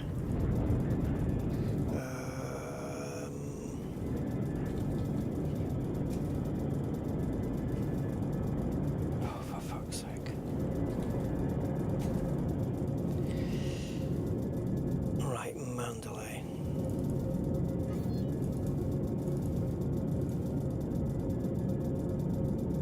Yeah, see, the Asp Explorer and the Mandalay both have got class 5.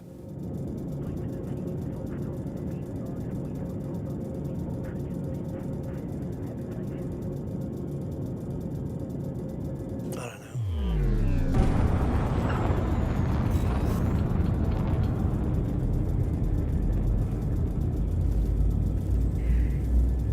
Honestly, it's only worth, because they're not offering a class 5, it's only worth dropping off 1 ton. Really. I don't think it's worth putting the effort in. Frontier didn't. I mean, I don't know. They could have offered a, like, you can say, okay, we've got a 6A, a 6D, a 5A, a 5D, a 4A, a 4D, a 3A, and a 3D. You can pick four of them out of those 6. You can pick any 4 you want to unlock, and that's it.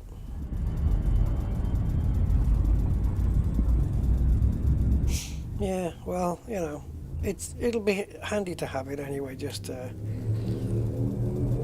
because there's no work involved to get it. You know, just pick up one item and take it there, and that's it.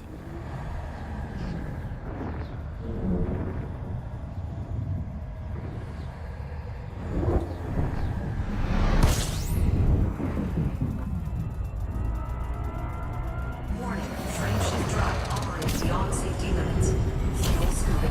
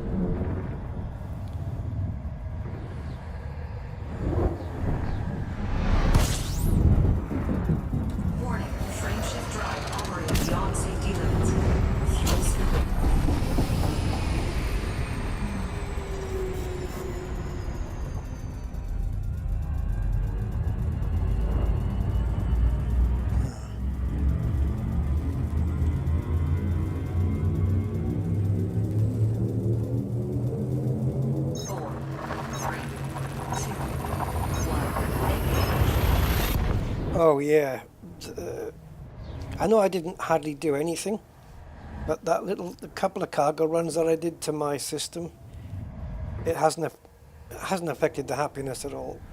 But I didn't really do much. It's still 0%. Fuel scooping. Warning, frame shift drive operating beyond safety limits. Warning, temperature critical. See there? Happiness. 0.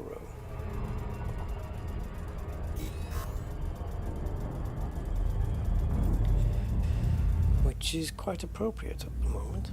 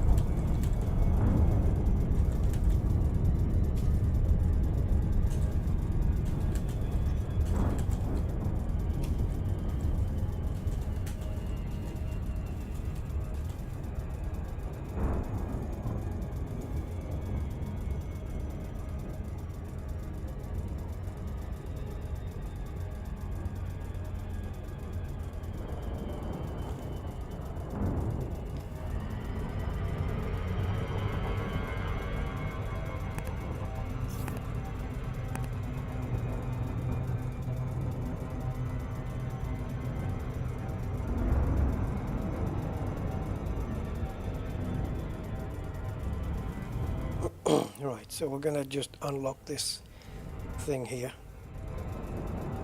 And then I think we've got 2 items to teleport over.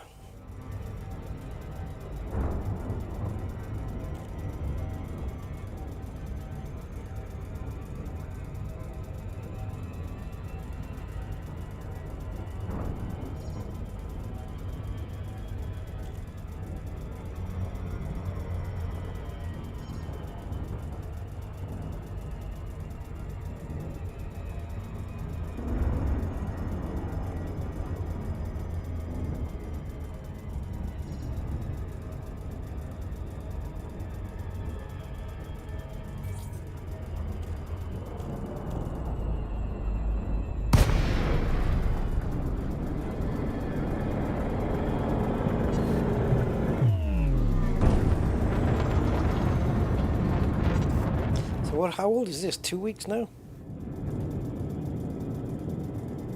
Since we finished this CG, I think.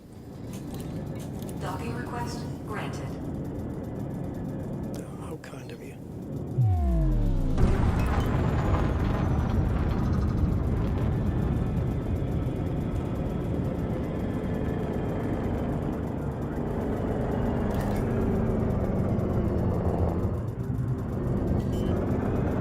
Scan detected.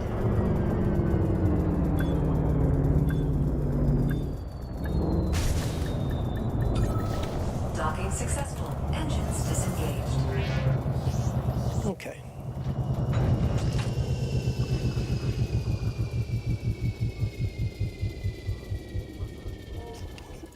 Two seconds.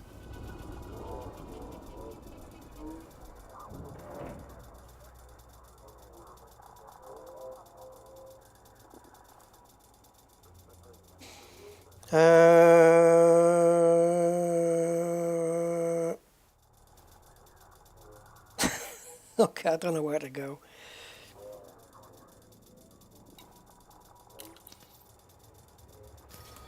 Fucking keyboard, honestly.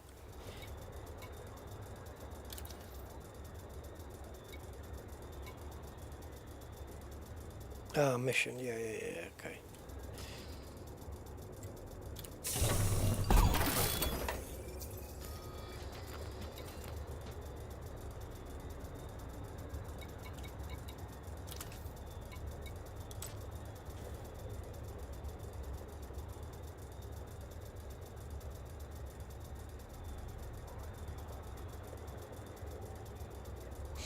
Maximum ammo 32. Okay.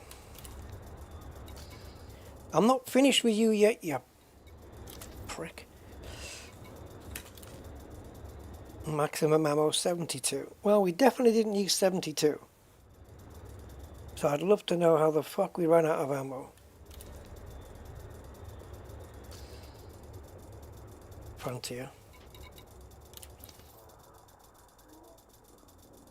You go here, right?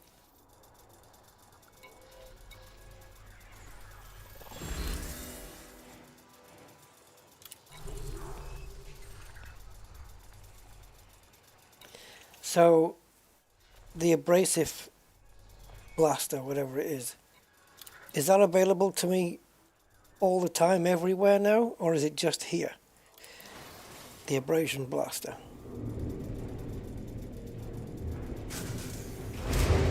I don't know if I can just forget this place now, go to Jameson, and it's there. And I've got to go through all this shite just to find out.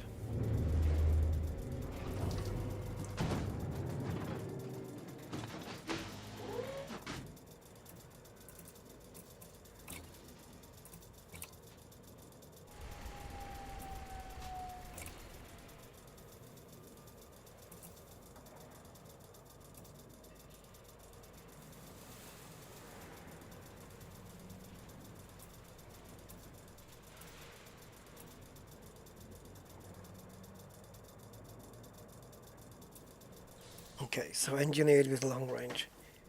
So I get 2 of them?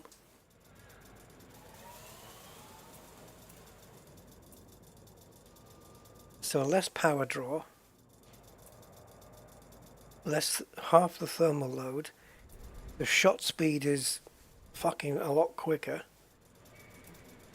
From 667 meters per second up to 3.3 kilometers. Maximum range goes from 1 kilometer up to 5.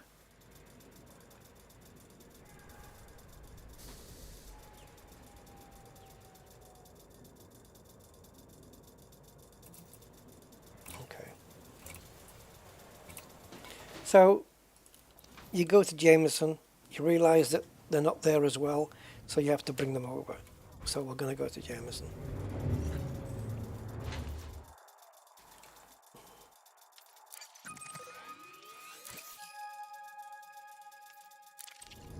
Because we've got an FSD to transport as well. Ship released. Engines engaged.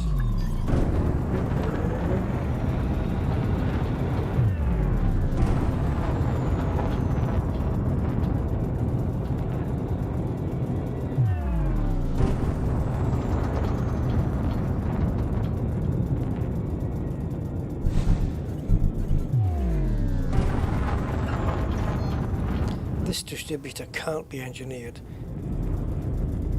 or if it is, it's all legacy stuff because it's really shite.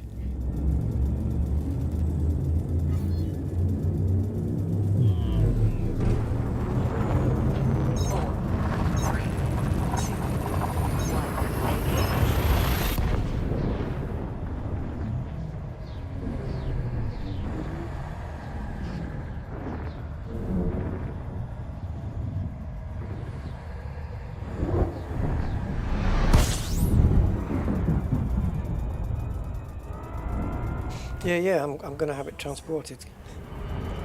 I don't want it. I don't want bits of modules just floating around the galaxy. You know, I just want trying to get everything in one place. They should do a removal service. So if I want to move home, move all my ships, that there's something that transports all your ships and all your stored modules from one station to another.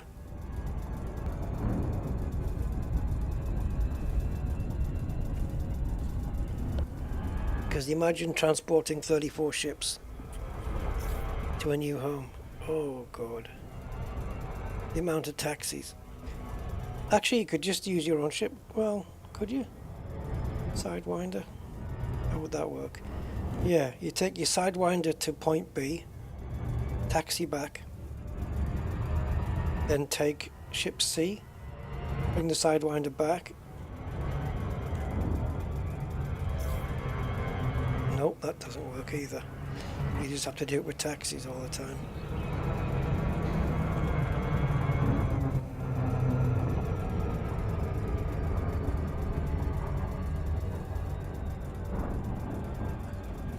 Unless you want to pay the transfer costs, which will empty your bank account. Don't overspeed. Don't do it. Hull integrity compromised.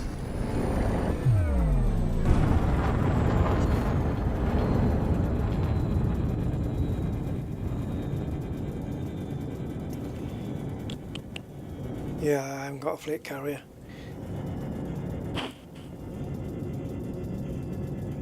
But once you drop off the first ship, how are you getting back to the base thing?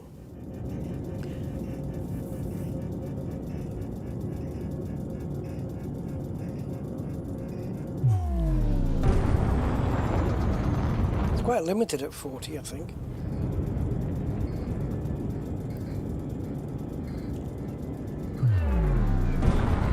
Yeah, it's barely worth. I mean, apart from getting out of a planet's atmosphere, or the orbital cruise zone, whatever the hell, it's barely worth putting an SCO drive on a ship that hasn't been designed for it. It's just really not worth it. Frontier need to come out with an experimental engineering for the SCO that calms it the hell down on all ships that haven't been built around it.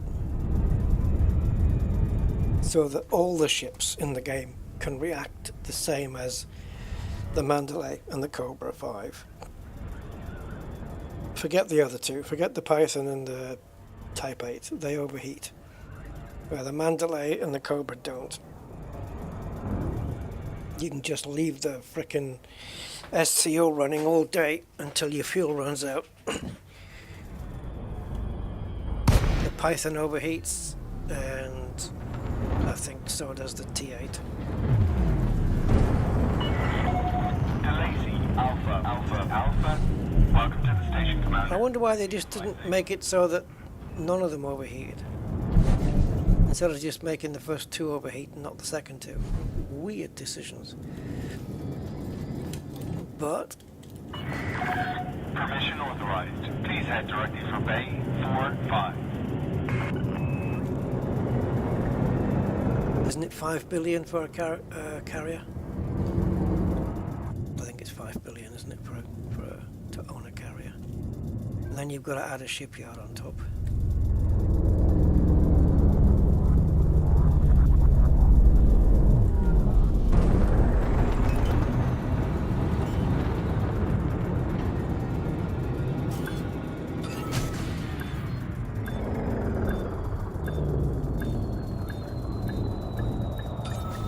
Boost crash landing.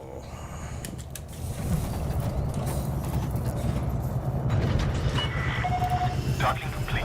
Perform landing checklist. Greetings, Commander. Now, in order to transport shite, you need to go down into the hangar. Yeah.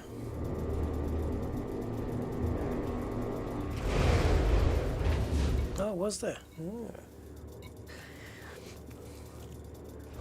I don't know, maybe they're doing it in the future. Who knows? It's just weird how the Cobra and the Mandalay can both sit with the SCO running until the fuel runs out, and the Python and the T8 can't. They will overheat.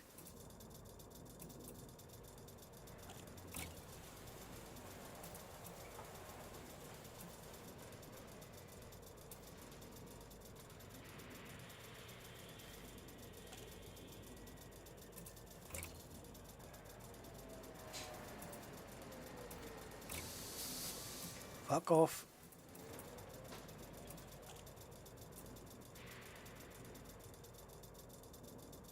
Right, this is already a P1 that's stored here, but it is standard.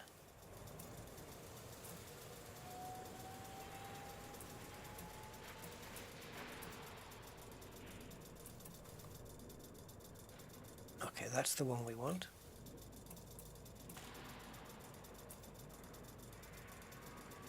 What the hell's that rocket?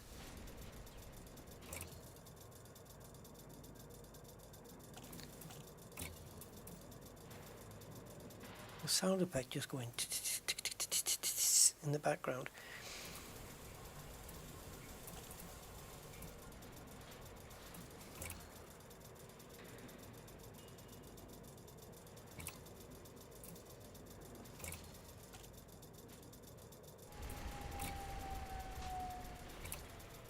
Okay, so those three are on their way.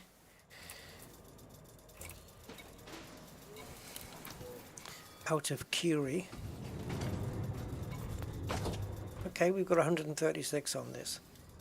And the jump range is currently 40 something-ish, 42. Alright.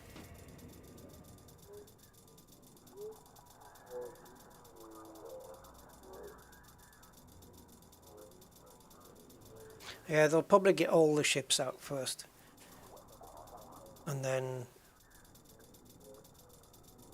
do it later, if they can be bothered. Right, where was I? Oh yeah, shipyard.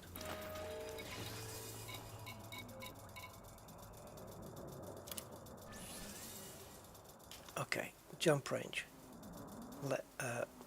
Yeah, less.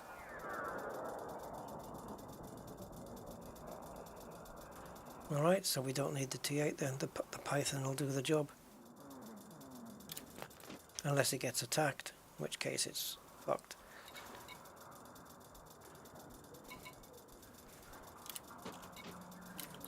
Okay, so we want, and there won't be any here because that would be too convenient, semiconductors, ceramic composites, and synthetic fabrics.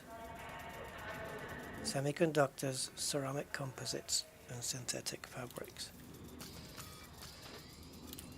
Semiconductors, synthetic fabrics, and ceramic composites.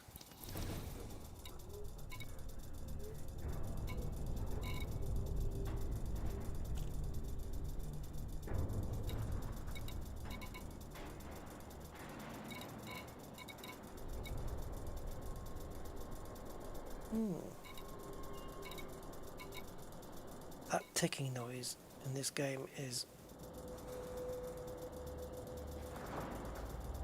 Is it the game? Hold on.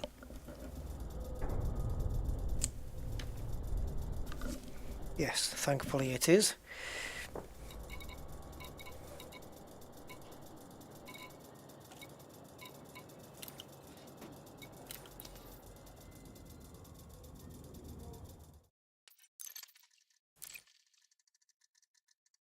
I think something's got stuck. That's got to be an audio bug.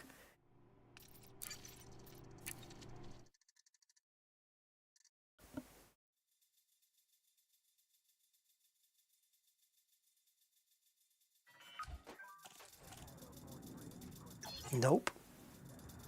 What the fuck is that? You guys hear that? What the hell is that?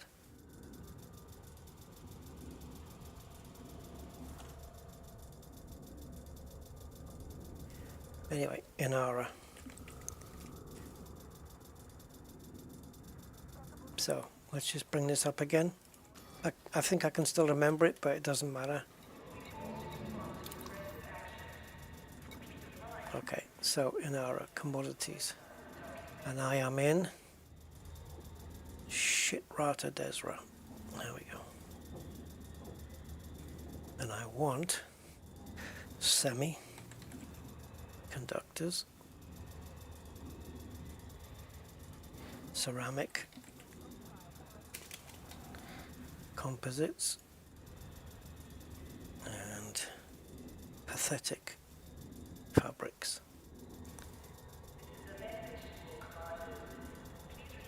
Additional options include surface stations. No, not interested in those. Include fleet carriers.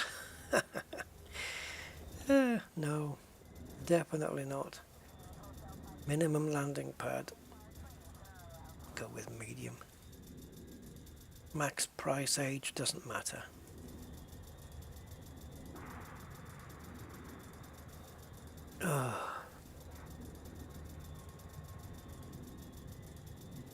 That doesn't make sense. The closest place is the place we have to drop them off. Oh no! Right, okay, so there was two community goals. One, this one, says drop it off at Winyama Bowersox Port. The other one says drop it off in Apura Fuka Dock. According to Inara, Fuka Dock is the first one on the list. Except it has a supply of 0. Right, so they've got semiconductors plus something else. It doesn't really say what, I don't think, does it? Unless I hover on it, click on it. No, it doesn't. 123 light years away. Awesome, awesome. Let's put it in distance order, shall we? Right, so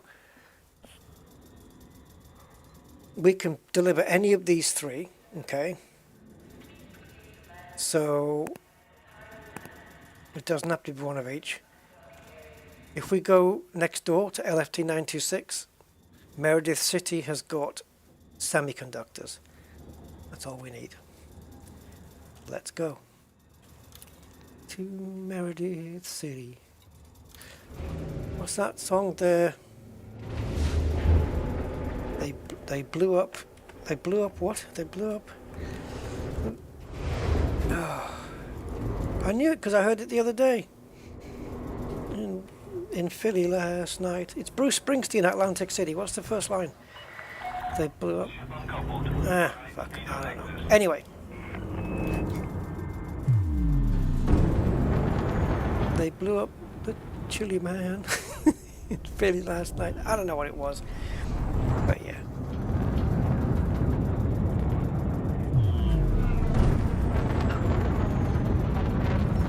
This noise needs to go away.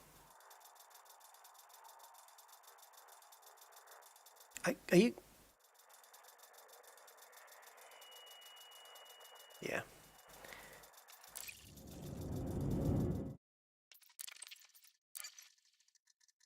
Let's relaunch. I'm not listening to that. It's getting on my tits.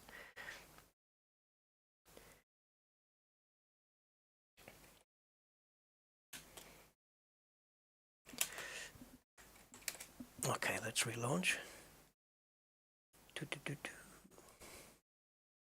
Ah, they blew up the Chicken Man in Philly last night. There you go. Atlantic City, Bruce Springsteen. Not Meredith City. I don't think there's a Chicken Man in Meredith City. There's a Semiconductor Man. They emptied out the Semiconductor Man in... Never mind it. In Meredith last night. Yeah.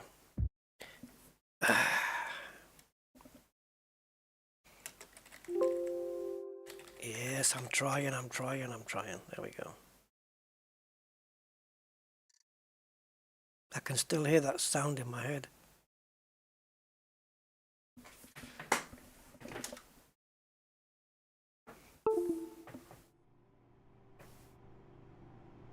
I think it was my hard drive.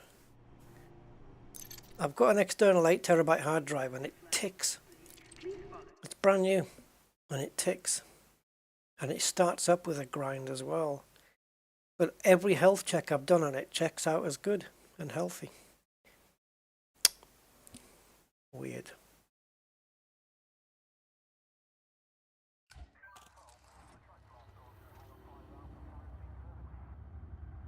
Seagate.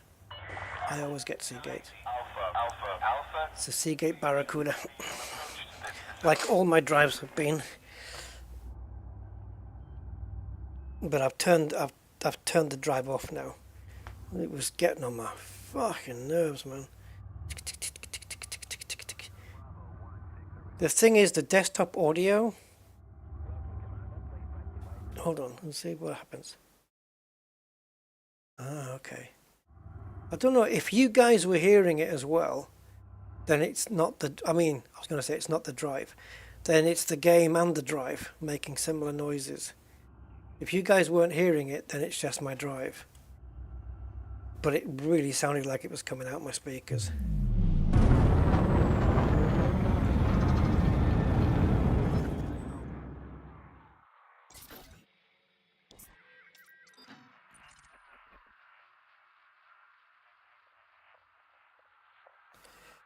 Today, please.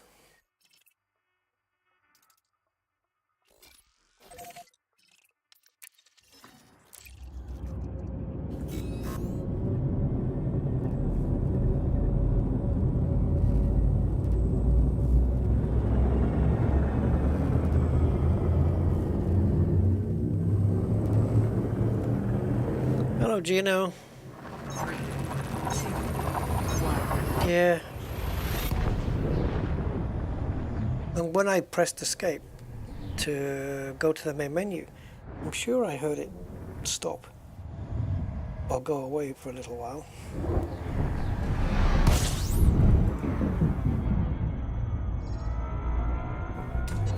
Fuel scooping complete.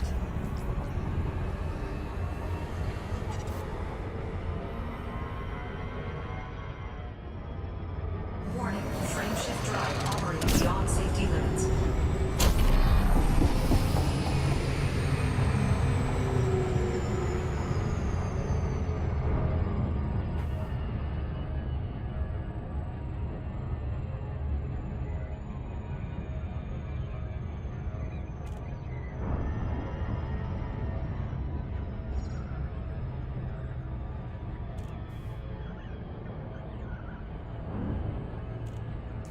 Meredith.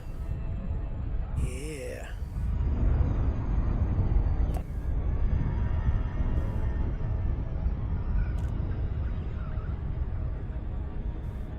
I've got a very random reference for Meredith. Pretty sure there's a female singer that sings a lot of the music and appears in the movie. There's a movie with Jennifer Lawrence. Is it Winter's Bone? I think it's called Winter's Bone. And there's a woman playing on a banjo, I think, and her character name, I think, or her real name as a singer, is Meredith. Told you it was a bizarre reference. When you switch suites to the menu. Oh, right. See, my hard drive, sometimes I'll turn it on and it'll make that a slight ticking sound. Other times it won't. Weird. Delacey Alpha. It's good to see you, Commander. Please enjoy your stay at this facility.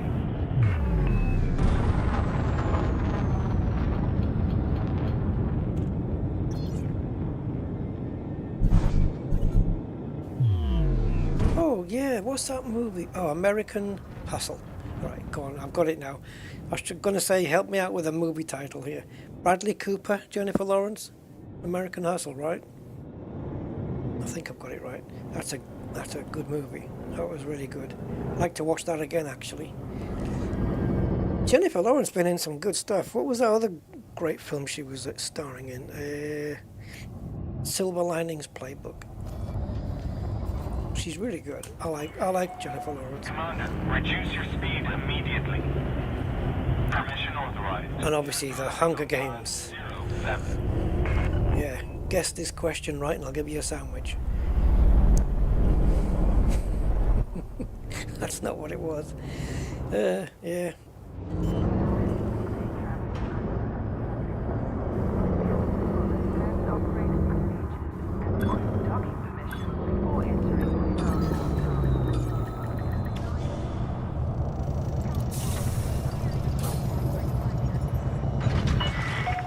Ship is on the ground. Engaging docking restraints. Greetings, Commander. Greetings, you cretins. Right. We'll just stock up and then we'll just do one delivery, I think. Semiconductors. Not whole conductors, just the half of one. They've only got 130, which is cool because my cargo capacity is only 136.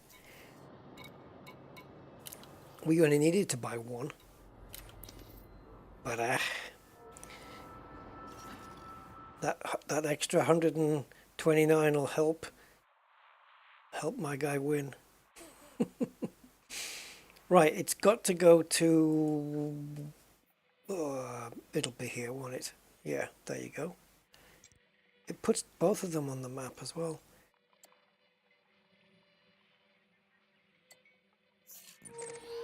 Two jumps, 40 light years.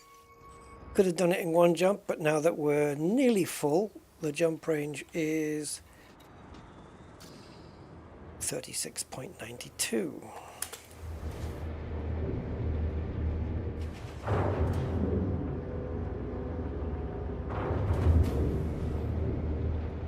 Yeah, you know when I read your sentence down, I read the word happens anyway. Because it just flowed that way. So I knew what you meant.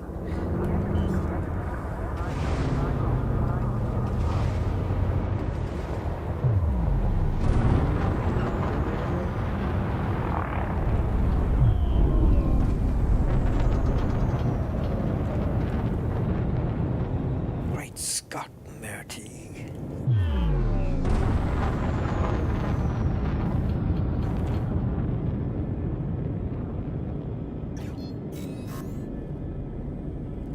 Have I ever been here before? I don't recall the system name.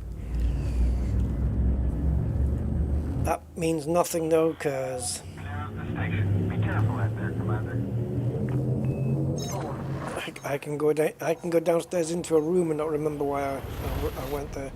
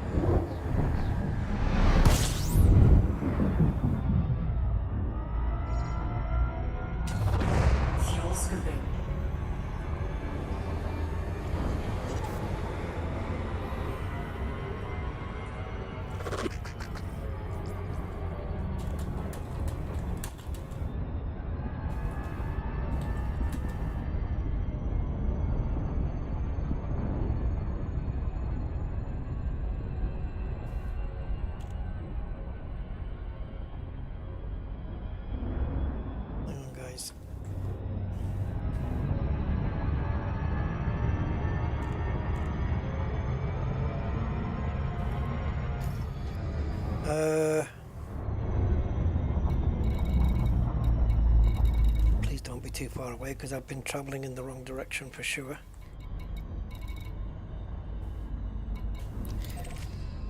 Oh, surprise, surprise, we've been traveling in the right direction. Right, let's burn up the ship then. Frameshift drive operating beyond safety limits.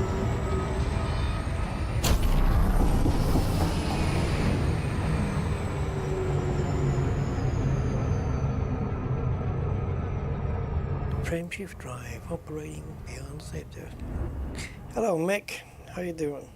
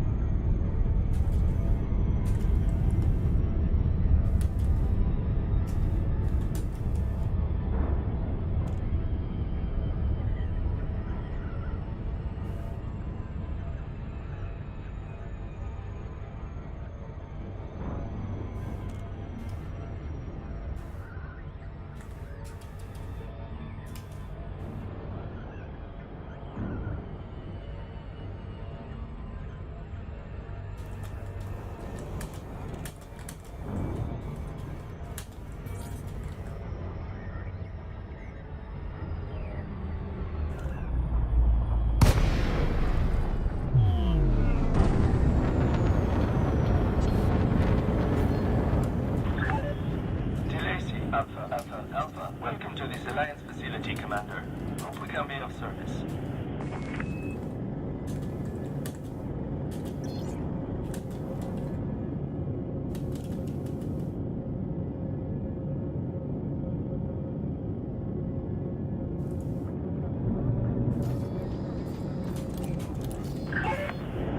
Landing authorized. You are cleared on pad 2-6.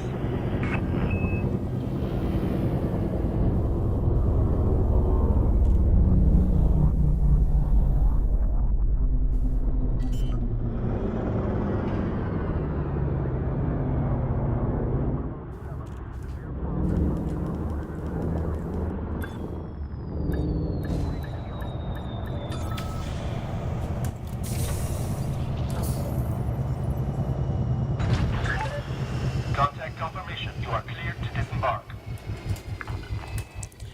1 second.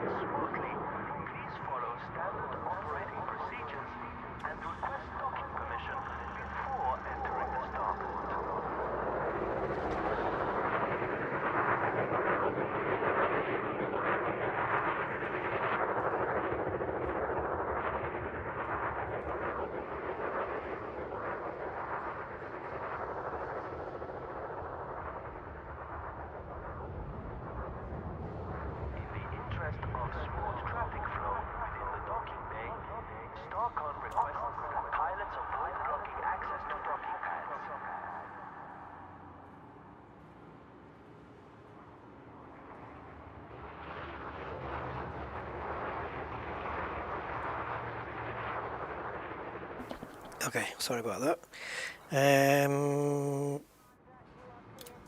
Right, we drop this off and I think that's going to be enough.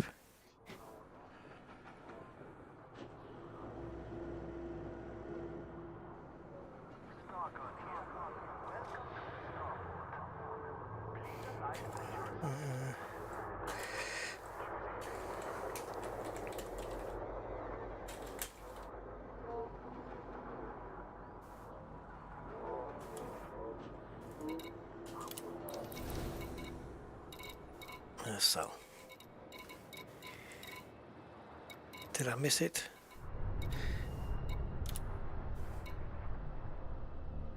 Fucking what? How much profit? It only cost me 141,000 to buy, didn't it? Thanks, Frontier. Man, they're really up in this. No wonder people are transporting loads of them. Look at the frickin' profit you make. I'll have to get my T9 down here.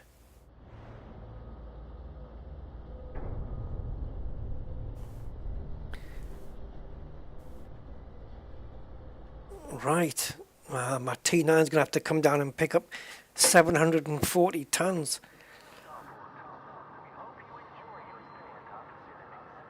And that's on top of the currently 55 million you're going to get just for dropping that off.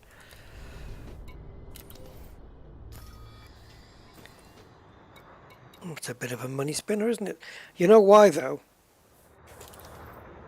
Probably it's to just induce the tiers going up quicker.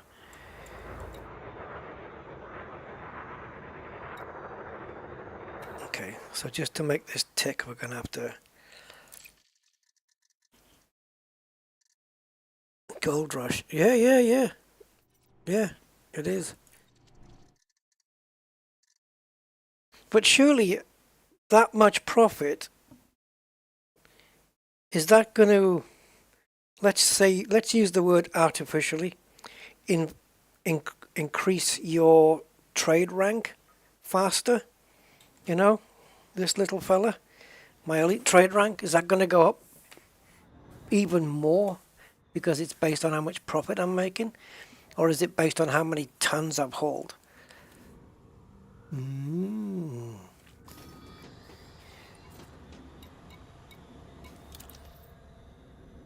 Okay, so I'm now in the top 100%. I can't be taken out of that. It's not mathematically possible. So I've got 55 million now.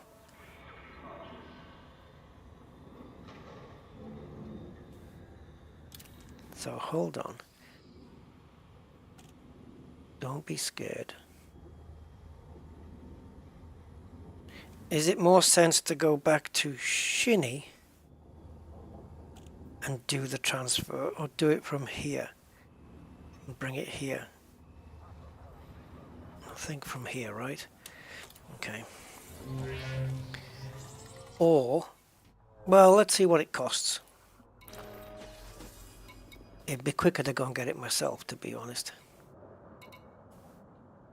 36 minutes.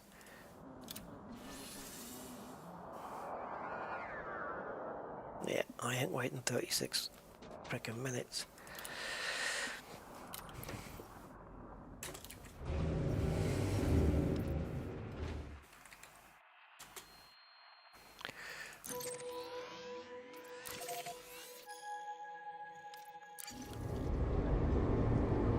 I think I'll just do a quick run because I want to do one run because I want to see.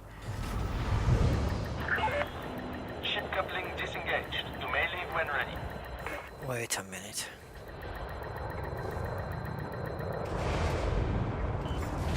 I'm not sure if I want to do this. Hold on.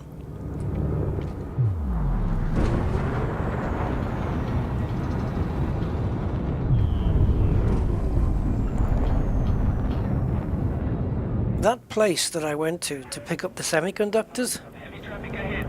Regulate your it didn't have what we would refer to in the industry as a shitload. So to pick up 740 tons, I'm going to need to be convinced that there's a place that can supply me with everything in one shot. So let me just see. I'm kind of curious to see how much profit I would make just on one run. Inara. I'm trying to find the browser window that I've got open here for you guys. There it is.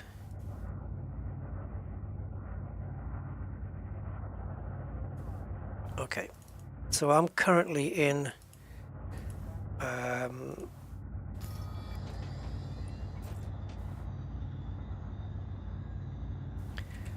currently in Winnie armor. Oh, for fuck's sake.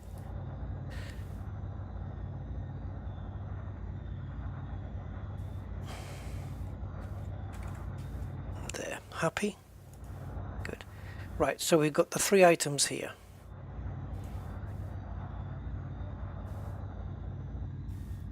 I don't really want to use a surface station now, restricted to large.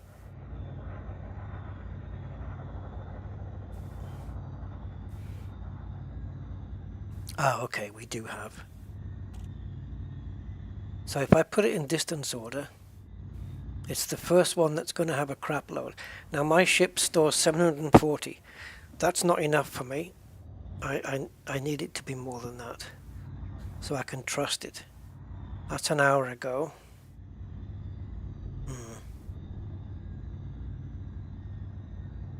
Here. Semiconductors plus one of the other items. This one. It's got 3,000 of something. Semiconductors, presumably. It's only 43 light years, and it's only 66 light seconds in. So that's where we want to go, this one. Yep, thank you for that. Yeah, that's where we want to go. So let's go and pick up the T9. I'm just curious about how much profit I'll make. I guess it depends on the buy price as well, but I don't really care about the buy price. They're all around the same, 1,200, 1,000 to 1,200 each. Actually, there's a place where it's only 818 credits each. So you'd be saving 470 credits per item.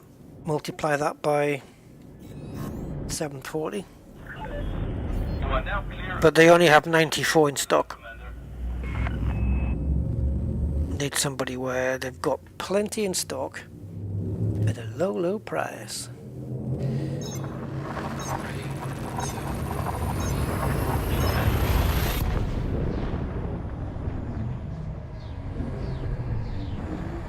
Okay, I found a place, but it's 12,000 light seconds away, but it's 200 credits less per unit. And they've got 5,000 in stock, so yeah, I wouldn't mind just for one run, just to have a go.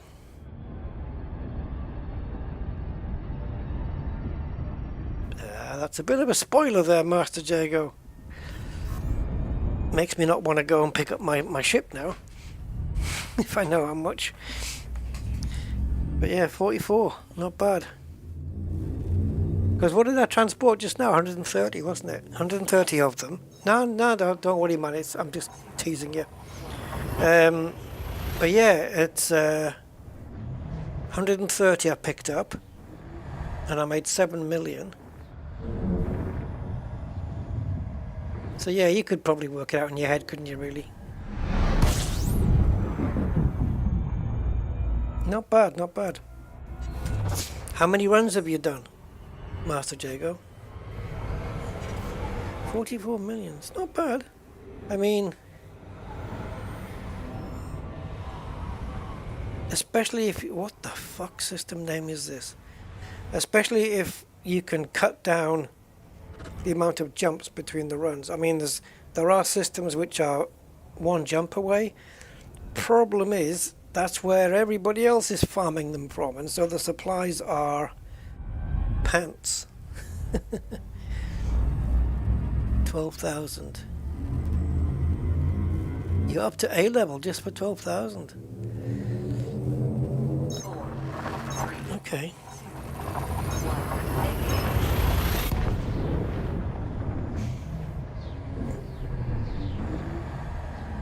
So you could do, by the time you've done 2 runs, you've made more money than what you would get rewarded at the tier that I'm at, 55 million. But of course, the more you put in, the higher tier you get up to, and it starts to match your contribution, doesn't it? Kind of thing. Fuel scooping. So so you've been contributing on both accounts. Have you, like on one account, did you choose one power, and on another account choose another power? So you can't lose, basically, no matter who wins. That's what I would have done. Made at least one. Oh, really? Okay. If I had another account in the bubble, I would have done at least one run for the other power. A third account. Yeah, I've got 4 accounts, but the 4th one, I don't use it really, because it means installing another folder of Elite Dangerous, because as far as I know anyway, because the Epic launcher won't let me interact with the Steam one. And if anyone knows different, tell me how to do it, because right now I've got 2 installations. I've got the Steam version, from which I run John Beamer and Oliver Hardy account. I've got the standalone version, which I run Rusty Dog from. But the 4th account was from Epic Launcher, because Epic were giving it away free at one stage. But in order to use that account with the Epic launcher, it has to be installed in a different folder, and Odyssey's like, I don't know, like 40 gig, isn't it, or something like this?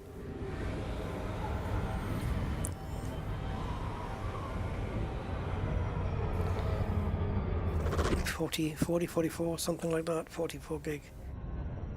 Warning, frame shift drive operating beyond safety limits.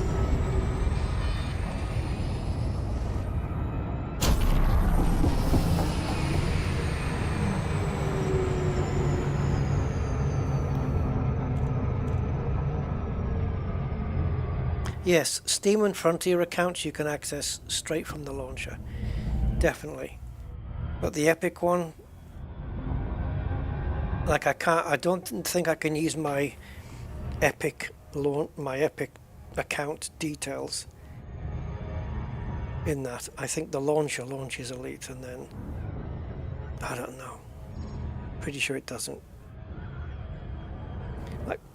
Like whatever account I've created on Epic, what happens if I've signed in with Epic using the same email as what I'm using on one of my Elite accounts? You know, I can't duplicate it. If that makes any sense whatsoever.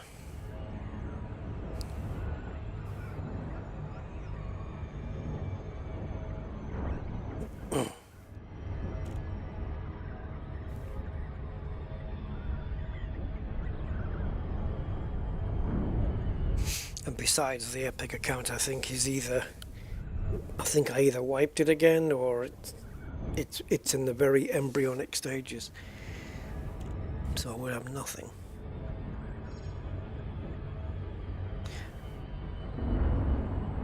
Oh no, I wouldn't. No, it wouldn't be twice. It'd be instead of. You know, there wouldn't be any other versions of Elite running.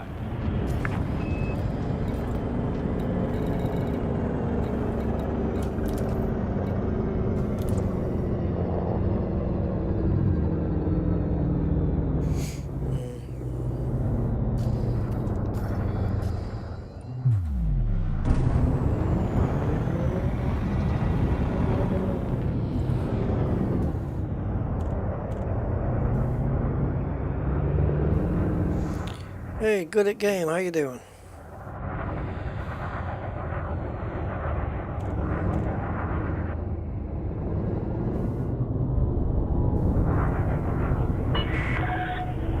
Meters from touchdown.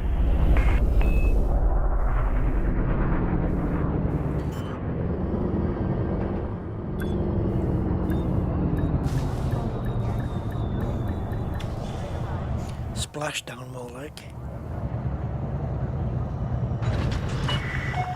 Docking complete.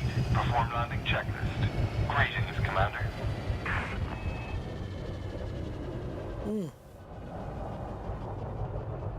8 bios.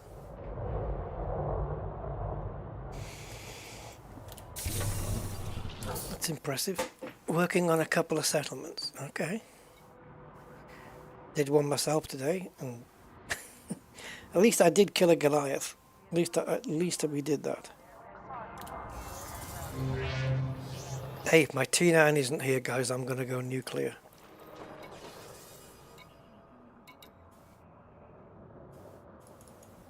Come on, I'm clicking like a bastard here. Come out, go in. See, straight away.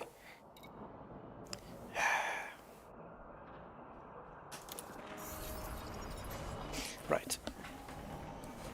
Be right back.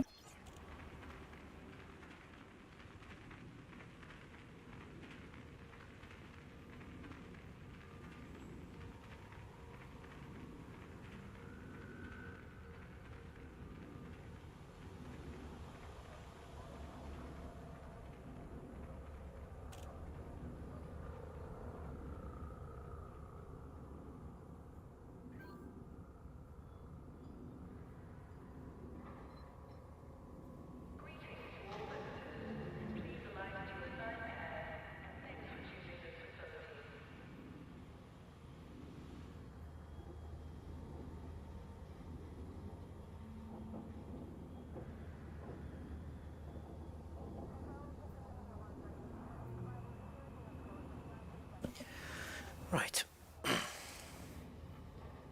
So we are going to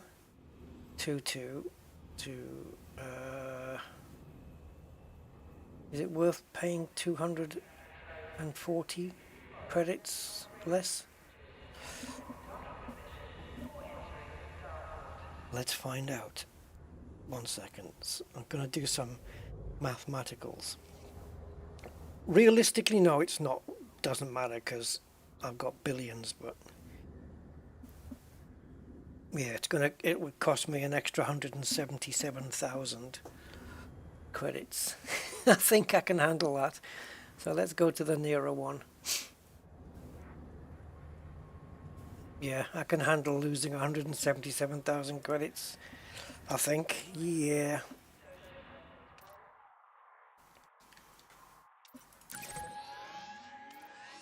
How many? 6 jumps. Okay, not too bad. Not too shabby. For a great big frickin' freak of a ship like this. 38.3 light years. Jump range. Not too shabby. But she is a slow brick. Really slow brick. Ship uncoupled. Exit the station quickly and safely. Quickly with this thing. Safely with this thing. Boosting through a mail slot in a T9. Are you crazy?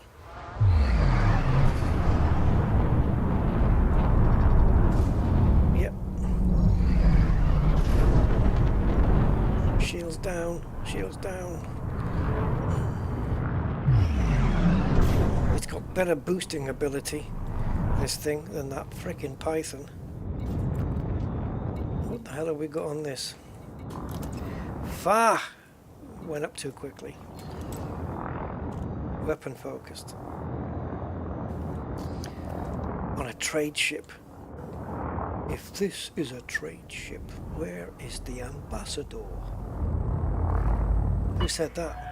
You have left the no-fire zone. This is traffic operations. If this is a trade ship, where is the ambassador? If you're a science fiction fan, that you answer that in 2 seconds.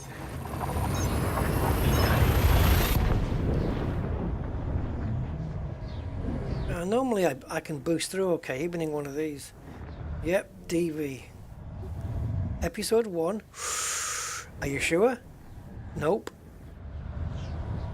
Darth Vader, yes, but it wasn't episode 1.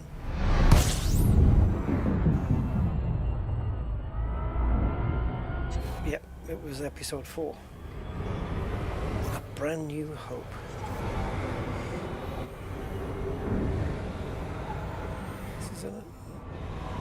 Is that what he said? If this is a trade ship? Is that what he said? Was it trade ship? Darth Vader, only you could be so bold. Where are those plans you intercepted? They're in me bra. She didn't say that. I wonder if he would have got it if it was. He would have used force.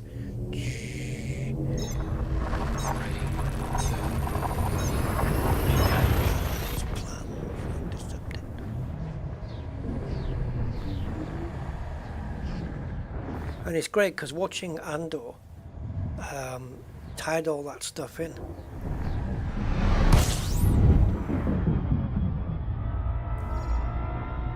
Andor was like, it was between Sith, Revenge of the Sith, and A New Hope, wasn't it? Right in between. So Vader and Emperor were around, but only Emperor Palpatine got mentioned in Andor. Vader never got mentioned. They probably never even knew about him. He was too busy going off killing the Jedis. And the people in the world of Andor probably had no freaking clue about the Force or any such thing. Except that's how it seemed, that they didn't have a clue about Jedis and the Force or nothing. And then on the last episode of Andor, pretty sure somebody said, yes, it was May the Force be with you. Oh no, wait, was that Rogue One?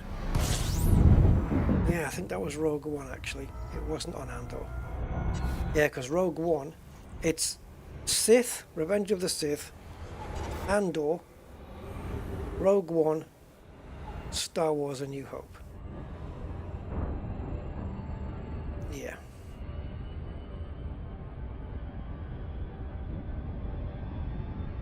Oh, no underwear in the future. Cool. Then what was she doing in a gold bikini with Jabba the Hutt? It's easy to impersonate Jabba, by the way. You just have to be very staccato with your words and just, it can't make sense. And then you just end it with the word solo.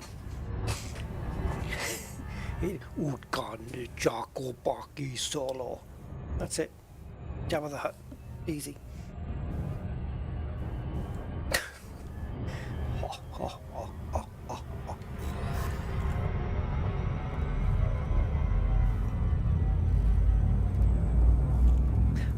I watched Solo the other day.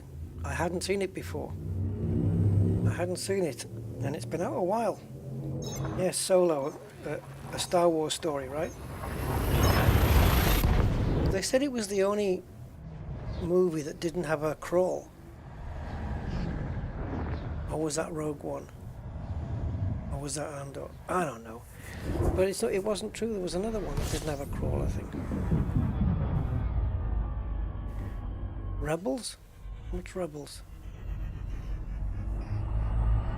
Is that a cartoon or something? Because if you put all the Star Wars lore in order, then some of them are live action films, some of them are series, and some of them are cartoons and stuff. Yeah, the animated series, Star Wars. Okay, I've not seen that. Yes, Solo and Rogue One don't have a scroll. There you go. Correct. Dun, dun, dun, dun, dun, dun, dun, dun, dun,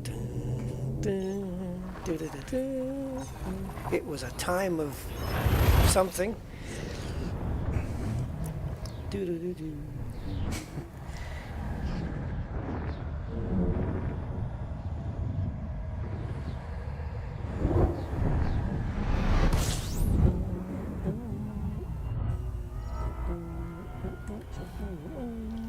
Yeah, the Emperor's theme was good, wasn't it? Or is it the Emperor's theme or the Emperor's March? It's called.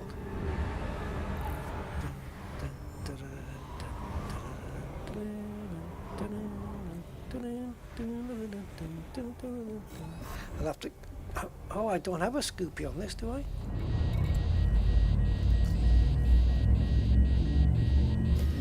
I ain't got no fuel scoop on this. I'm gonna have to get some when we land. Ready to engage.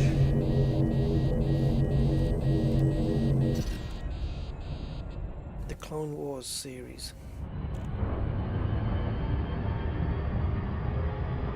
So which is the one to go for first, Clone Wars or Star Wars Rebels? Which is chronologically first?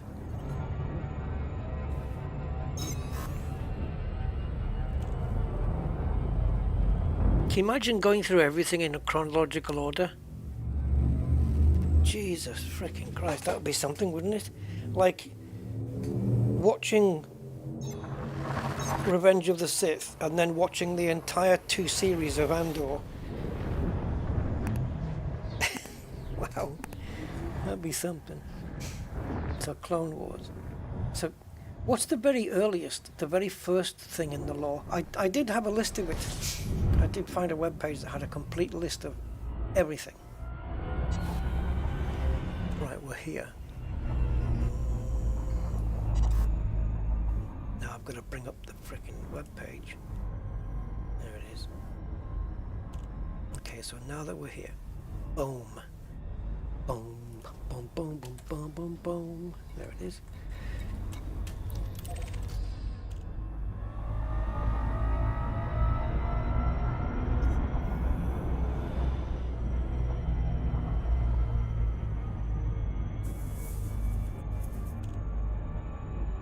The episodes aren't in chronological order. So the list is what? So that I can know which episodes to watch in chronological order. So I go, so the list will tell me episode 1, episode 4, episode 7, episode 2, episode like that. And then I have to watch them in that order for it to be chronologically correct.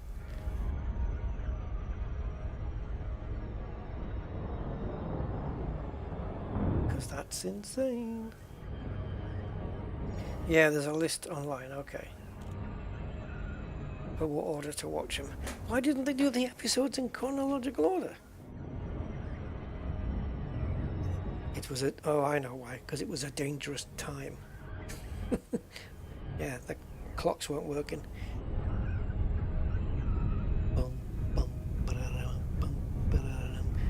I've been watching a lot of this fan-made films of Star Wars. People are using AI now to create videos, and it's frickin' Jesus, it's spot on, man. There was a scene with Ewan McGregor's Kenobi and I don't know how you pronounce the guy's name, Qui-Gon, whatever, that dude. And it honestly, the AI recreated their faces like spot on. There was a video where you could see Darth Vader going to kneel down by Padme's tomb because he just can't. It's just the torment. His anger is fueled from the torment of knowing that he killed Padme. Well, that's what the Emperor told him, and that the fact that the Emperor made the suit out of antiquated. Well, the suit, not that he made it, but he was given a suit made of antiquated tech and stuff, and it was designed to be uncomfortable to keep him pissed off. Docking request cancelled. All clear, Commander. And Access granted. Vader wanted the anger because he felt it was his punishment for what he did to Padme, or what he believed he did to Padme, and so he didn't bother making a better suit. It's all, yeah, I've been reading a lot about it, or listening to a lot about it, especially Vader's stories.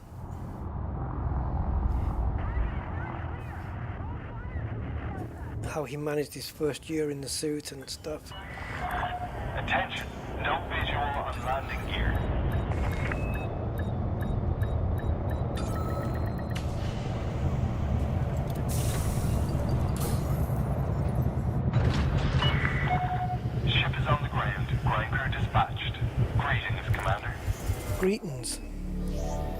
cretins.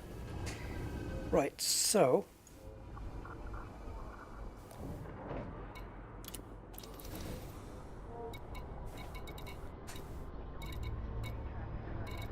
they've got synthetic fabrics.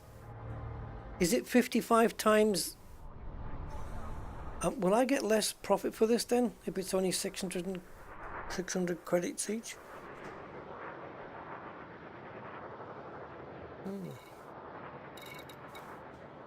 If I buy these, I'll get more profit, right?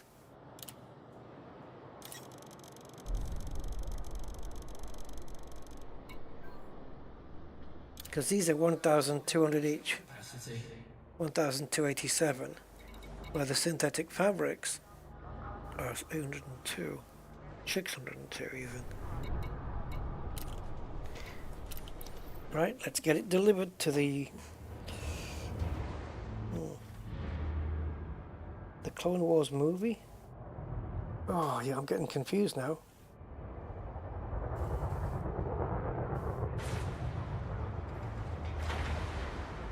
Is the movie before the series or the series before the... Oh, I'll have to work it all out.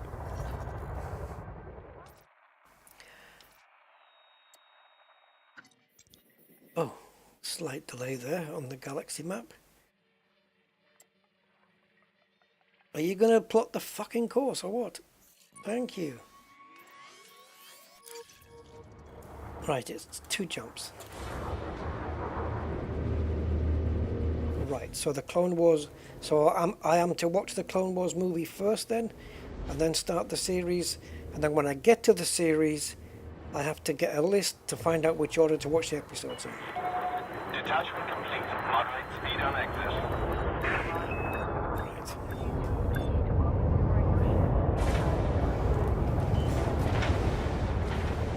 Gotcha. That name no longer has any meaning for me. That boy is dead. That was a fan video where they had a little Annie from episode 1 talking to Darth Vader as a Force ghost or something. I don't know. That, and he just looked at him. He looked at himself as a boy and just said, "That boy is dead," or is, I don't know, something like that. Yeah, he was really pissed off as Darthy boy.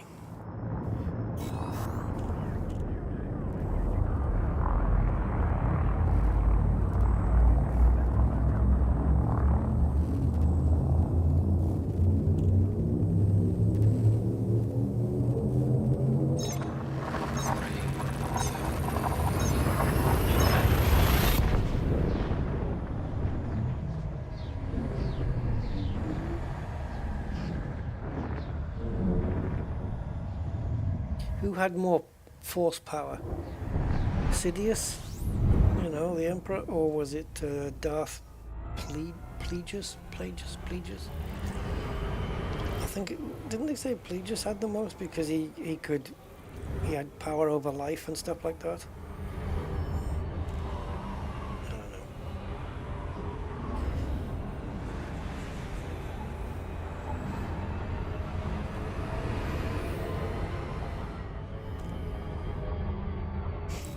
I'd love to have a big sandbox like Elite is. Maybe not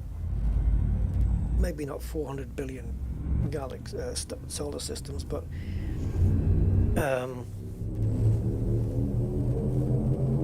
like a sandbox, Star Wars. You just literally live your life as whatever, and you can join the rebels, join the Empire, just depending what you want. Or you could join the Empire as a spy for the rebels, that kind of stuff. You can travel to places. If you join the Empire, you've got missions to do, and if you join the rebels, you get missions to do. If you join neither, you just wander around, living your life. Wouldn't it be awesome? What a freaking epic world that would be. And you could go to Coruscant, you could go to all the planets that they mention in all the series. I've forgotten the ones from Andor now. What was the one that they ended up on? Oh, it doesn't matter. I don't want to give any spoilers away. But if anyone here hasn't seen Andor, definitely go watch it. It sounds like a line from a programming language, and or, as in if, then, else, and or. Right, here we go, Bowersock support. And or is a mathematical term, isn't it? Yeah, Yavin is one, yeah. And Yavin 4, wasn't it? What's the one that begins with N? Where Andor went to try and just get away from what he was, all that stuff, what he was doing.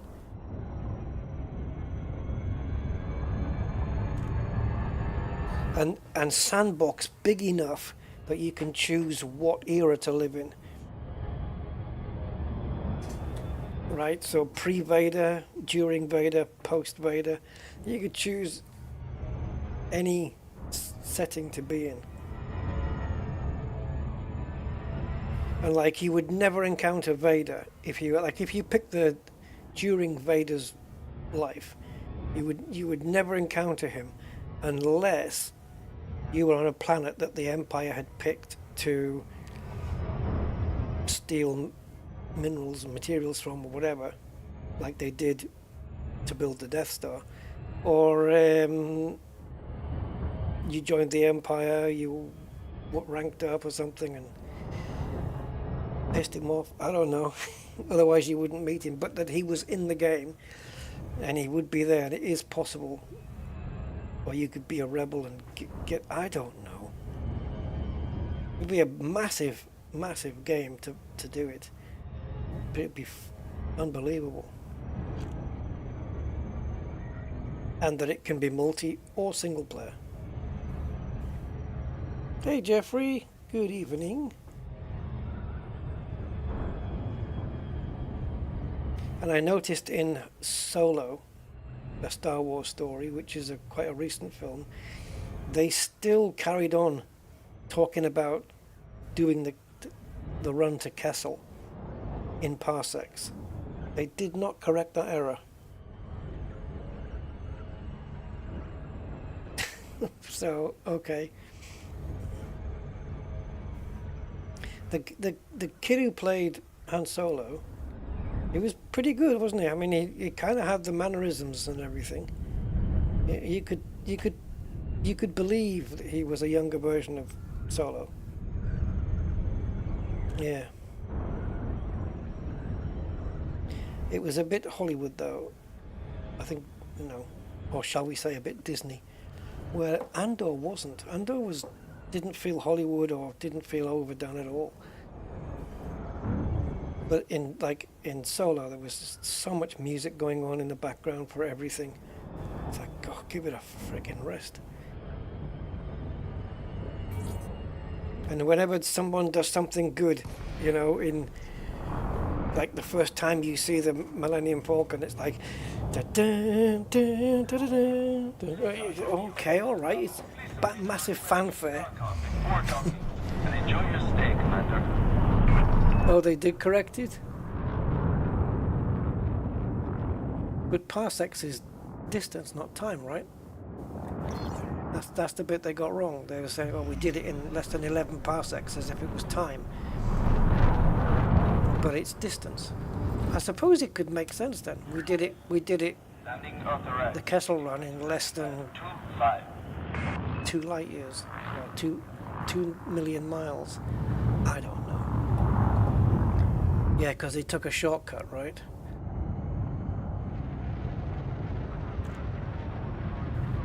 Yeah, that was they fudged that then, didn't they? They kind of fudged that correction. Yeah. Okay.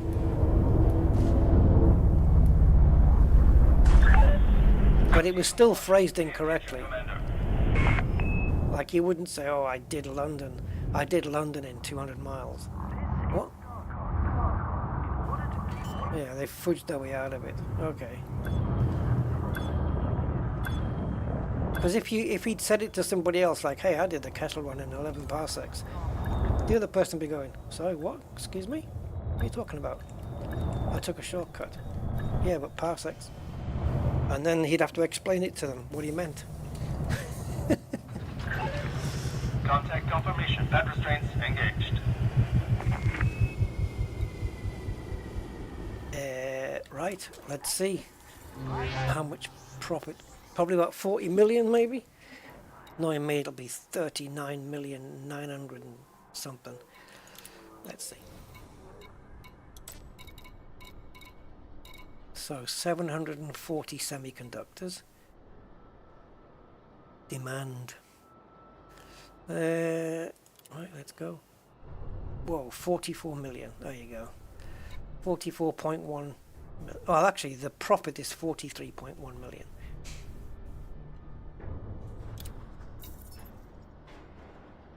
Nice. I'm back well into the 12 billions now.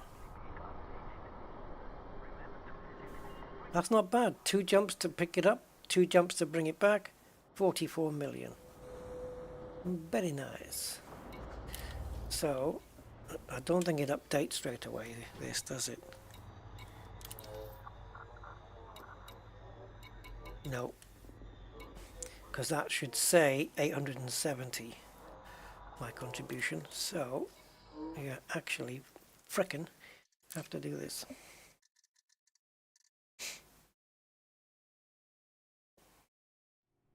Yeah, well, people have done the same with light years. They thought light years was oh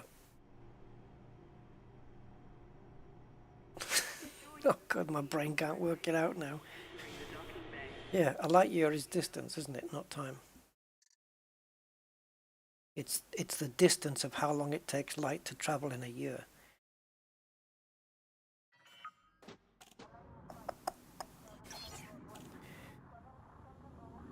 Oh, if you go to the mission board, it will update. Okay.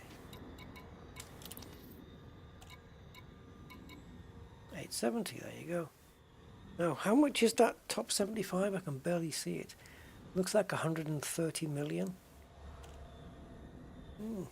Maybe I'll get there. Maybe I'll do some more later. So I can keep myself here, and then I'll just have to, because this is the delivery point, so I can keep myself here, and then for the next run, I can just do, go to Inara again and just say, hey, what's the latest market info? Yeah, but anyway, guys, I'm done. Anyway, the Cobra got its FSD upgrade, which was cool. We killed the Goliath. Then we ran out of ammo, of which only the Twilight Zone knows the answer to that one. Unless...